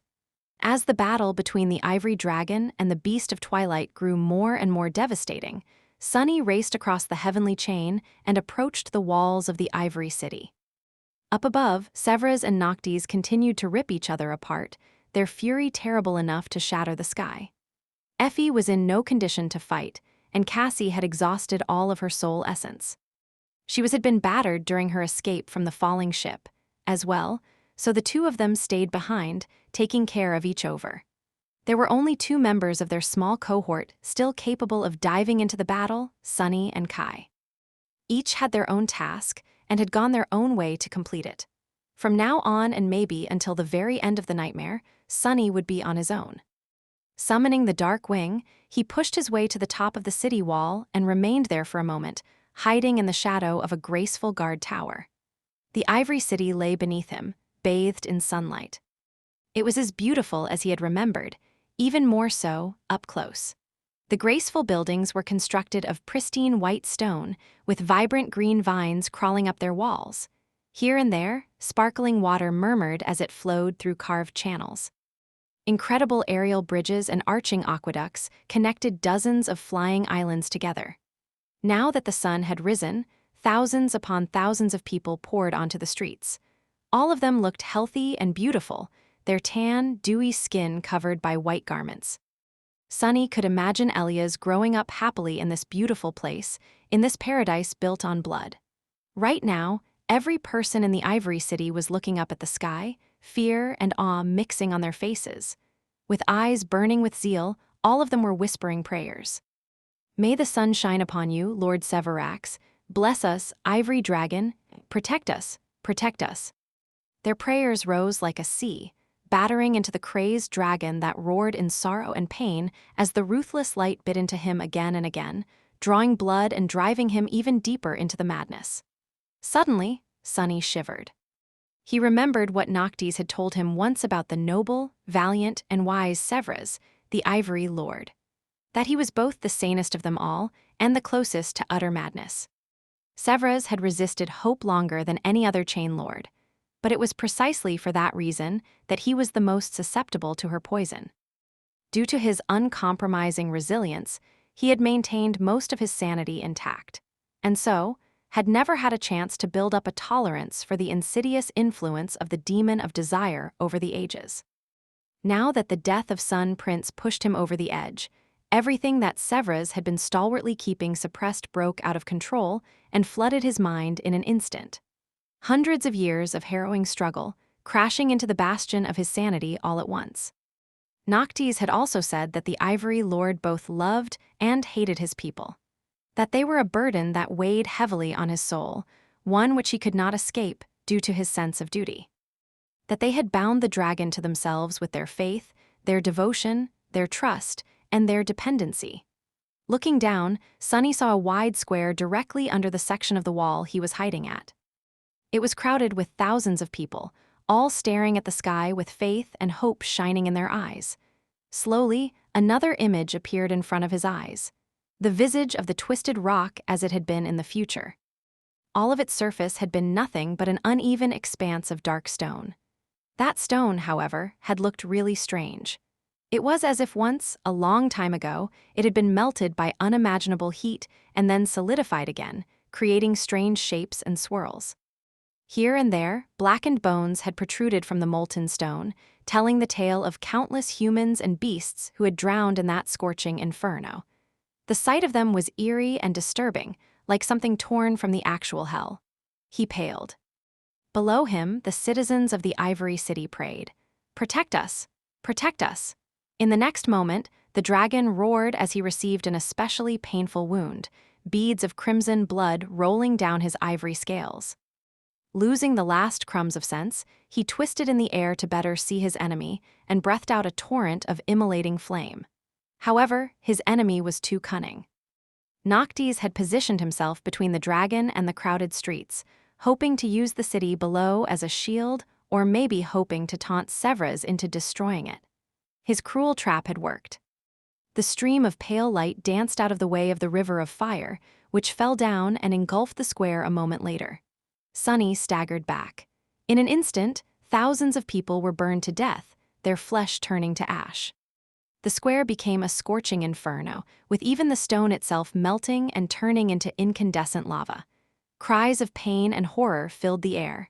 Some of the people survived and tried to flee, but the fire was everywhere around them. There was no escape. This was the response the Ivory Lord sent to their prayers. Horrified, Severax froze in the air and looked down, shock swirling in his radiant, bestial eyes. Sunny could practically see an internal struggle that happened in the muddled mind of the magnificent dragon. For a short moment, the light of reason grew brighter in his eyes. And then, it became fully extinguished. Not caring any more and longing for freedom, the dragon let out another furious roar, and then breathed out a powerful stream of fire, destroying a small part of the hateful enemy, but also drowning several streets of the Ivory City in flames. Sunny stared at the slaughter, petrified, but then shook his paralysis off. It did not matter how vile and tragic the fate of the Ivory Dragon and his city had turned out to be. All that matters was that he now had to get through the burning hell below, himself. With a low growl, Sunny summoned the memory of fire into the mantle of the underworld and jumped down. There was not much time left. Chapter 733, El Inferno. As two immortals fought in the sky above the Ivory City, more and more of it became engulfed in fire. Driven mad by grief, pain, and the terrible weight of his endless life, the noble dragon had lost the last of his sanity. In his frenzy to destroy the elusive, hateful enemy, he brought down a deluge of immolating flame upon the beautiful city. The loss of life was tremendous. The suffering of dying people was indescribable. The heat was unbearable. Thousands died in the fire, and thousands more were being burned to ash with every minute. Panic and horror drowned the whole city, turning its citizens into a mindless mob. They tried to run, trampling countless people to death, only to be swallowed by the flame in the next second. The buildings of white stone were melting like candles, and graceful aerial bridges that connected the island were crumbling into the abyss. Suffering, death, and destruction reigned supreme. And above all of it, the ivory tower stood, sublime and heartlessly indifferent. Sunny traversed the dying city, witnessing the apocalyptic sight of its terrible demise. As he moved through the burning alleyways and streets, it seemed as though the whole world coming to the end. He was surrounded by smoke, fire, and an echoing cacophony of human screams, assaulted from all sides by the ghastly smell of burning flesh and the pervasive feeling of desperate, primal fear.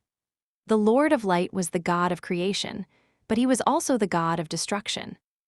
Today, this aspect of his descended upon the doomed city in all its harrowing glory. Sunny himself was one mistake away from being destroyed.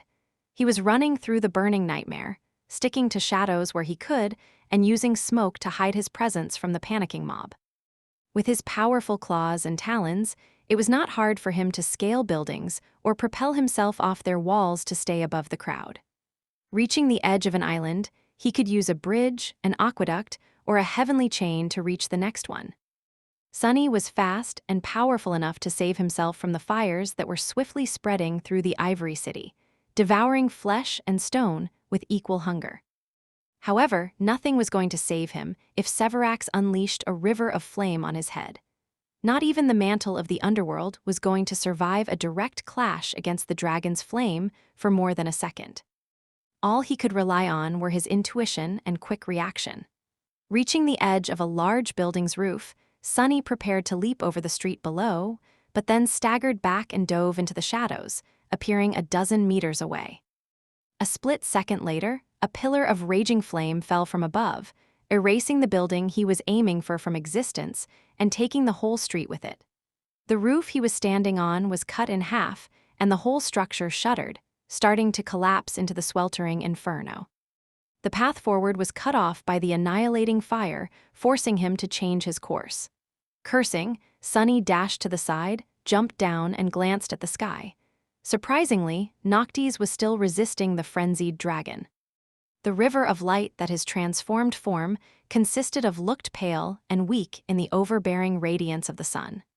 The aura of terrifying might that emanated from Severax made it seem even more inadequate. The difference in power between the two was clear and immense. And yet, the beast of twilight was holding his own. Now that the Ivory Lord had succumbed to madness and abandoned all reason, he had turned into a mindless beast. A great one, but a beast nevertheless. Despite being at a tremendous disadvantage, the sorcerer was using his cunning and devious malice to stay one step ahead of the enemy.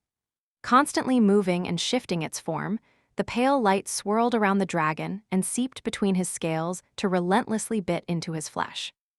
Even though each wound was small and inconsequential, they brought the beast a lot of pain. From time to time, the light coalesced into the giant wolf and sank its fangs into the dragon, shattering the scales directly.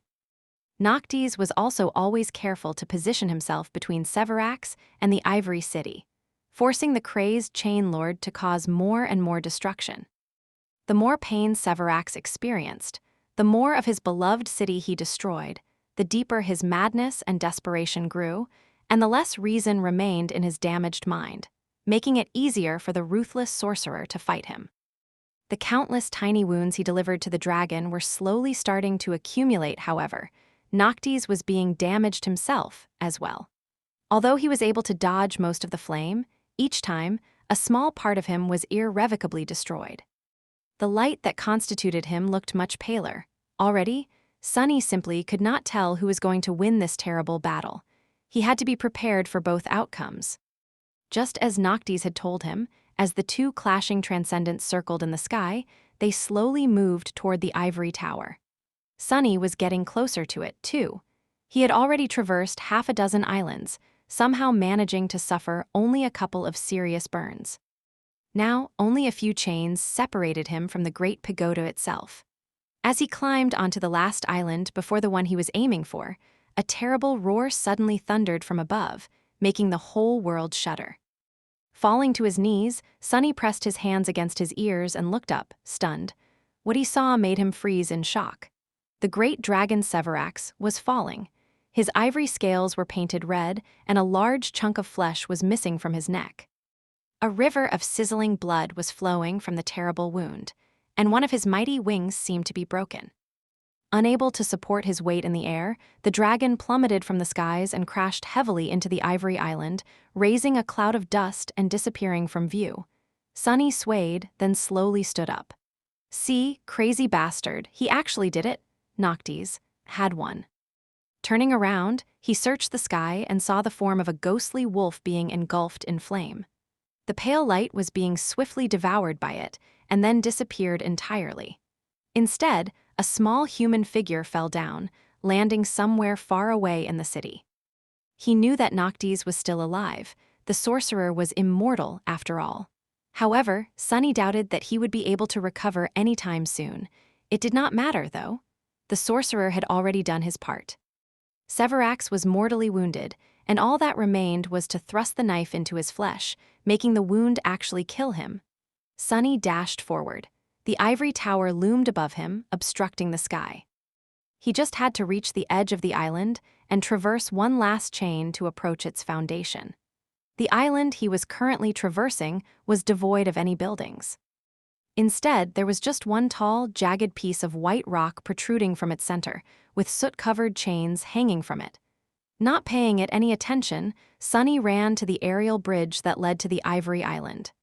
As he approached it, however, he slowed down and then stopped completely. A lone human figure was sitting on the steps leading to the bridge. The stranger was relaxed and seemingly unconcerned by the titanic battle that had just taken place. With his back turned to the ivory tower, the man was looking directly at Sunny, waiting for him. Chapter 734, Final Obstacle. The ivory island was separated from the rest of the city by a wide chasm. Once, it had been connected to 7 islands by 7 unbreakable chains. Now, only 2 remained. There had been several arching bridges leading to it, as well, but most of them long collapsed. Only one still stood, arching and monumental, built of pristine white stone. An old man with a wrinkled face and gray hair was sitting on the steps leading to the bridge, dressed in a white tunic. It was different from the clothes most of the citizens wore, resembling that of a priest. The man had a frail body and pale blue eyes. The old man's face was strangely calm. He observed the burning city with solemn indifference, as if the weight of years made him numb to the cruelties of the mortal realm. Even though his world was ending, the elder remained poised and dignified. Noticing the approaching devil, the old man tiredly leaned on his cane. "Stop, creature. This is a sacred land. You are not allowed to go further." Sunny stopped a few meters away from the stranger and studied him for a few moments.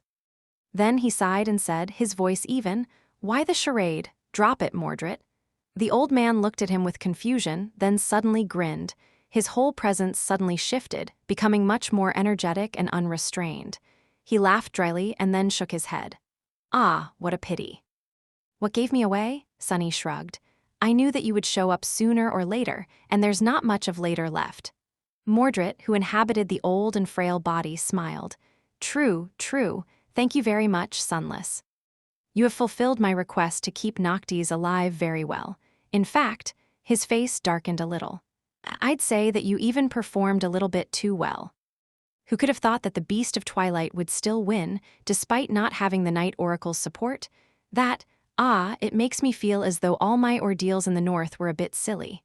The old man sighed, but then smiled again. "Well, no matter. It can still be salvaged, however, I was very serious.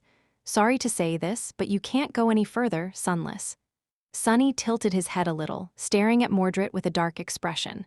"Oh, yeah? How are you going to kill that damned dragon without my knife?" "I am sure you know that I visited the Temple of the Chalice." The old man gave him a polite nod. "Oh, I do. That was rather spectacular. But Sunless, you see, that is exactly why I can't allow you to cross that bridge." Sunny frowned. "What do you mean? Why?" Mordred looked at him with surprise. "Well, because I need Severus alive, of course. Killing him would ruin months of torturous effort I put into preparing everything. Remaining in this feeble body all that time was not very pleasant, you know, but there are very few people that the Ivory Lord allows to tend to him, and this priest was the best choice." Sunny gritted his teeth, then uttered with frustration.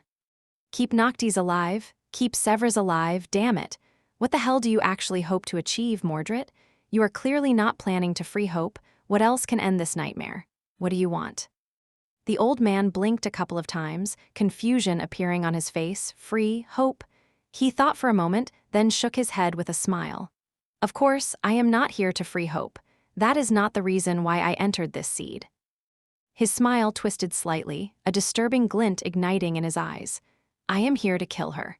As the words echoed in the silence, Sunny stared at the frail old man with a deep frown. Then he threw his head back and laughed. "Kill her, kill Hope.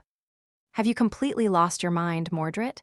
The banished prince shifted slightly, then said in a neutral tone, "Not completely." Sunny clenched his fists, then shook his head in indignation. "She is a demon, you fool, a divine being, a god. How are you, a mere awakened, going to kill her? How can you hope to even scratch her?" Mordred shrugged, then looked at him with a friendly smile. "Why? Have you never wanted to kill a god?" Sunny stared at him with wide eyes. "I am of a rather high opinion of myself, but I am not delusional. I know my limits, Mordred, don't you?" The old man sighed. "It's not like killing a god is impossible. They are all dead, after all. However, I understand your concern. I would not have wanted to face the demon of desire in battle." He lingered for a moment, and then added, "But she is not exactly able to fight right now, is she? She is bound, sapped of most of her powers. Imprisoned for 1,000 years, so, you see, I can't let you go breaking more of her chains. Your part is done, Sunless. Leave the rest to me. I will conquer this nightmare for both of us. Well, and reap the reward, of course." Sunny bared his fangs. "She might not be as powerful as she had been before God put her in chains, but she is still a creature of divine rank. Your power alone will not be enough to wound her, let alone kill her. You are insane." "Hope's poison must have gotten to you." Mordred smiled. "Ah, you are correct. I am not powerful enough to kill her alone. That is why I have spent months carefully putting a few useful ideas into the Ivory Lord's muddled mind. I needed Noctis to give him a little push, though, kill his brother, destroy his city. You did well to assist him." A dangerous gleam appeared in the old man's eyes. Now that Severus has nothing left, he will direct his endless ire on Hope. That will be my chance. So, Sunless, I would advise you to stand down. If you truly know your limits, you won't stand in my way." Sunny stared at Mordred for a few moments, his eyes growing darker and darker. A tense silence settled between the two of them.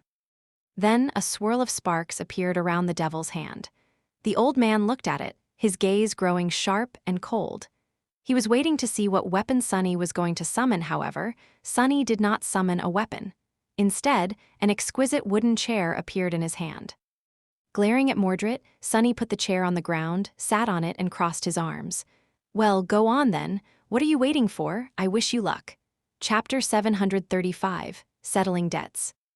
Sunny sat comfortably on the elegant wooden chair, staring at Mordred with all four of his arms crossed.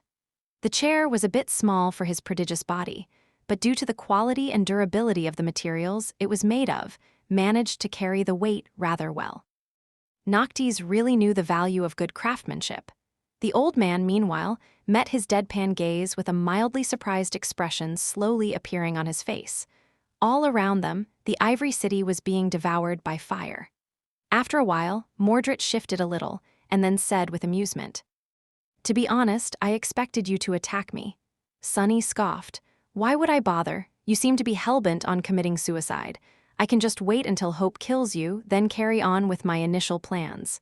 He thought for a bit and then added, "Plus, in the improbable case that you somehow succeed, I don't really lose anything. I will still become a master. Sure, the great and mighty clan Valor might suffer as the result, but what do I care? I have no relationship with them." The old man glanced at him with a pleasant smile. "That bow of yours suggests otherwise." Sunny chuckled. "My warbow, do you like it? Well, I like it very much. What a beauty, your family really knows how to craft a memory. However, you are mistaken if you think that I received it for rendering some service to Valor or being close to your father. In fact, they don't even know that I have it. I would prefer if it stayed that way, too." Mordred tilted his head a little.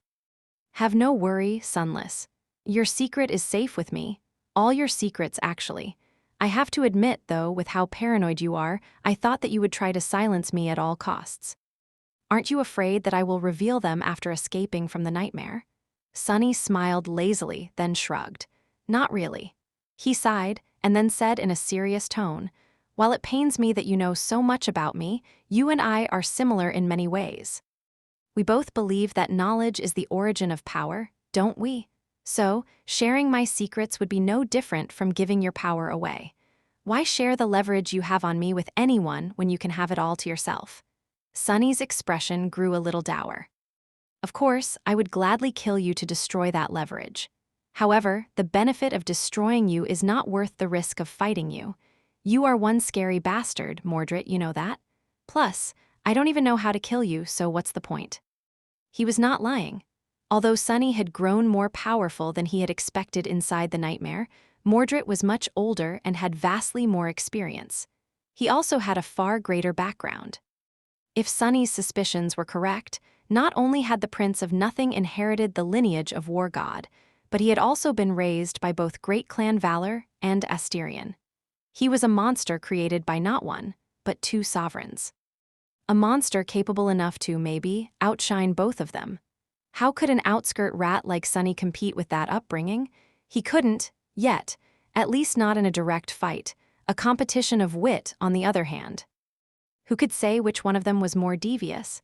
As Sunny stared at him with a smile, Mordred remained silent for a few moments, and then slowly stood up. "What remarkable restraint. Are you sure you don't want to attack me, Sunless?" Sunny shook his head. "I really don't want to." The old man looked at him, then said with uncertainty, "Well, I'll be going then?" He lingered for a few moments before turning around and taking a step away. Sunny cleared his throat. "There is one problem, though." Mordred froze, then faced him again, an amused smile appearing on his lips. His eyes glistened dangerously. "Oh," Sunny sighed. "As much as I don't want to fight you, and as much as I wish you luck in ending this nightmare, I am a very, very petty person. I also have a great memory. I tend to remember my grudges." He raised a hand and started counting on his fingers. "You used me, lured me into a trap, put me in hot water with Clan Valor, caused me and my friend weeks of terrible suffering, almost cost us our lives, and then even tried to kill me yourself. You really, really owe me a lot, Mordred. don't you think? The old man grinned. Ah, I see how you could have been a little upset with my actions. Well, how do you suppose we should settle my debt, Sunless? Sunny made himself more comfortable and smiled. Then, he said in a cheerful tone, I accept transcendent memories, 6 or 7 should do. Mordred stared at him for a bit, then laughed. I see. Sadly, that would not be very convenient for me. Anything else you might consider? Sunny looked at him with regret. Well, in that case, there is one other thing. I guess I can just prevent you from killing Hope, ruin the plans you've been making for the better part of the decade, torture you ruthlessly for a few weeks, and then slowly destroy your body. That should make us even, I think. Mordred looked at him with a somber expression. I thought you couldn't lie. Didn't you say that you wouldn't attack me? Sunny shook his head. I said that I don't want to attack you. Never said that I won't. The old man sighed. Yes, I noticed. Pity. I hope to avoid this. With that, the shadows around Sunny suddenly shifted and moved. A moment later, 5 identical 4-armed devils rose from them, each at least 3 meters tall. They wore fearsome onyx armors, with darkness veiling their bestial faces and black eyes. Each had 4 horns, and each had one of them broken. The devils radiated a suffocating, frightening feeling of malice and furious power. Still sitting on his chair, Sunny stared at the 5 shadow spawns that surrounded him with trepidation. His face grew still. Gripping the extraordinary rock, he shivered and said glumly, Well, that's not good at all. Chapter 736, Surrounded. 5 reflections surrounded Sunny, each bearing his own image. The towering shadowkin devils looked nothing short of terrifying. Their gaunt, ironclad figures emanated a feeling of profound threat and malice, and their black eyes peered at him with inhuman intensity. It was deeply disturbing. Damn, am I that scary? Sunny leaned on the backrest of his chair and said without skipping a pause, Lost from light, kill that wicked old man? The reflections continued to stare at him, unmoving. A few moments passed, but nothing happened. An awkward silence hung in the air. Mordred chuckled. You didn't really think that this trick would work again, did you? He smiled, then glanced at the shadow devils with satisfaction. Naturally, I bound them to myself before you arrived. Sunny glared at the old man for a bit, then looked away and shrugged. Well, it was worth a try anyway. Disappointing? He studied the reflections for a second, trying to determine how powerful they were, exactly. Unlike how Mordred had appeared during their sole battle, now, Sunny could only see one weak core in the frail body of the old man. It was dim and unremarkable, hinting that he was looking at the priest's own soul, or at least its perfect imitation. It seemed that determining which body the Prince of Nothing possessed in that manner was impossible. His own soul was perfectly hidden. The reflections, on the other hand, were different and quite bizarre. Sunny could see shadow cores inside each of the creatures, but despite looking like shadow devils, none of them were. All of them were ascended, but 2 out of 5 were mere beasts. 2 more were monsters, and 1 was a demon. Sunny had no idea how the class progression worked when it came to reflections, but he suspected that they were less powerful than the mirror beast, their elder sibling, had been. Mirror beast had lived a much longer life and risen to an ascended devil, after all. Still, 5 ascended reflections were most likely more than enough to rip him to shreds, especially considering that each of them was reflecting a wielder of a divine aspect. Sunny looked at Mordred, hesitated, and said somberly, Very impressive, but also a bit underwhelming. I guess slaughtering thousands of mundane humans was not very nourishing for your monsters, huh? Now that I see them, I do agree that your accomplishments in the north might have been silly. The old man looked at him with a dark expression. There's still enough to kill you. Sunny grinned. Oh, let's not. You are not going to kill me. Mordred raised an eyebrow. What makes you say that? Sitting comfortably on his chair, Sunny shrugged. What's the point? I am more useful to you alive. Plus, if you get rid of me, you can say goodbye to all the wonderful memories I possess. I would have been a bit scared if you had weeks to torture me into surrendering them, but you don't. The old man smiled. This is a very reasonable answer. However, are you that sure I am a reasonable man, Sunless? Sunny felt a cold shiver run down his spine and forced out a weak smile. Ah, no, not really. I am not sure. In any case, you are also underestimating me. Mordred frowned. How so? Your allies seem to have abandoned you. Your shadows are wounded and can't be summoned again. What can you do against reflections? Glancing at the towering shadow devils with apprehension, Sunny lingered for a few moments and then said, "Well, if you put it like that, it does seem like I can't do much. They are all very powerful indeed. I am already a bit of a menace, and these things possess all of my powers, wielding them with the might of ascendids no less. However," he shifted his gaze to the old man, a wicked smile appearing on his lips. "The same can't be said about you, can it? You sacrificed all your cores to create these reflections. By now, you could have succeeded in creating one, maybe two. That still makes you weaker than me. More than that, I couldn't help to notice that your aspect, terrifying as it might be, doesn't offer you any direct combat augmentations. It's all pure utility. So, while I can't kill your monsters," his eyes grew darker, suffused with a dangerous glow, "I probably stand a good chance of destroying your body before they can stop me." His four shadows were wrapped around his body, filling it with explosive might. There were just a few meters separating him from the frail old man. He could breach that distance in an instant. Mordred opened his eyes wide, took a shaky step back, and raised his hands to protect himself. "Oh no, please don't. What would I do without a body?" Then he shook his head and laughed. "It's not like there's a whole city full of people I can take, right? Come to think of it, maybe I'll travel outside the city, find one of your allies, and wear them instead. Which one should I pick, huh? The child or the cripple? I can kill two birds with one stone and deal with that infuriating oracle of yours at the same time. That is a great idea, don't you think?" Sunny grew quiet. "No, I don't think that it's a great idea." The old man looked at him darkly, then shook his head and turned around. "I suggest that you don't move, Sunless. My reflections won't kill you, but that doesn't mean that they will be gentle. Pain is pain."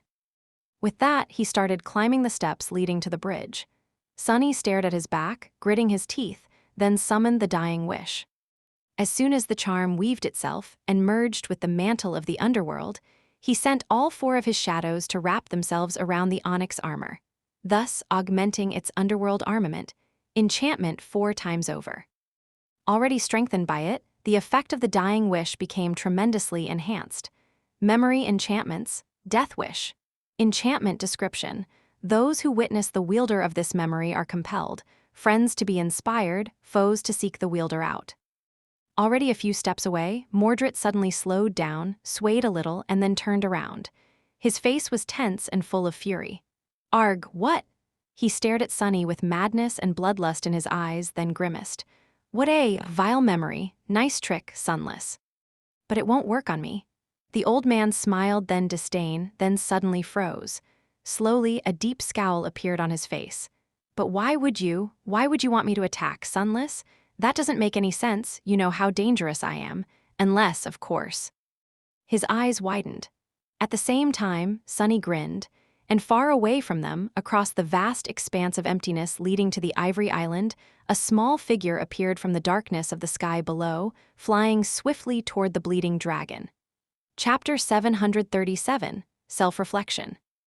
After Solvane and Sun Prince had been defeated, and the light of dawn washed over the shattered remains of the Kingdom of Hope, bringing with it the frenzied fury of the Ivory Dragon, Sunny knew that Severax would not be the only obstacle in their way. Throughout all of it, he had never forgotten about Mordred.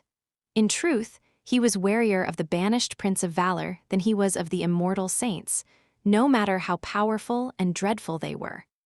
The full force of a great clan had failed to contain the Prince of Nothing, so what hope did Sunny have? Of course, he was not sure that Mordred would end up as their adversary in this nightmare. They were allies during this hellish trial, after all, at least in theory. But he could not discount the possibility. The advice Master Jet had given Sunny before he ventured into the seed stuck with him. Most of the hard-won wisdom she had shared in the past ended up being instrumental to his survival, so he made sure to remember her words. For that reason, Sunny and Kai agreed on a very simple plan. One of them took the obsidian knife, and the other took the glass knife. Depending on which of the immortals fell, one man was going to finish the job, while the other was going to prevent the Prince of Nothing from intervening, in case the need to do so arose. As the saying went, it was unwise to put all your eggs in one basket. The type of egg Sunny had the most experience with had belonged to a great devil, so he was not quite sure why exactly keeping eggs in a basket was so detrimental. But he did agree with the general idea. And so, from the moment the frail old man appeared in his view, Sunny had pursued a single goal. He had to keep the attention of Mordred and all 5 of his reflections on himself. Even though there was a small possibility that he could emerge victorious if the 2 of them clashed in earnest, Sunny did not consider his chances of defeating the banished prince in battle high, especially not while being exhausted after the furious assault on the flying fleet and devoid of the support of his shadows. He had never intended to actually fight the Mordred. All he wanted to do was to stall him. For that reason, Sunny engaged Mordred in a lengthy conversation, created the false perception that he was still in possession of the glass knife by asking a few misleading questions, and provoked his opponent into revealing the 5 reflections. Perhaps the Prince of Nothing was poisoned by hope enough to lose a small part of his cunning, or perhaps he fell for the trap that awaited most habitual liars and failed to account for how warped his impression of people was. Perhaps he underestimated how proficient Sunny grew in utilizing his flaw for his own benefit. In any case, for once, Mordred ended up as the one being manipulated instead of the one pulling the strings. Sunny might have not been stronger than him, but he did manage to outwit the banished prince. Today, he turned out to be the more devious of the 2, even if just barely. He won the fight without lifting a finger, using only a wooden chair and his devilish tongue. Well, to be precise, he did not even use his tongue. He used a rock instead. As soon as all reflections revealed themselves, Kai started to move, and by the time he reached the Ivory Island, it was already too late to stop him. Almost. The Prince of Nothing still could have used his aspect to move through the reflections and invade the archer's soul. However, Kai was wearing the anvil amulet that Sunny had given him. This talisman had been forged by the Sovereign of Valor himself and made the wearer immune to Mordred's soul possession. Even if the banished prince jumped through the reflections into Kai's eyes, he was not going to be able to possess him. That left only the reflections, which were currently turned into copies of Sunny and wielded his divine aspect. Each had access to the memories he wore and his aspect abilities, including Shadow Step. They could still reach the island in time to prevent Kai from delivering the killing blow to Severax. Sunny had to stop them at all costs and buy his friend a few precious seconds, but that was easier said than done. As a small human figure streaked from the darkness of the sky below toward the slumped silhouette of the ivory dragon, Mordred swiftly turned and narrowed his eyes, instantly realizing that he had been played. Before he could react, however, a tide of shadows suddenly exploded from the small lantern hanging on Sunny's waist, enveloping everything around them in impenetrable darkness. The light of the sun was swiftly destroying the shadows, but at the same time, it was being devoured by the lantern, creating a strange equilibrium. The shadows themselves were ancient, deep, and resilient. Sunny had collected them from the dark sides of the islands surrounding the sanctuary before departing for the war. With no light remaining around them, there were also no reflections. With no reflections, Mordred was robbed of a large part of his power for a moment. That did not help at all against the 5 reflections, though, since each of them was as comfortable in the shadows as Sunny himself was. They were his perfect copies. After all, knowing that, Sunny decided to try a desperate gamble. The mantle of the underworld was still augmented by 4 shadows. Its underworld armament, enchantment, empowering the dying wishes, effect manifold. Sunny himself was strongly affected by the compelling aura of the charm, feeling an almost irresistible urge to throw himself at the reflections and tear them apart. However, this sensation was swiftly disappearing, since he had already dismissed the iron statuette. Instead, he summoned the broken oath into the onyx armor. And since the 5 reflections were mirroring him, each of them reflected that change too. Only the demon turned out to be smart enough to stop himself and consider the consequences. The beasts and monsters failed to realize the result of their actions in time. Mordred moved, and so did the shadow devils. But just as they did, the vile charm fully weaved itself into existence. Augmented by the enchantment of the mantle of the underworld, its soul-eroding aura was strengthened and flowed outward like invisible poison. The armor, however, was itself augmented 4 times over by Sunny's shadows, making the empowering effect tremendously more pronounced. And on top of that, 4 out of the 5 reflections suddenly emanated the same ferocious aura. The 5 overcharged fields of soul erosion merged together, turning into something far more vicious and destructive than the sum of its parts, into something truly horrid. Even though the mantle of the underworld provided Sunny with a substantial degree of resistance against soul attacks, he couldn't help but let out a scream. The reflections opened their mouths in agony, too, although no sound came out of them. Mordred, however. Mordred did not enjoy the same protection that Sunny and the reflections received from the onyx armor. Chapter 738, Soul Annihilation. The underworld armament allowed the mantle to accommodate and augment a charm memory, channeling its enchantment as if it was inherent to the armor itself. That alone made the mantle of the underworld incredibly flexible. What was more, this quality truly shined when wielded by Sunny. He could have augmented the broken oath with his 4 shadows, but chose to wrap them around his armor instead, achieving an even better result. Not only was the effect of the augmentation shared and enhanced, but all the other enchantments of the mantle of the underworld were augmented as well. Among them was Stalwart, which granted him extremely high protection against physical attacks, high protection against elemental attacks, and, most importantly, a moderate amount of protection against mind and soul attacks.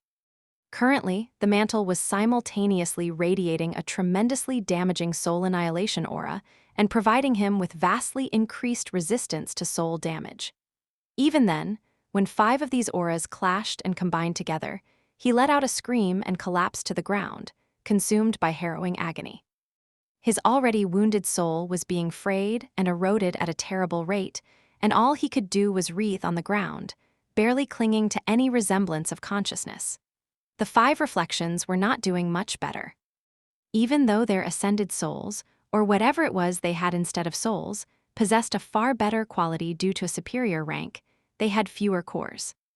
While that was not enough to make them succumb to soul annihilation faster than Sunny by itself, that also meant that they had fewer shadows, and therefore their reflected versions of the mantle enjoyed less augmentation, providing them with less resistance to soul damage.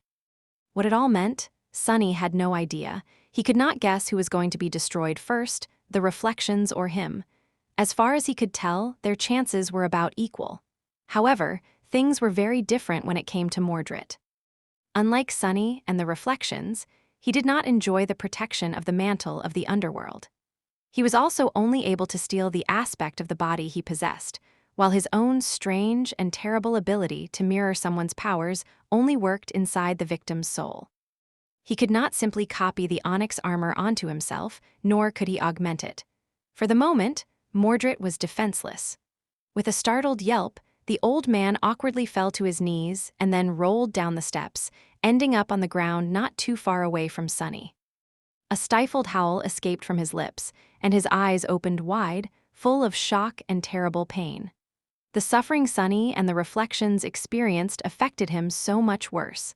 Any other awakened would have been swiftly destroyed, but the Prince of Nothing persisted, somehow. Several swirls of sparks instantly appeared around his body, heralding the appearance of protective memories. Who knew how vast and powerful his soul arsenal was? Mordred could have possessed a memory capable of turning the tide of events completely, but very few memories were capable of manifesting themselves instantly. Most took several precious seconds to appear, and usually the more powerful ones took the longest. By the time the sparks of light turned into tangible objects, he could have been either already dead or too severely damaged to be able to act. Wreathing in agony, Sunny threw a burning look at the old man and gritted his teeth so hard that his fangs pierced his lip, sending drops of blood rolling down. "Die, die, you bastard. Just hurry up and die." A desperate hope that Mordred would fail to survive the soul annihilation filled his hearts, despite the fact that Sunny did not really think that getting rid of the prince would be so easy. He seriously doubted that Mordred would allow himself to be killed in this fashion.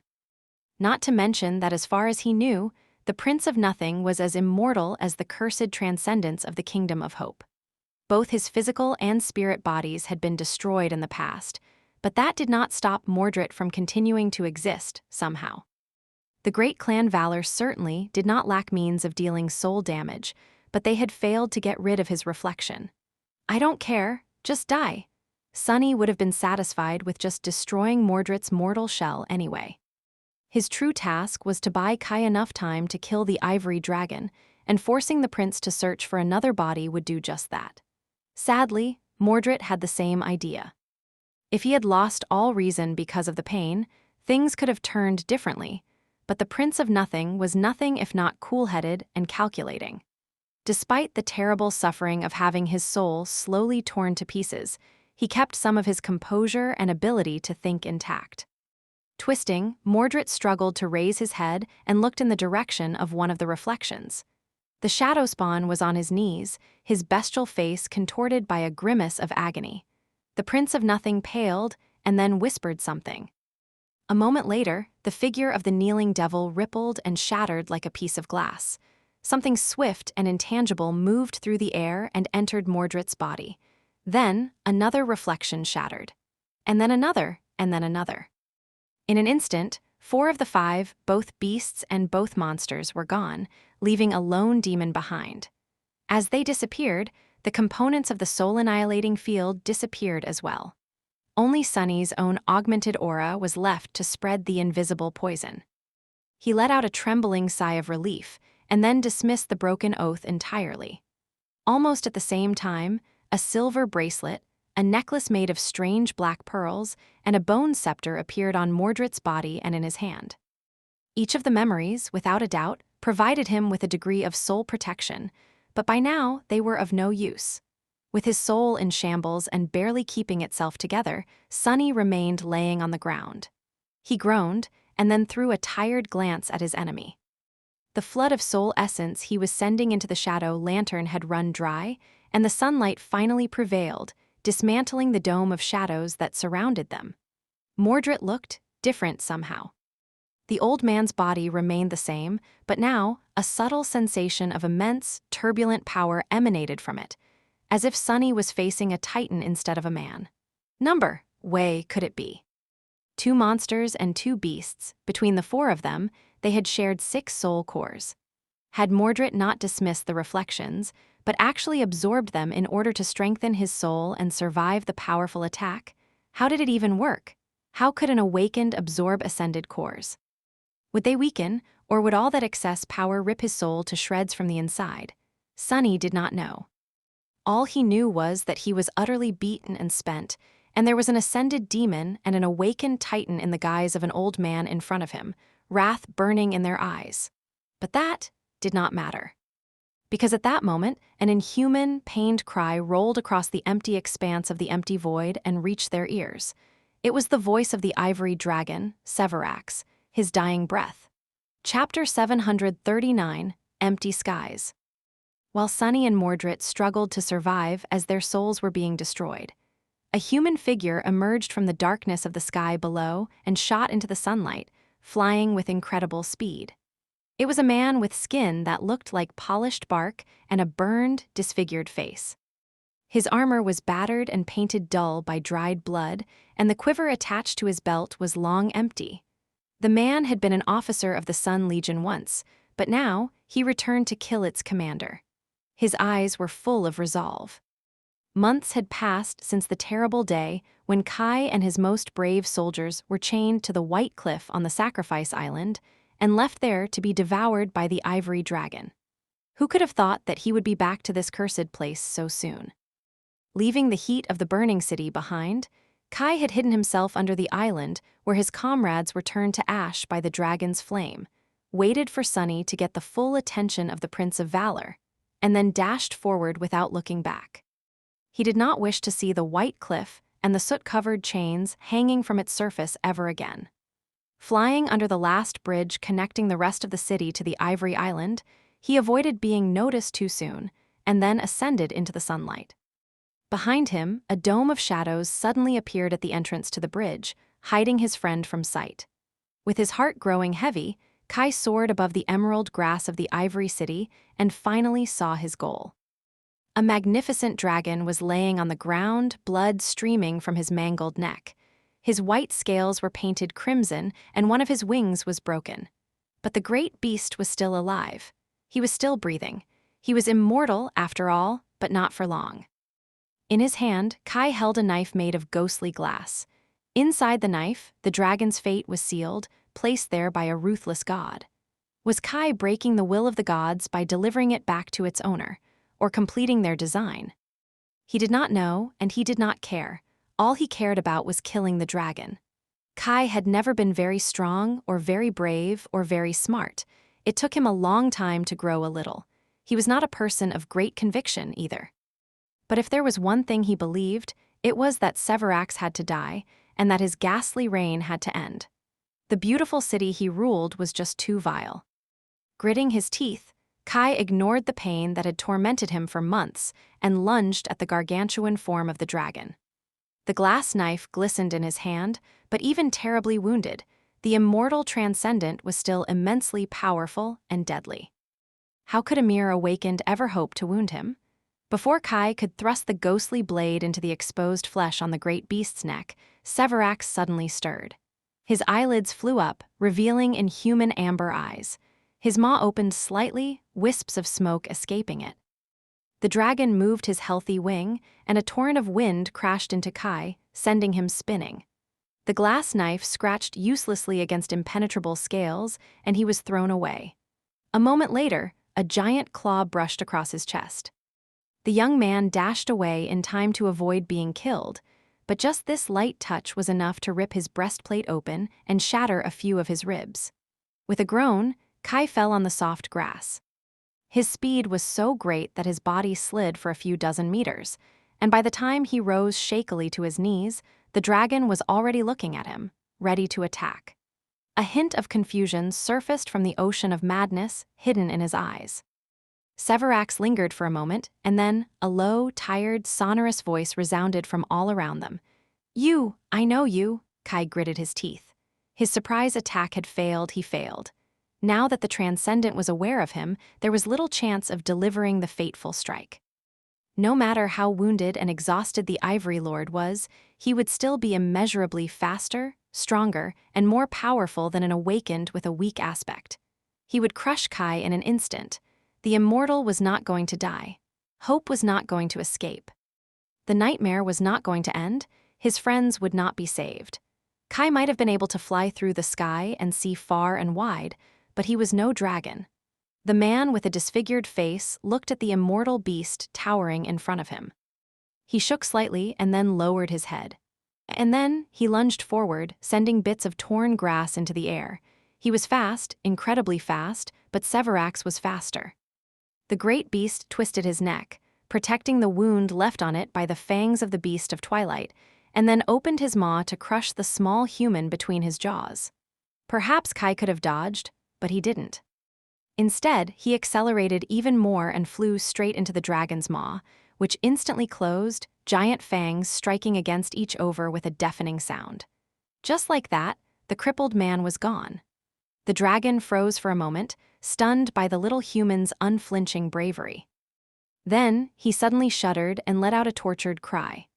Kai, who had plunged the glass knife into the soft flesh of the great beast's tongue, was thrown back and crashed heavily onto the ground. His bark-like skin was smoldering, scorched once again by the heat of the dragon's flame. His armor was disintegrating, and the Ivory Lord, meanwhile, was becoming mortal again. Now that his fate had been returned to him, the terrible wound on his neck was sapping him of life. A few seconds more, and it was going to kill him, but not yet. As a long, sorrowful cry of the great beast echoed across the burning city, Severax stubbornly refused to die. Straining his battered body, he slowly crawled forward, desperately trying to reach the ivory tower, which he had sworn to protect. Leaving a trail of blood behind, the beautiful white dragon torturously wrapped his body around the great pagoda and tiredly lowered his head to the ground in front of its gates. His eyes slowly closed. It was his duty to protect it. He was going to it, even in death. He promised, Laying on the soft grass in the middle of a burning inferno, the dragon let out a soft breath. He imagined a different picture, a picture of a beautiful white city, its streets bathing in gentle sunlight. Full of happy and kind people, thriving, peaceful, and safe. A few moments later, Severus, the blessed of the sun, was dead. Chapter 740, Dream is Collapsing. As the ivory dragon died, an invisible ripple spread through the world. The whole city trembled slightly. And then, one of the two remaining chains that bound the ivory island to the rest of Hope's shattered kingdom broke with a deafening ring. The broken chain fell into the darkness of the sky below, leaving only a single tether holding the island in place. The island's position shifted, not by much, but enough to cause the arching stone bridge to crack, shudder, and then slowly crumble. A cloud of stone dust rose into the air as the massive structure collapsed, enveloping the patch of grass where Sunny and Mordred lay, still reeling from the deadly soul attack. Sunny coughed and waved his hand in front of his face, weakly trying to chase the dust away. Damnation. The Prince of Nothing, meanwhile, was slowly rising to his feet. With a stagger, he regained his footing and looked in the direction of the ivory tower, his old face growing dim. Mordred remained silent for a while and then said evenly, "Well, that is a bit unfortunate." Sunny let out a horse laugh, causing the old man to turn around and glance at him darkly. Then he tried to sit up but failed. The Prince of Nothing scoffed. "Drop the act, Sunless. I know you are not that weakened." Sunny cursed, then stopped pretending and sat up with a groan. He was indeed in a very bad shape, drained of essence, and barely alive because of how severely damaged his soul was. However, he was indeed not as weak as he had wanted to mislead Mordred into believing. The old man shook his head, then smiled. "Using my own reflections against me, how clever. I expected something like that from you." Then, his face abruptly grew dark, and he gazed in the direction of the ivory tower once again. His voice sounded quiet and uncertain. "That, however, that I did not expect at all. It should not have been possible. I don't understand. Giving one of the knives away is not in your nature. With how cynical and distrustful you are, you should have clung to them to the end. How did I make this mistake?" Sunny grinned. "I guess I've changed." Mordred frowned, then slowly shook his head. "People don't change that easily." The grin on Sunny's face became a little brittle. "It wasn't easy." The old man remained motionless for a while, then sighed heavily and turned around to face him. At the same time, his remaining reflection did the same. The Prince of Nothing stared at the battered shadow devil for a few moments, then said amiably, "Sunless, my friend, please give me one reason why I shouldn't kill you." Sunny blinked a couple of times, then answered with a dark smile. "In case you didn't notice, people who try to kill me tend to end up dead instead." Mordred grinned dangerously. "I am sure I can manage." "Well, crap, I'm a bit sure myself." He tilted his head, then said doubtfully, "Because I still have the divine memory you want to get your hands on." The old man took a step forward, causing the reflection to do the same. Normally, that would have been a good reason. But right now, to be honest, Sunless, I am starting to wonder if it's worth the effort. Sunny lingered for a bit, then raised an eyebrow. "Pretty please?" The Prince of Nothing laughed. "Not good enough." Sunny stared at him, slowly circulating what little essence he had left through his body. His shadows were damaged and restoring themselves in the nurturing black flames of his soul. His strength was depleted. His allies were far away and in even worse shape than him. Things were looking bleak. He sighed and then said in a neutral tone, "Look, sure, you can probably kill me, but make no mistake, I won't make it easy for you. More importantly, I'll make sure to resist for a long, long time." Mordred smiled politely. "So far, I am liking everything that I am hearing." Sunny grinned. "Aren't you forgetting something?" The Prince of Nothing lingered for a moment, then frowned. "And what might that be?" Climbing back onto his chair, Sunny leaned on the backrest and let out a relieved sigh. Then, he pointed at the ivory tower.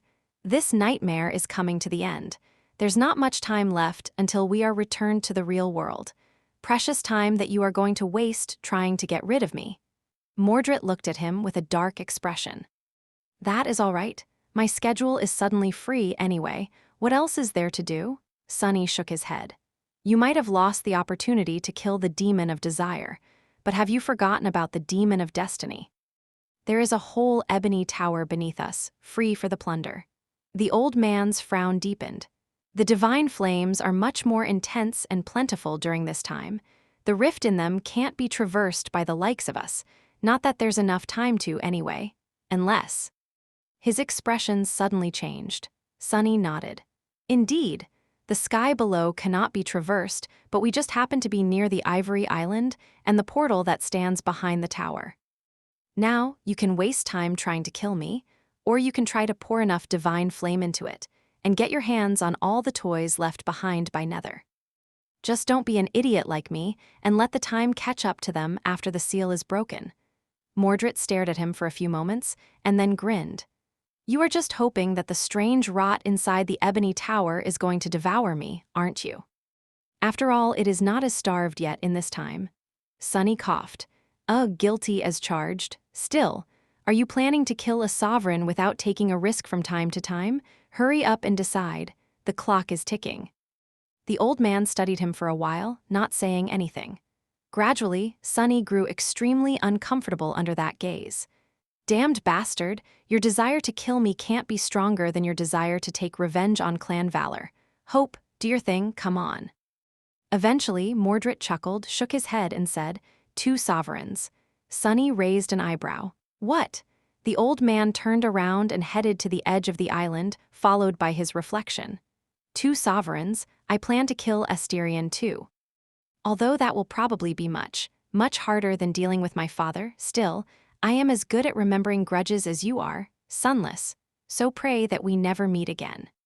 He stopped near the very edge of the empty abyss of the sky below, lingered at it for a few moments, and then said somberly, Although who will hear your prayers? The gods are dead. With that, the Prince of Nothing stepped into the darkness and disappeared, taking his reflection with him. Sunny was left alone on the empty island, struggling to believe that he actually survived. He looked down, at his exquisite wooden chair, then at the rock in his hand. Then he let out a shaky breath. Damn, I can't believe that worked. Chapter 741, Chainbreaker. For a few moments, Sunny remained motionless, staring at the beautiful ivory walls of the great pagoda that towered above the world. Although the whole city was being consumed by immolating flame, here at its precipice, everything was calm and quiet. He couldn't quite believe it. Solvain, the saint of war, was dead. The immortal prince encased in the mountain of moving steel was dead. The noble dragon that had dutifully guarded the tower was dead as well. They won.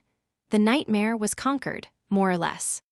From the blood-soaked arena of the Red Colosseum, to the never-ending prison of nightmares, to the numinous temple of the Chalice, to the furious battle for the sky above the Ivory City, to confronting the Prince of Nothing.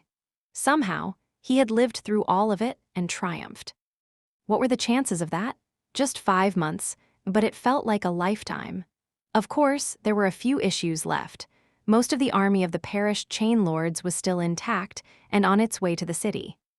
The cohort had dealt a terrible blow to the small part of it, but hundreds upon hundreds of flying ships still remained, carrying thousands upon thousands of soldiers. Now that their commanders were dead, he was not sure what would happen to them and how they would react. Noctis was nowhere to be found, and Hope was still chained, even if not for long now. With a sigh, Sunny stood up and grimaced as a feeling of sickening weakness overwhelmed him. His soul was terribly damaged. He had never abused it to this degree before, not even during the siege of the Crimson Spire. His body was not doing too great either. Sunny had given his all to come this far, and now he was at the end of his rope. But he was also so close to becoming a master. Slowly walking to the edge of the island, he looked into the darkness of the sky below for a few moments, summoned the dark wing, and then glided down to the last remaining chain holding the Ivory Island in place.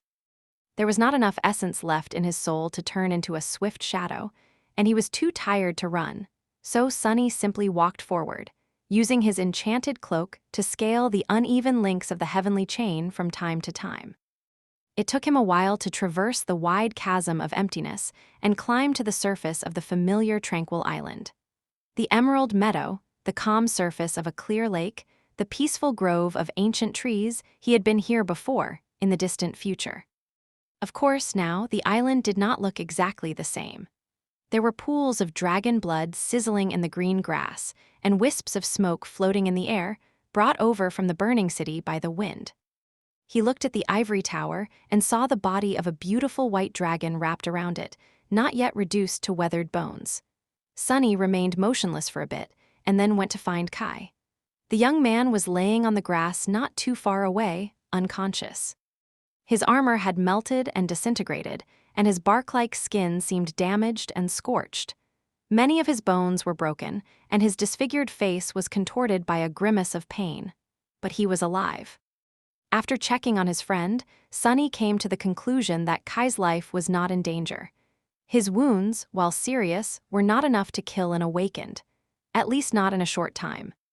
Not knowing what else to do, Sunny summoned the puppeteer's shroud, rolled it, and placed the soft fabric under the archer's head as a pillow. Then, he lingered for a few moments, patted Kai on the shoulder, and stood up.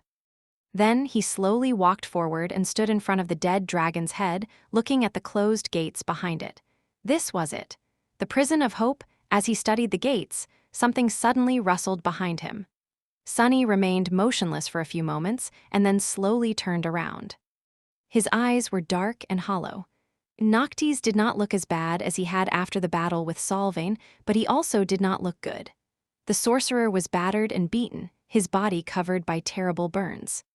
His elegant garments had turned into rags, and his raven-black hair was singed and uneven. He also looked different. It was as though the burden of madness that had clouded his beautiful gray eyes finally disappeared, leaving them sparkling and clear.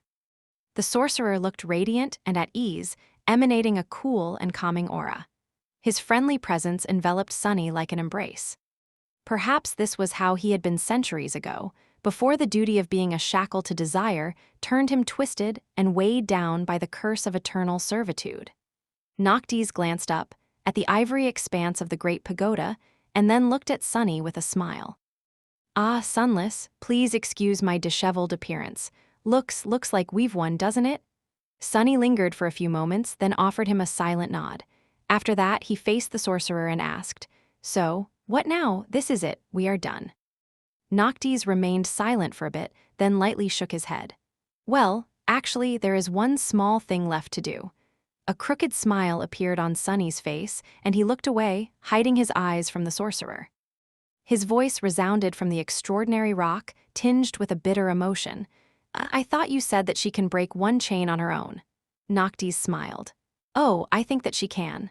However," the immortal's smile paled and then disappeared, leaving his face strangely bare. "That doesn't mean that she should." He sighed and then looked away at the pillars of smoke rising above the dying city. His gaze was distant and solemn. "Have you ever seen a wolf gnaw its paw off to escape a trap, Sunless? Ah, it's a terrible thing to behold. I wouldn't wish such a fate on anyone." Noctis remained silent for a while and then added in a wistful tone, "Wolves are meant to be free." Then, a carefree smile appeared on his beautiful face once again, and the sorcerer turned to Sunny with sparks dancing in his gray eyes. "So, my friend, the time has finally come for me to request something of you." He reached out with his hand and opened his palm. Sunny remained silent, refusing to look in the sorcerer's direction. "Will you give me the obsidian knife?" "Got him it." Sunny wanted to say so much, he wanted to do so much, he felt so much. But he knew that it would have been a wrong and cruel thing to do, a betrayal. He sighed heavily and then faced Noctis. A swirl of sparks appeared around his hand.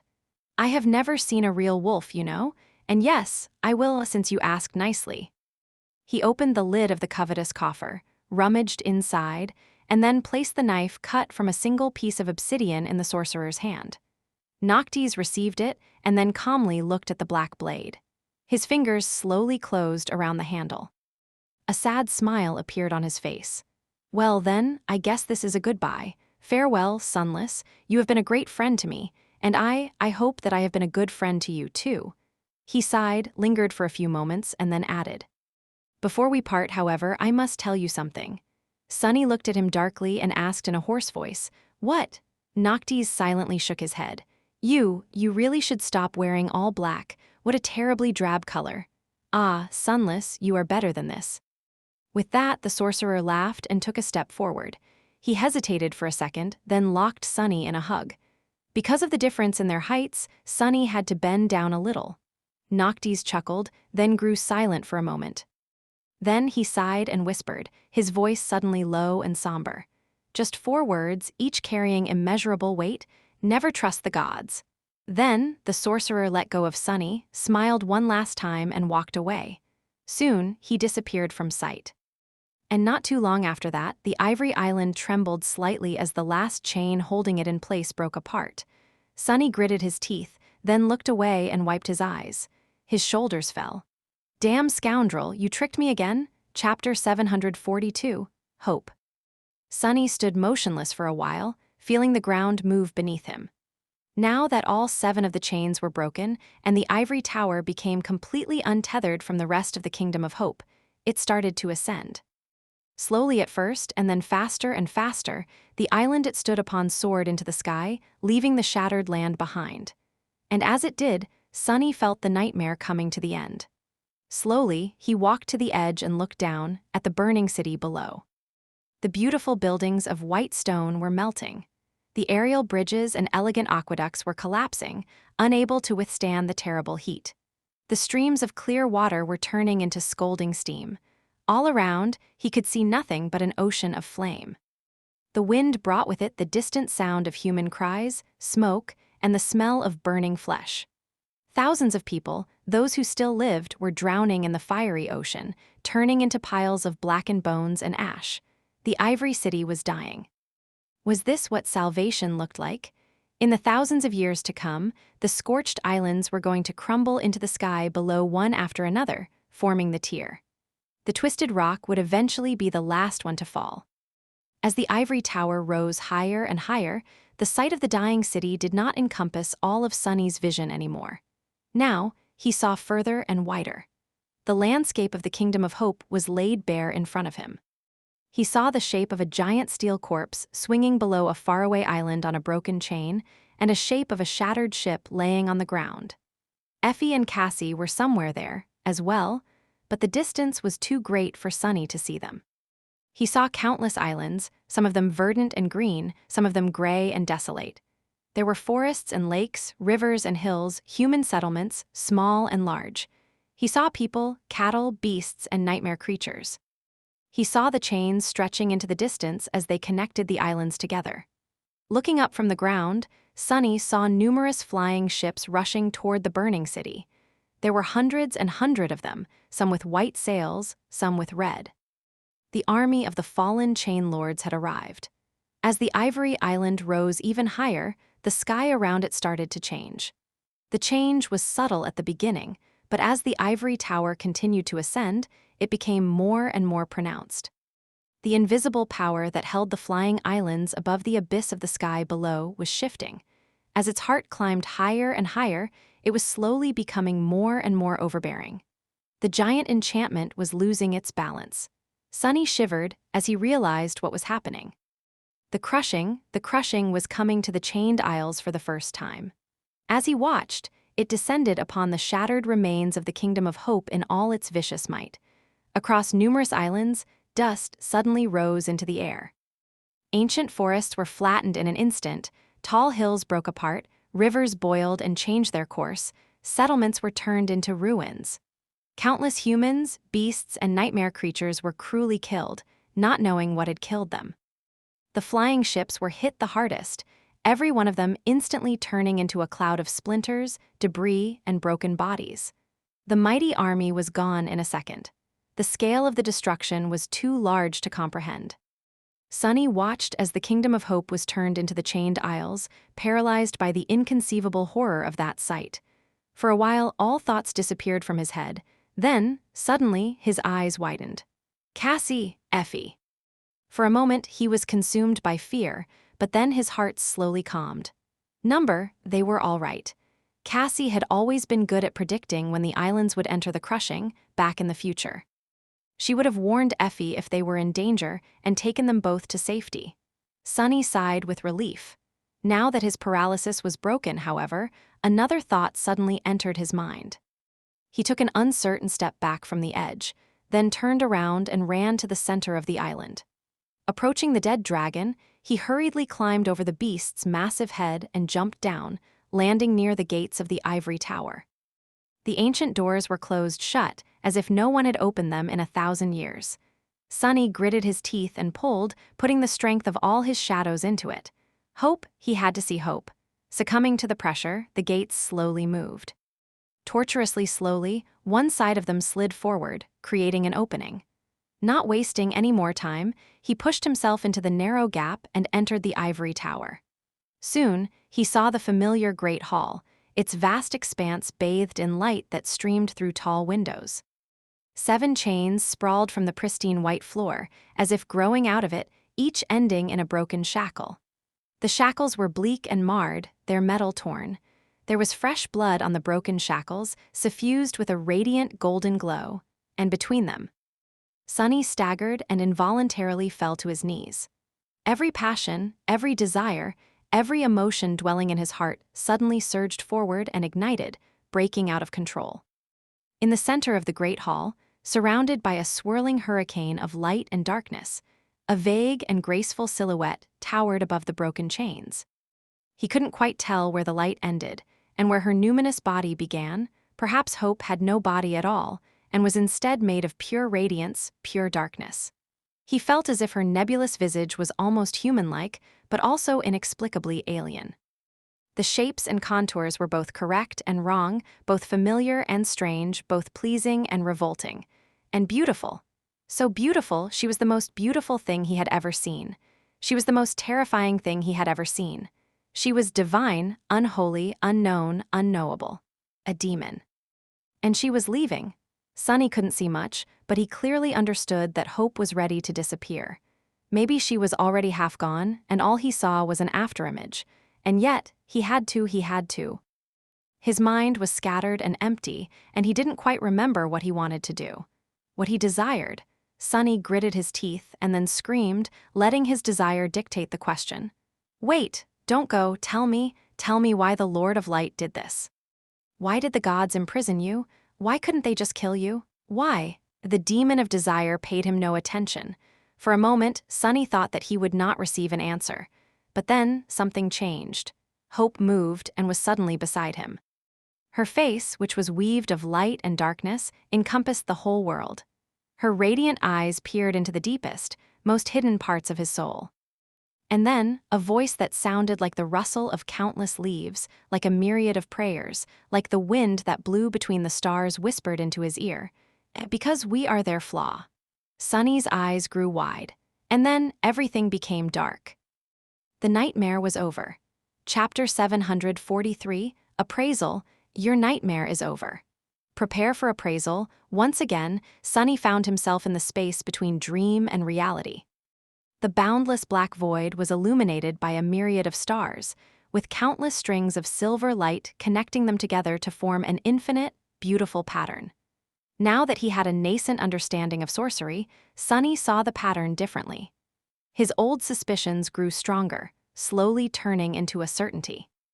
This was the inner sanctum of the spell, and if the spell had been created by Weaver, then what he was looking at was its weave. The myriad of stars were the nexuses. The strings of light, however, were not the same as the threads of essence he could create himself. Instead, the spell was weaved from the strings of fate itself. As that realization took root in his heart, Sunny shuddered. The scale of the cosmic weave of silver light and numerous stars that surrounded him had already been too vast to comprehend. Now that he glimpsed its true nature, it suddenly seemed even more inconceivable. Yes, Weaver was called the demon of fate, but harvesting its very fabric to create a titanic enchantment was too incredible, even for the firstborn of the unknown. For a demon, Sunny shivered once again. We are their flaw, what did she mean? Hope's answer had shaken him to the very core. The implications were too unthinkable. He did not truly understand what she had meant, but felt as though he was at the precipice of a vast and terrible truth. Sunny was still far away from grasping that truth, however. Were the demons personifications of the flaws that the gods had shed? Is that how the gods had become flawless? Or had the gods been flawless before the demons appeared instead? None of it made any sense. How did the unknown, from whom the demons had come, fit into this? Was there a hint at who or what the unknown had been or was? As always, there were too many questions and almost no answers. If there was one thing that became clear, however, it was that the relationship between the gods and the demons was even more complicated than he had thought. How infuriating! Sunny had learned a remarkable secret, but had no way to understand it. He stared into the distance for some time, then sighed. Well, whatever. I am too small and weak to concern myself with the secrets of the divine anyway. Although he was not as small and weak as he had been before, he was a master. Or rather, was about to become one. As if answering his thoughts, the spell finally spoke, "Awakened, your trial is over." Its voice continued to resonate in the black void. A lonesome shadow came to a land of shattered dreams. It was captured and thrown into a cage, but escaped by weaving sorceries from its own soul. The shadow beheaded itself to take the slave collar off its neck, and lost its heart to win its freedom. Leaving the Colosseum behind, the shadow traveled far and got ensnared. It lived 100 lives and died 100 deaths within a dreadful nightmare, forgetting what it was and where it came from. The shadow did not break, and so, the nightmare broke instead. Free once again, the shadow befriended a mad sorcerer, a feral child, a crippled archer, and a blind prophet. Together, they collected the deaths of the immortal lords and waged a war against the holy city. The lords were killed, the city was destroyed. The shadow broke the chains of hope and set desire free. You have slain and awakened. The spell went on to list everyone and everything he had killed inside the nightmare. Sunny felt that something strange was happening to time inside the black void, because it did not take too long for the spell to finish with that part of the appraisal. And there was a lot for it to list. Sunny had been busy in these past 5 months, after all. He had lost count at some point, but the number of his victims had to be somewhere between 1 and 2,000. He had slain 1,000 enemies at the Red Colosseum alone. A few of them stood out from the litany of names. The Red Priest, Nightmare, the 3 War Maidens, a few high-ranking officers of the Flying Fleet, Solving herself. That was the tally of his deeds. The spell was not shy about showering him with praise, too. Of course, his most dangerous battle had been the battle of wits against Mordred. After a while, the spell was ready to pass a verdict. You have set free a demoness chained by a god. Your achievements are remarkable. Final appraisal, excellent. With that, it grew silent. Sunny remained motionless for a few moments, then frowned. Wait, what? Excellent, just excellent? What the hell, spell? It did not even bother to add a remark after the appraisal. He had killed hundreds upon hundreds of awakened humans and nightmare creatures, including plenty of fallen abominations and masters. He had even killed a saint. He had learned true sorcery, won a battle against a whole army, caused the deaths of several immortals, and set free a demon against a god's will. He had his head cut off and his heart ripped out, and still lived to tell the tale. Was it not enough to earn a better mark? Not that it mattered, anyway. Unlike the first nightmare, the second did not come with an additional boon. Sunny already had a true name and an aspect legacy. All he was going to receive was the ascension, which was the only reward he truly cared about. But still, why was his performance in the first nightmare appraised as glorious, but his performance in the second nightmare as just excellent? Both achievements seemed equally improbable, but this one was without a doubt much more impressive. Suddenly, an idea entered his mind. Sunny's eyes widened. Can this be true? If it was, his heart suddenly skipped a bit. What was the difference between what he had done in his 2 nightmares? Yes, his deeds in the Kingdom of Hope were astonishing and bordering on impossible, but almost all of them repeated the events of the original past. They had followed the current of fate. The Temple of the Chalice had been destroyed. Sun Prince had lost his arm and ended up with his chest torn open, hanging from the shipwreck island with his leg tangled in a broken chain. Lord Sevres died, wrapping his dragon body around the ivory tower. The only substantial change he had achieved was killing Solvane instead of letting her suffer for an eternity in the grasp of Wormvine. In the first nightmare, however, Sunny was not sure how the true temple slave fared, but he suspected that their paths diverged quite a lot. In other words, he had carved his own path through the Black Mountain, overcoming the current of fate to a much larger degree. But what did all of this mean? Sunny forgot to breathe. Was that what the spell truly valued? Was that what its true purpose was? Had Weaver created it to change fate? Chapter 744. Ascension. Sunny reeled from all the information he was receiving. He had already been exhausted after the battle against the Flying Armada, the race across the burning city, the confrontation with Mordred, and the rest. Witnessing Hope in her true form and hearing her inhuman, beautiful voice had almost overloaded his mind. Looking at the spell through the prism of his new knowledge of sorcery had been another shock. And this latest revelation, Sunny groaned. What does it all mean? Of course, he could not be certain of the validity of his guess. But his intuition told him that he was at least partially right. The appraisal of the challengers' performance did not depend on the greatness of the feats they had achieved, but instead on how far they had strayed from the predestined outcome. How well they had resisted the current of fate. The spell wanted humans to strain against the chains of fate, maybe even break them. But why? Why would the demon of fate want fate to be subjugated? By mere mortals, no less. And what was the point of manipulating fate inside illusory nightmares? No matter how much was changed, it was never going to affect the dream realm and the waking world. It was never going to reach reality. Whatever changes had been made, they were going to disappear forever as soon as the nightmare ended. As far as Sunny knew, no echo of the events that transpired in the first, second, and third nightmares had ever affected change in the real world. The only thing that returned from the nightmares were the awakened. He frowned, feeling a vague hint of suspicion appearing in his mind. However, before he could grasp it, the spell spoke again.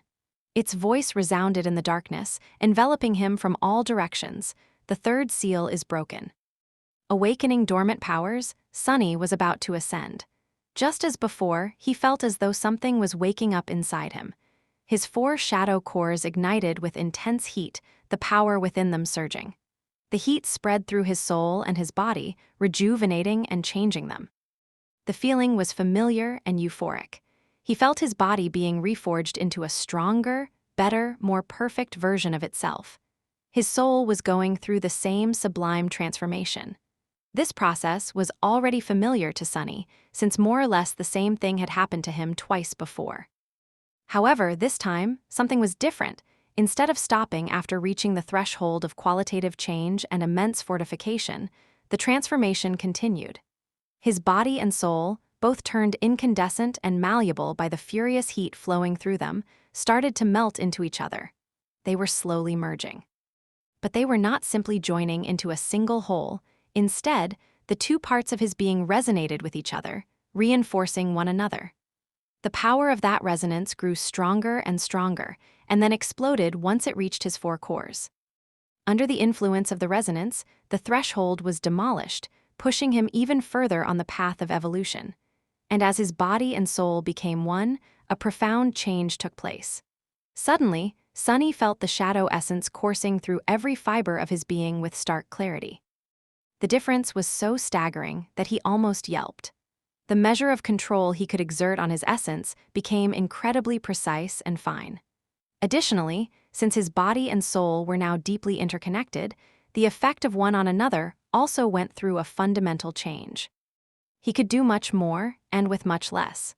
This was the true boon of the ascension. And there was something else, a deep and vast shift in his very being that he could feel, but not understand or express with words yet.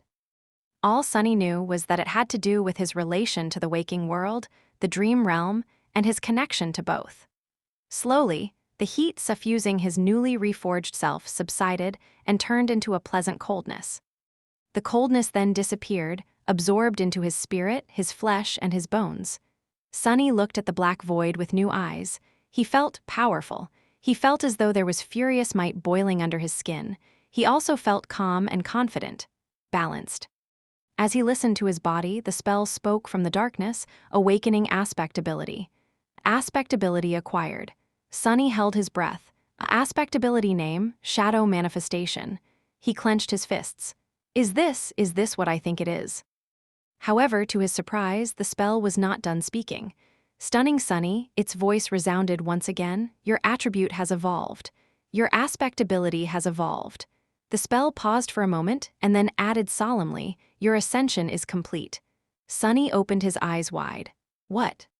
What has evolved? He hurriedly summoned the runes and read them. Name, Sunless. True name, Lost from Light. Rank, Ascended. Class, Devil. Shadow cores, 4/7. Shadow fragments, 744/4000. Sunny stared at the number of his fragments for a moment, then shook his head and skipped ahead to his attributes. Attributes: Faded, Flame of Divinity.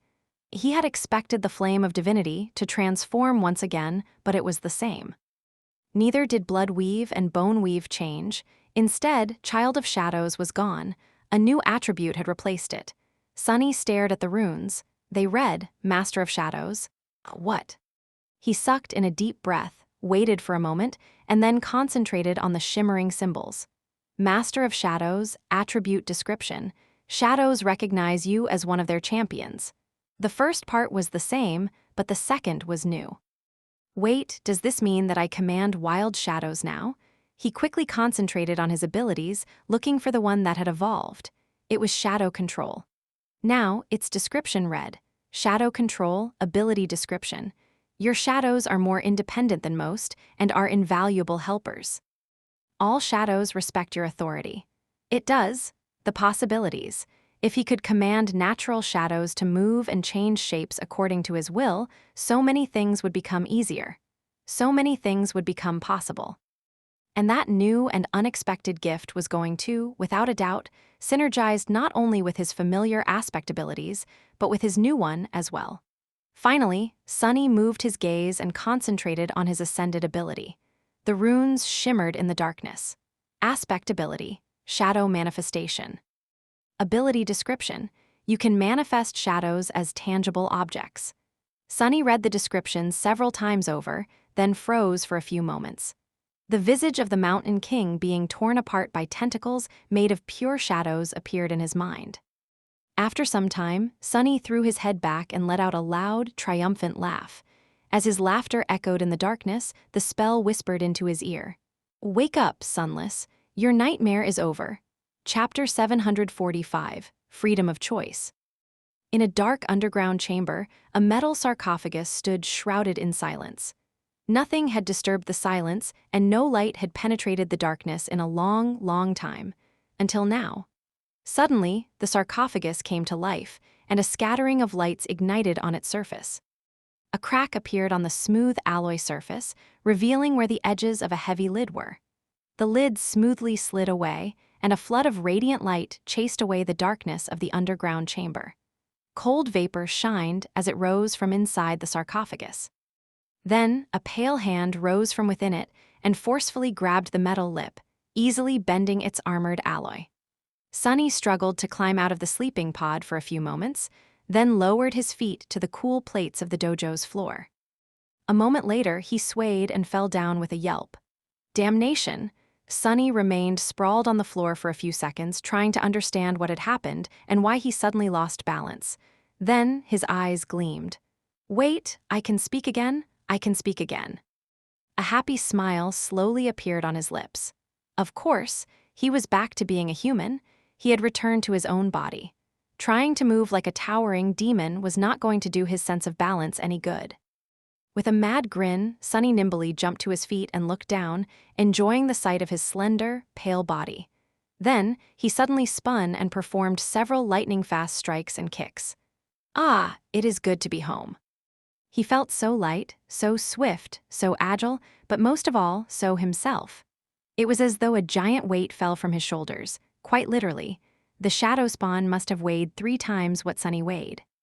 Being a tall, powerful devil had its own advantages, but he much preferred his true compact self. Not only was Sunny much lighter, but he also presented a much smaller target for the enemies to stick their blades in. And although having only 2 hands seemed rather inconvenient and silly, shedding the cumbersome shell of the inhuman creature felt nothing short of exhilarating. Besides, now that Sunny was a master, his slender body packed more punch than the shadow spawn could ever hope to muster. Not to mention how in tune it was with shadow essence now, and how explosive the result could be. At the moment, Sunny was incredibly happy with his natural stature and height. Only after being forcefully turned into a lumbering monstrosity did he learn to appreciate all the benefits of being light, nimble, and swift. Inhaling the flawlessly filtered air of the underground dojo, he let out a satisfied sigh and glanced at the crumpled metal of the lip of the sleeping pod. He had inadvertently damaged the armored alloy by simply grabbing it too hard. Getting used to his new strength was going to take some time. For a moment, Sunny felt very disheartened about the damage he had done to the expensive machine. Replacing the bent panel was not going to be cheap. It was well within his means, of course, but still. However, then, he tilted his head slightly. Wait, why do I even care? Why would he worry about the luxurious sleeping pod? He didn't need it anymore. He was a master now, a true ascended. If Sunny wished to enter the dream realm, he would travel there physically. His body would not be left empty and defenseless in the waking world. More than that, he could leave the dream realm behind forever. If he wanted to, he could never go back to that hell. He could just remain in the comfort and safety of the real world, enjoying all that it offered thanks to his wealth, citizenship, and social status. For the first time after becoming infected by the nightmare spell, Sunny was free to refuse it. He had won his right to have a choice. He was not a slave to the whims of the world anymore. For now, he could concentrate on his business and open a true memory shop just like he had wanted. With his accumulated arsenal and knowledge of sorcery, creating a thriving enterprise would not be a problem. Sunny would be able to grow filthy rich and enjoy a lavish or even decadent lifestyle without having to risk his life or think about how to sustain it even again. He could even sleep in an actual bed and see actual dreams. Would it not be a beautifully happy ending for a homeless street rat from the outskirts? Sunny froze, staring into the distance. Slowly, a pale smile appeared on his face. Yeah, as if that would ever happen. Somehow, he doubted that extricating himself from the spell would be that easy. Even if he learned how to manage the unpredictable nature of his fated attribute, there were other factors to consider. As a master with a special strategic asset designation, he was bound to attract the utmost attention of the forces that governed humanity. Neither the government nor the great clans would leave him be, especially the latter. Sunny suspected that he was going to receive a friendly visit from a representative of one of the ruling clans in the near future. Thanks to subtle assistance from Master Jet, they had largely let him be when Sunny had been simply a promising awakened. Now that he proved his mettle and elevated himself to the venerated status of an ascended, the clans would not remain idle. At the very least, they had to pass on a message that trying to become a saint without pledging allegiance to one of them would not be tolerated. And then there was the whole mess with the Night Temple. Saint Tyrus had said that she would smooth things out with clan valor, but Sunny did not know how successful her attempts to shield him from the consequences of Mordred's escape had ended up being. Even though there were no witnesses left to tell the tale of what had transpired in the destroyed citadel, he was hesitant to assume that a great clan had no means of finding out the truth. And finally, there was Nephise. Even though Sunny was inclined to believe that Changing Star would not abuse her power over him, he could not be absolutely sure. Worse still, whatever certainty he had was based on Nephise he knew. Who could tell what years of solitude and the harrowing hell of the dream realm had done to her mind? Sunny looked down and then sighed. No, I'll still be rich and lazy one day, no matter what, you will all see. His train of thought was interrupted, however, because in the next moment, the whole home suddenly shook, and a strangely exhilarated howl resounded from somewhere above.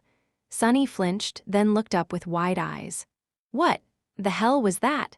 Chapter 746, First Steps. Summoning the undying chain and the cruel sight, Sunny bypassed, using either the elevator or the stairs, and stepped through the shadows to leave the underground dojo behind. No matter what kind of an abomination had found its way into his home, the creature was going to regret it dearly. For a moment, however, Sunny felt a hint of hesitation. He did not know what had transpired in the waking world during his absence, after all. He had left for the Night Temple 7 months ago and had not been back since. For all Sunny knew, humanity might have fallen in that time. The whole city could have been destroyed, with endless hordes of nightmare creatures stalking the desolate ruins. Any kind of horror could have been hiding in his living room. Well, so what? It is still my living room. No matter what state the waking world was in, anyone and anything thinking that they could simply make themselves at home in a home that belonged to Sunny would have to reconsider their life choices. Ready for battle, he appeared from the shadows and froze. The exhilarated howl grew much louder above ground, but it was not produced by a nightmare creature. Instead, it was produced by Effie. With beads of condensation still glistening on her olive skin, the huntress was standing in the center of the room and howling like a maniac. Behind her, the door of the guest bedroom was taken off the hinges, complete with a large piece of the wall and a chunk of the ceiling. That wall was reinforced with armored alloy, damn it. Sunny stared at his friend in shock, then slowly blinked. Wait, Effie is standing. Indeed, the young woman was standing tall, her long legs appearing healthy and strong. There was no wheelchair in sight. In fact, her whole appearance had changed. The weak, unhealthy girl with pale skin stretching over brittle bones and a twisted spine was gone. Instead, Effie looked almost like she did in the dream realm, tall, attractive, with sparkling hazel eyes and perfectly defined, lean muscles rolling under the dewy olive skin. She was radiating an infectious feeling of vitality and vigor. Everything about her was screaming of strength, potency, and power. The only thing that changed was the length and cut of her hair, as well as the degree of her tan. Before Sunny could realize it, a joyous smile crept up on his face. Of course, the ascension was a miraculous process. It merged the physical and the spirit bodies together, taking the best parts and perfecting both. Even the lost could return from the dream realm and live in the real world once more after conquering the second nightmare. Effie's disability was no exception to this magical rule. That was the reason why she had always strived to become a master to begin with. A moment later, Effie ended her triumphant howl on a high note and turned around, finally noticing him. Her eyes shined. She took a step forward and grinned brightly. "Doofus, I'm walking." Sunny wanted to say something, but then forced himself to look away. He cleared his throat. "Congratulations, I am very happy for you, I am. But please, can you put something on?" Effie blinked a couple of times, then looked down. In all the excitement, she had completely forgotten to dress after climbing out of the sleeping pod. Her grin turned a little sheepish. "Ah, well, pretend you didn't see anything." Hearing the young woman hurriedly stomp away, Sunny let out a heavy sigh. "I will try." Effie's voice resounded from the guest bedroom. "Sunny," he turned his head slightly. "What?" For a moment, there was silence. "Sorry about the doors and the walls," Sunny grimaced. "It's not a big wait walls, as in multiple walls." What the hell did you do?" While Effie was clothing herself, Sunny looked around his house. It didn't change much. In the 7 months that passed since his departure, the cleaning systems had done a good job of keeping everything presentable.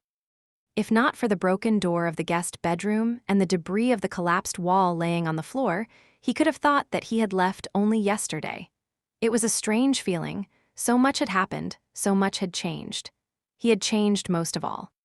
He was a master now, and that was perhaps not the greatest transformation Sunny had gone through after living through the night temple and the nightmare. And yet, here in the waking world, everything was the same. Everything was unchanged. He did not know how to feel about it. The permanence and safety of his home were very comforting, but they also filled him with a deep sense of resentment for some reason. The contradiction persisted, making him feel confused. Shaking his head, Sunny retrieved his communicator from where he had left it and turned it online. There was a backlog of unanswered messages he was going to have to go through, but right now, that did not matter. Only the last message caught his attention. It was from Cassie, containing only a couple of words. "I'm fine." He quickly sent a response and then dialed Kai. His friend answered the call immediately, as if he was waiting for it. The charming young man was already dressed, although his gorgeous hair was wet and messy. In the background, multiple people in stylish business suits were feverishly running around with slightly shell-shocked looks on their faces. They were probably the representatives of his agency and PR team. Kai smiled. "Sunny, what happened? How did the nightmare end? Is everyone all right?" Sunny lingered for a moment. I am all right. Effie and Cassie are alive and well, too. After you dealt with Severax, everything went smoothly. The young man sighed with relief. Thank the gods. But what about? He grew silent, not wishing to say Mordred's name aloud. Then Kai shook his head. Actually, don't answer. I'll be there in 10 minutes. The image on the screen of the communicator shifted and then cut off. The last thing Sunny heard was someone's voice yelping, Mr. Knight. What do you mean, step away from the window? Sunny lowered the communicator and smiled. A piece of the broken wall caught his eye, laying on the kitchen table. Everything else was perfectly clean and spotless. As Sunny stared at the piece of debris with displeasure, a dark tentacle rose from below and easily swatted it to the floor. Chapter 747, Invisible Scars. Usually, it would have taken Kai a lot longer to fly across the city to reach the tranquil terrace district. Not that he would have. But today, the famous idol neglected his habit of staying low and out of sight. It seemed that his speed increased tremendously, as well, because 10 minutes later, he was already at Sunny's door. Maybe because of that, there was no crowd of paparazzi following him. As they waited for Cassie, Effie rummaged through the empty refrigerator, then walked away from it with a disappointed sigh. There's no food. Sunny, who was evaluating the damage the boisterous huntress had done to the guest bedroom, glanced at her darkly. We've been gone for months. What did you expect? Effie made a sad face, then shrugged. But I'm hungry. Sunny let out an exasperated breath. I have some synth paste if you want. She shuddered and opened her mouth to retort, but at that moment, there was a knock on the door. If not for the haughty shadow standing guard outside, reluctantly of course, since mundane tasks such as this were grossly beneath it, Sunny would have tensed up.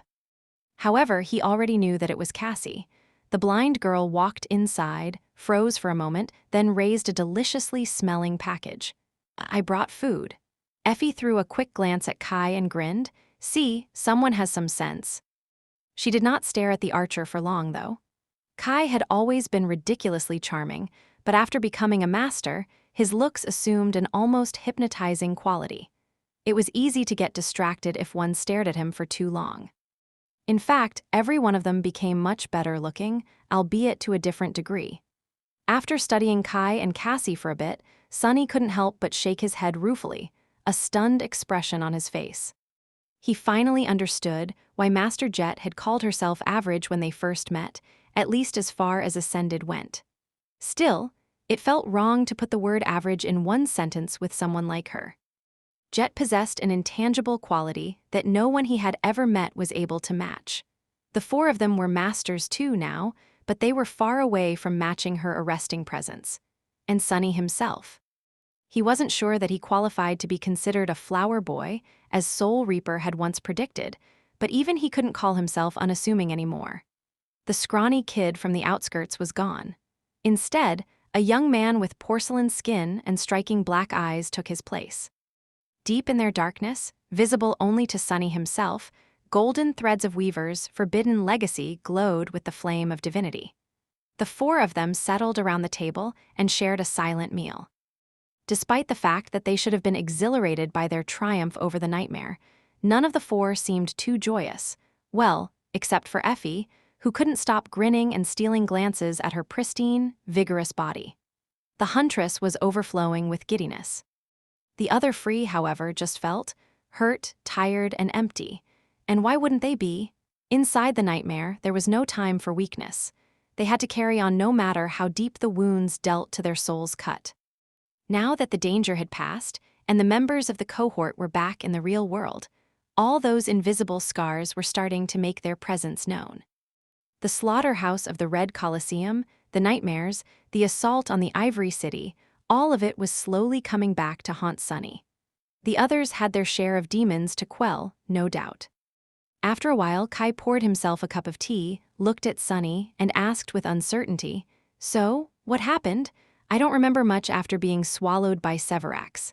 Effie dropped her fork and stared at the archer with a stunned expression. "Swallowed what?" "You were swallowed by the dragon?" Kai smiled with embarrassment. "Oh, not really. I just sort of jumped into his mouth, because I didn't know how else to kill him." The Effie blinked a few times but didn't say anything. She even forgot about her food for a moment. Sunny looked down, then sighed. Nothing really happened. I managed to stall the fifth challenger for a while. He fell for my deception because he had assumed that I would not trust anyone with the knives, I think. After you killed the dragon, there was no real reason for him to stay.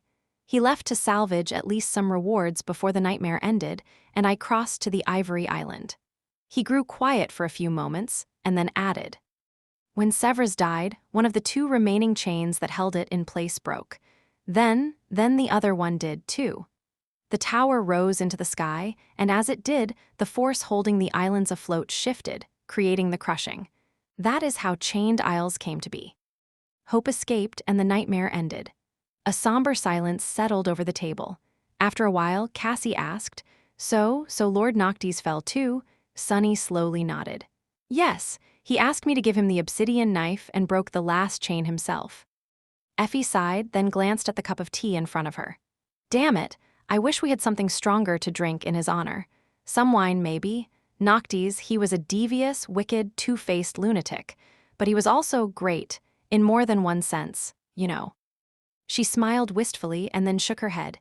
"Isn't it strange? Mourning a figment of the spell. They weren't real after all." Sunny looked down, knowing that Effie was not only talking about Noctis. Then, the corners of his mouth curled upward. He raised his cup of tea and smiled. "Actually, I think that enjoying some tea is what he would have wanted us to do. That was his plan, you know.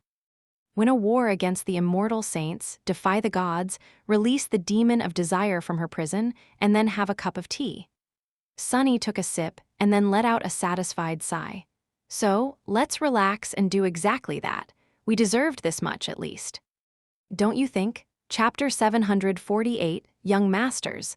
Sometime later, Sunny left the house and sat on the porch by himself. His thoughts were in disarray. So much had changed, so much had happened. So much was going to happen in the next few days, as well. His life was inevitably going to transform, hopefully, for the best. However, there were many obstacles he was going to have to overcome, and many decisions he was going to have to make in order to avoid being destroyed by the changes instead. Although Sunny had grown considerably stronger, and obliterating him was not as easy anymore, there were still threats out there that he did not dare to face. He sighed and looked down. "I am a master." The knowledge rested in his mind, but he was yet to truly comprehend it. Ascended had seemed so distant and glorious to him, once. Not quite demigods, but also not mere mortals anymore. But now, he was one of these venerated beings himself. He could feel inhuman power coursing through his veins. That was something he couldn't process that fast. And yet, time waited for no one. Sunny knew that there would be no opportunity to properly get used to his swiftly shifting circumstances. He had a lot to do, and he had to do it now. Just take it one step at a time. What did he have to do immediately? Call Aiko, for one. He had to let his business partner know that he was back and get an update on how Rain was doing. Then, discover a way to contact the White Feather clan and find out about the fallout of the destruction of the Night Temple, although Cassie could handle that. Finally, get in touch with Master Jet. For better or worse, she was his handler and his point of contact with the government. If things turned from bad to worse with the great clans, the authorities were the only force influential enough to shield him, for a price, no doubt. Sunny grimaced. "Not yet, I need to collect my thoughts first." He leaned back and studied the familiar, peaceful landscape of the Terrace district. Despite the fact that the great clans possessed incredible powers, it was not too easy to deal with Sunny and the other members of the cohort anymore. All four of them were masters now, and exceptional ones at that. Not only had they conquered the second nightmare, but they had also done it at an abnormally young age, and after entering the seed 1 measly year after awakening. The survivors of the Forgotten Shore were already famous, and this latest accomplishment was bound to stir up a real storm, both in the media and behind closed doors. Sunny would not be able to remain fully under the radar anymore. Not to mention that each of them received extremely powerful abilities. Effie's was, perhaps, the most remarkable in how useful it was. Sunny had expected the Huntress to receive another combat ability, but instead, her new power appeared to bolster her allies as long as they could see her. It was as though they were receiving a part of her phenomenal, comprehensive physical augmentation. Sunny had experienced that enhancement himself when Effie enthusiastically activated her new ability and had to admit that it was powerful. Not comparable to what the young woman herself could accomplish, but still significant. What was even more amazing, it could be effortlessly shared with any number of people as long as they maintained the line of sight with the huntress, without an additional cost in essence. That basically meant that any cohort, any force, and even any army could benefit tremendously from having Effie fight in their ranks. Of course, masters usually acted alone. There were simply not enough masters and too much for them to do to form full cohorts of Ascended. However, that did not mean that one could not build supporting teams of awakened or even mundane soldiers around them. Sunny had seen exactly that when Master Jet arrived to contain the gate ahead of the government forces. So, Effie was about to get very, very popular among the great powers of humanity. Kai was in a similar situation, although for different reasons. His ascended ability was strange and a little bit frightening. None of them, not even Kai himself, had the chance to explore the full range of its capabilities. However, the potential of what it could achieve was vast. Basically, Kai's voice acquired a supernatural quality that compelled people who heard it to follow his commands. The result and the consequence depended on how much essence he poured into the compulsion and the target's resistance, as well as some other factors that no one understood. Direct commands were hard to force on people with strong willpower or high resistance to mind attacks. For example, if Kai commanded another Ascended to drop their weapon, they would be able to refuse the compulsion. However, their grip might grow weaker and their attacks might grow slower. The same principle worked the other way around, too. The compulsion did not have to be aimed at an enemy. Kai could call upon his allies to fight with more fervor or to hold their ground no matter what. He could invoke any feeling he wanted in large groups of people, or lure them to their deaths like a siren. That ability made him incredibly valuable for those who held power, as well.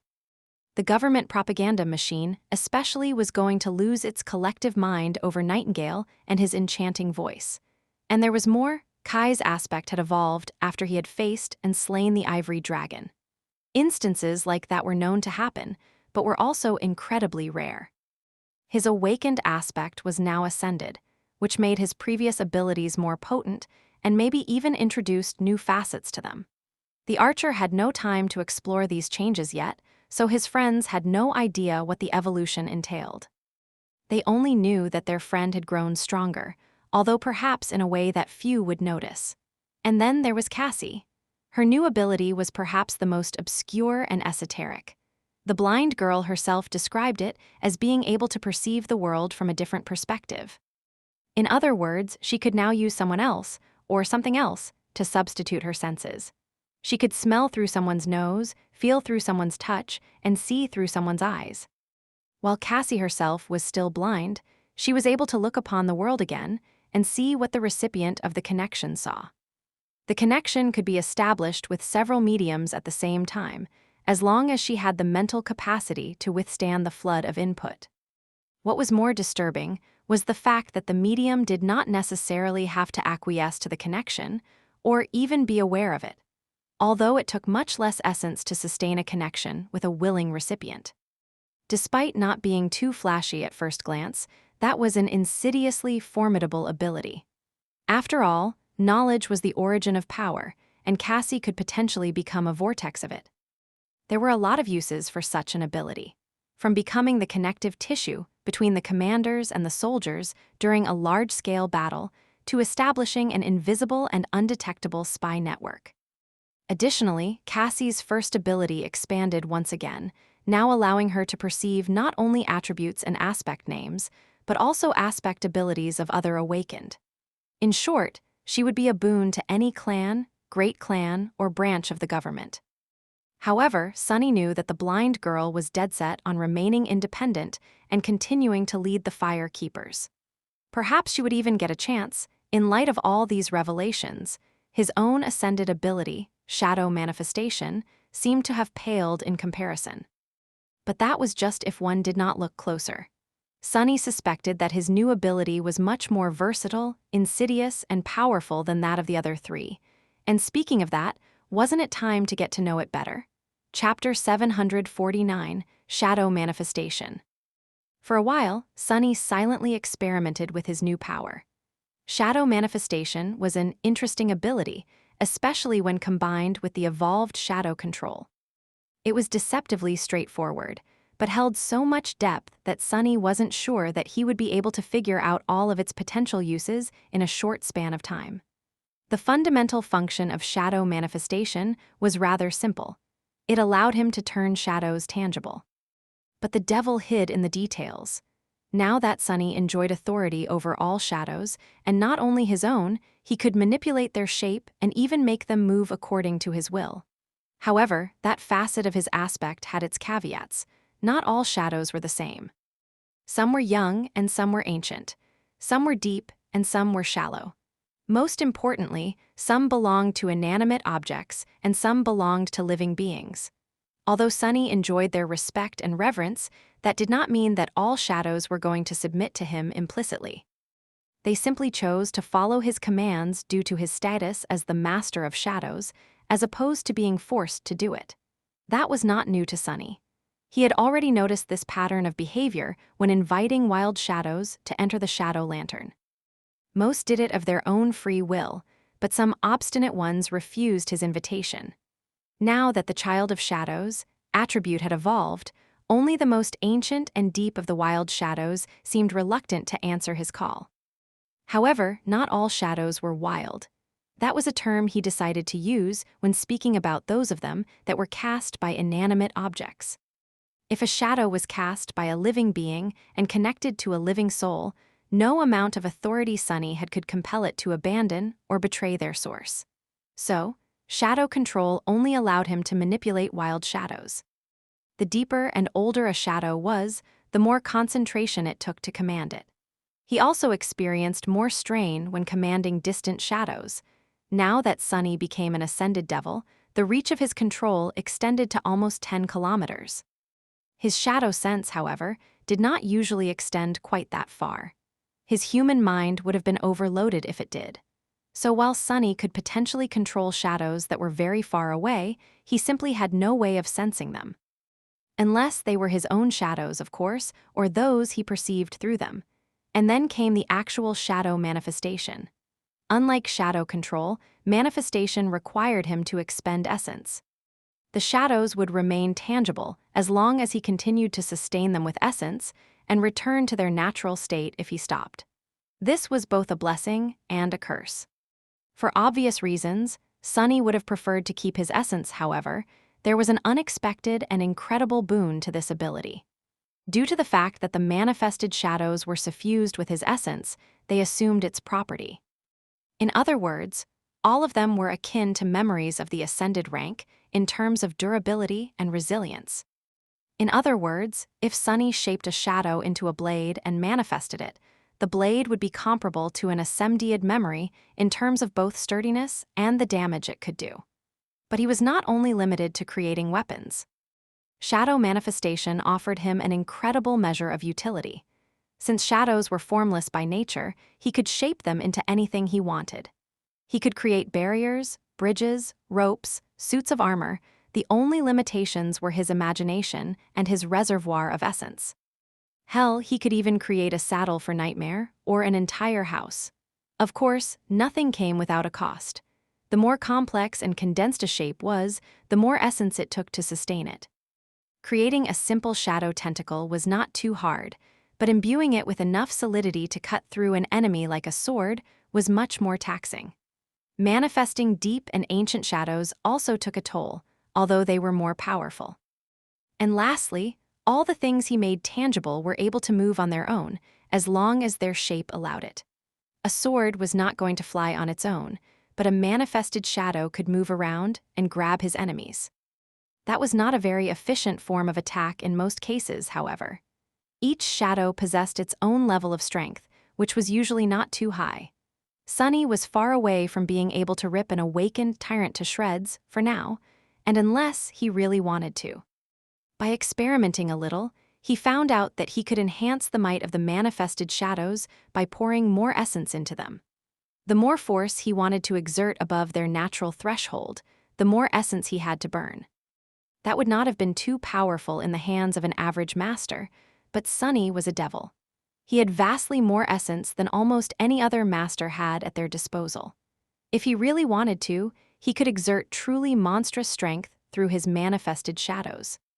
Even though that would be grossly inefficient in terms of essence expenditure, he felt very happy to have such an option. Who wouldn't want to rip enemies apart without having to lift a finger? Even if there were many easier and smarter ways to kill something, very few were as cool and as devious. Apart from the wild shadows, Sunny could also manifest his own. In fact, doing so was much easier, allowed him much better control, and demanded much less essence to be used. For a few moments, he imagined summoning Gloomy, Happy, Creepy, and Haughty, arming them with shadow blades and making them fight in his stead. What a sight that would be! However, after thinking for a bit, he decided that this was not a very good idea. There was a very simple reason for that. While tangible shadows could affect the real world, they could be affected in turn. Manifested shadows could damage his enemies, but could also be damaged instead. Since his shadows were deeply connected to his soul, making them vulnerable to physical attacks was a very stupid thing to do. Sunny did not even want to think about what would happen if one of them was destroyed. At most, they would be able to perform simple tasks that did not pose any risk. Overall, Sunny was very happy with his new aspect ability. It was powerful and versatile, providing him with potent means of both attack and defense, as well as incredible utility. What made him especially happy, though, was how perfectly it synergized with the shadow lantern. Shadow manifestation had only one apparent weakness: the fact that he would not always be surrounded by shadows. Without anything to manifest, its worth was almost non-existent, unless he wanted to risk his own shadows, of course. However, that weakness was made moot by the shadow lantern. With its help, Sunny could carry an infinite amount of shadows with him at all times. No matter where he went, he would never be without their assistance. He would never be a master without servants. Wherever Sunny went, a swarm of shadows would follow. Chapter 750, Home. Sunny remained on the porch for a while longer, thinking about nothing in particular. He wondered about the future and about the past. What had happened to the real Noctis? What had happened to the real Hope? What had really happened to her cursed kingdom? He had seen the corpses and Sevres and Sun Prince in the dream realm. However, Solvang had still been alive. The obsidian and the ivory knives had never been used, hinting that the real events of the liberation of Hope had been both similar and vastly different from how they had transpired in the nightmare. Had Noctis succeeded in his ambition to make a deal with Weaver? Had the demon of fate helped him find a way to break the eternal shackles of Hope without using the knives? If so, had the sorcerer, perhaps, survived his mad rebellion? What price had he paid? Of course, Sunny knew that there were no answers to his questions. He was never going to learn the truth. The events he had lived through in the nightmare were too distant and shrouded in too much mystery for him to discover it. As he thought about all these things, a familiar figure suddenly appeared on the crosswalk. A teenage girl with pale skin and black hair was walking back from school, a somber expression on her face. Noticing Sunny, she froze for a second and then suddenly sprinted over. Halfway to the porch, Rain remembered herself and slowed down, awkwardly trying to hide her excitement. She stopped near Sunny, hesitated for a moment, and then hit him on the shoulder with her little fist. Where the hell have you been? Are you back? You were gone for so long." Sunny leaned back and grinned. "Hey, Rain, of course I am back. Can't you see? As for where I was, I just visited a temple. Then I went on a little cruise. Then I visited a couple of towers, spent some time in a theater, befriended a horse, lived in another temple for a while. Finally, I visited a very pretty city and got to know its rulers. Why, did you miss me?" Rain stared at him for a few moments, then scoffed. "Me? Ha, why would I miss you of all people?" She grew silent, looked down, and then added shyly. "Well, maybe I did miss you, a tiny bit. My new tutor is a very respectable awakened, but he is not at all as fun as you." Sunny looked at her for a few moments and then smiled. "An awakened, huh? What a pity. I am a master now. Rain froze and threw a shocked glance at him. You are a master? As in and ascended? Wait, what? His smile slowly grew smug. Indeed, I am. Do you know what that means? She hesitated. What? Sunny leaned forward and said in a friendly tone. Why, it means that my lessons will be much more expensive, of course. He laughed, then grew silent, and added after a short pause. Oh, also, I might have missed you a tiny bit, too, asterisk. A dark river flowed through a cavernous expanse of black stone. Fog nestled on the water, stifling its quiet murmurs and veiling everything in white. A lone source of light was traveling through the fog, tearing a path through it. It was a slender gondola cut from onyx, with a glass lantern hanging on its bow. A pristine white flame burned within the lantern, straining against the confines of its crystal prison. The fog opened up before the gondola and then silently closed behind. A young woman with silver hair and ivory skin was curled into a ball, sleeping on the bottom of the onyx boat. In the stark light of the lantern, her face seemed deathly pale and vulnerable. On the stern of the gondola stood a skeleton dressed in rags. He was working the oar, staring into the fog or at the young woman. Despite the fact that the skeleton had no lungs, no lips, and no tongue, he was humming a song. One day the gods will fall and reveal their lie, the one who sleeps will awaken. To devour his children and us all that which was forgotten will be remembered and consume the world all of us will dream the nightmare of the forgotten god. As he sang, the young woman stirred, and then slowly opened her eyes. The skeleton grew silent, glanced at her, then said, Good morning, creature, how have you slept? She sat up straight and did not answer, staring at the skeleton with tired gray eyes. The boatman waited for a bit, then shrugged. Are you feeling well? You have not been speaking much these past few weeks, creature. Has your mind finally gone? The young woman remained silent, making the skeleton uncomfortable. He shook his head. Something about you feels different today. Your shadow, it seems to have grown deeper. How peculiar. There was no answer. They continued to sail in silence for a while. Slowly, the fog receded, revealing a black shore. The skeleton changed the course of the boat and let it drift until its bottom scraped against the rock. There, he let go of the oar and sighed. This is it, creature. That is as far as I go. The young woman remained motionless for a while, then stood up and touched the lantern, letting the white flame travel from it to her palm.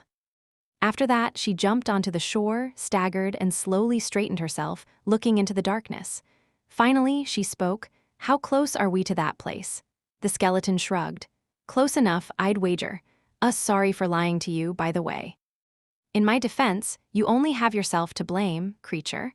Who would be foolish enough to believe that anyone can cross the underworld? This place is not the likes of us to traverse. Getting this close to its inner border is already a miracle.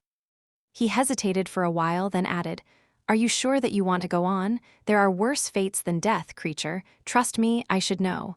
The young woman glanced at him, then asked, What about you? What will you do? The skeleton laughed. Me. Oh, I don't know.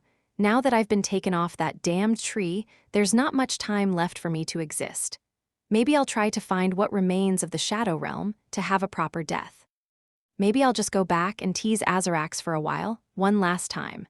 That fellow was really insufferable, you know. Spending an eternity in his company was the greatest punishment of all. A piece of advice, choose your eternal companions carefully, creature. The young woman lingered for a few moments, then nodded and walked into the darkness. Her steps were steady. Then, without turning her head, she said, Thank you, Uris, farewell. The skeleton watched her go and then sighed. What a foolish abomination, still, I wish her luck. Even though I don't know what she seeks, I hope she finds it. As the young woman walked further and further away, the light of her flame grew distant and dim. The darkness surrounded the skeleton, and the white fog flowed slowly in his direction, as if wishing to consume him. Uris watched the fog draw closer, and then sighed again. She is not as foolish as me, at least. Then the white mist swallowed him, and his voice abruptly fell quiet. Soon, impenetrable darkness reigned the cold river once again.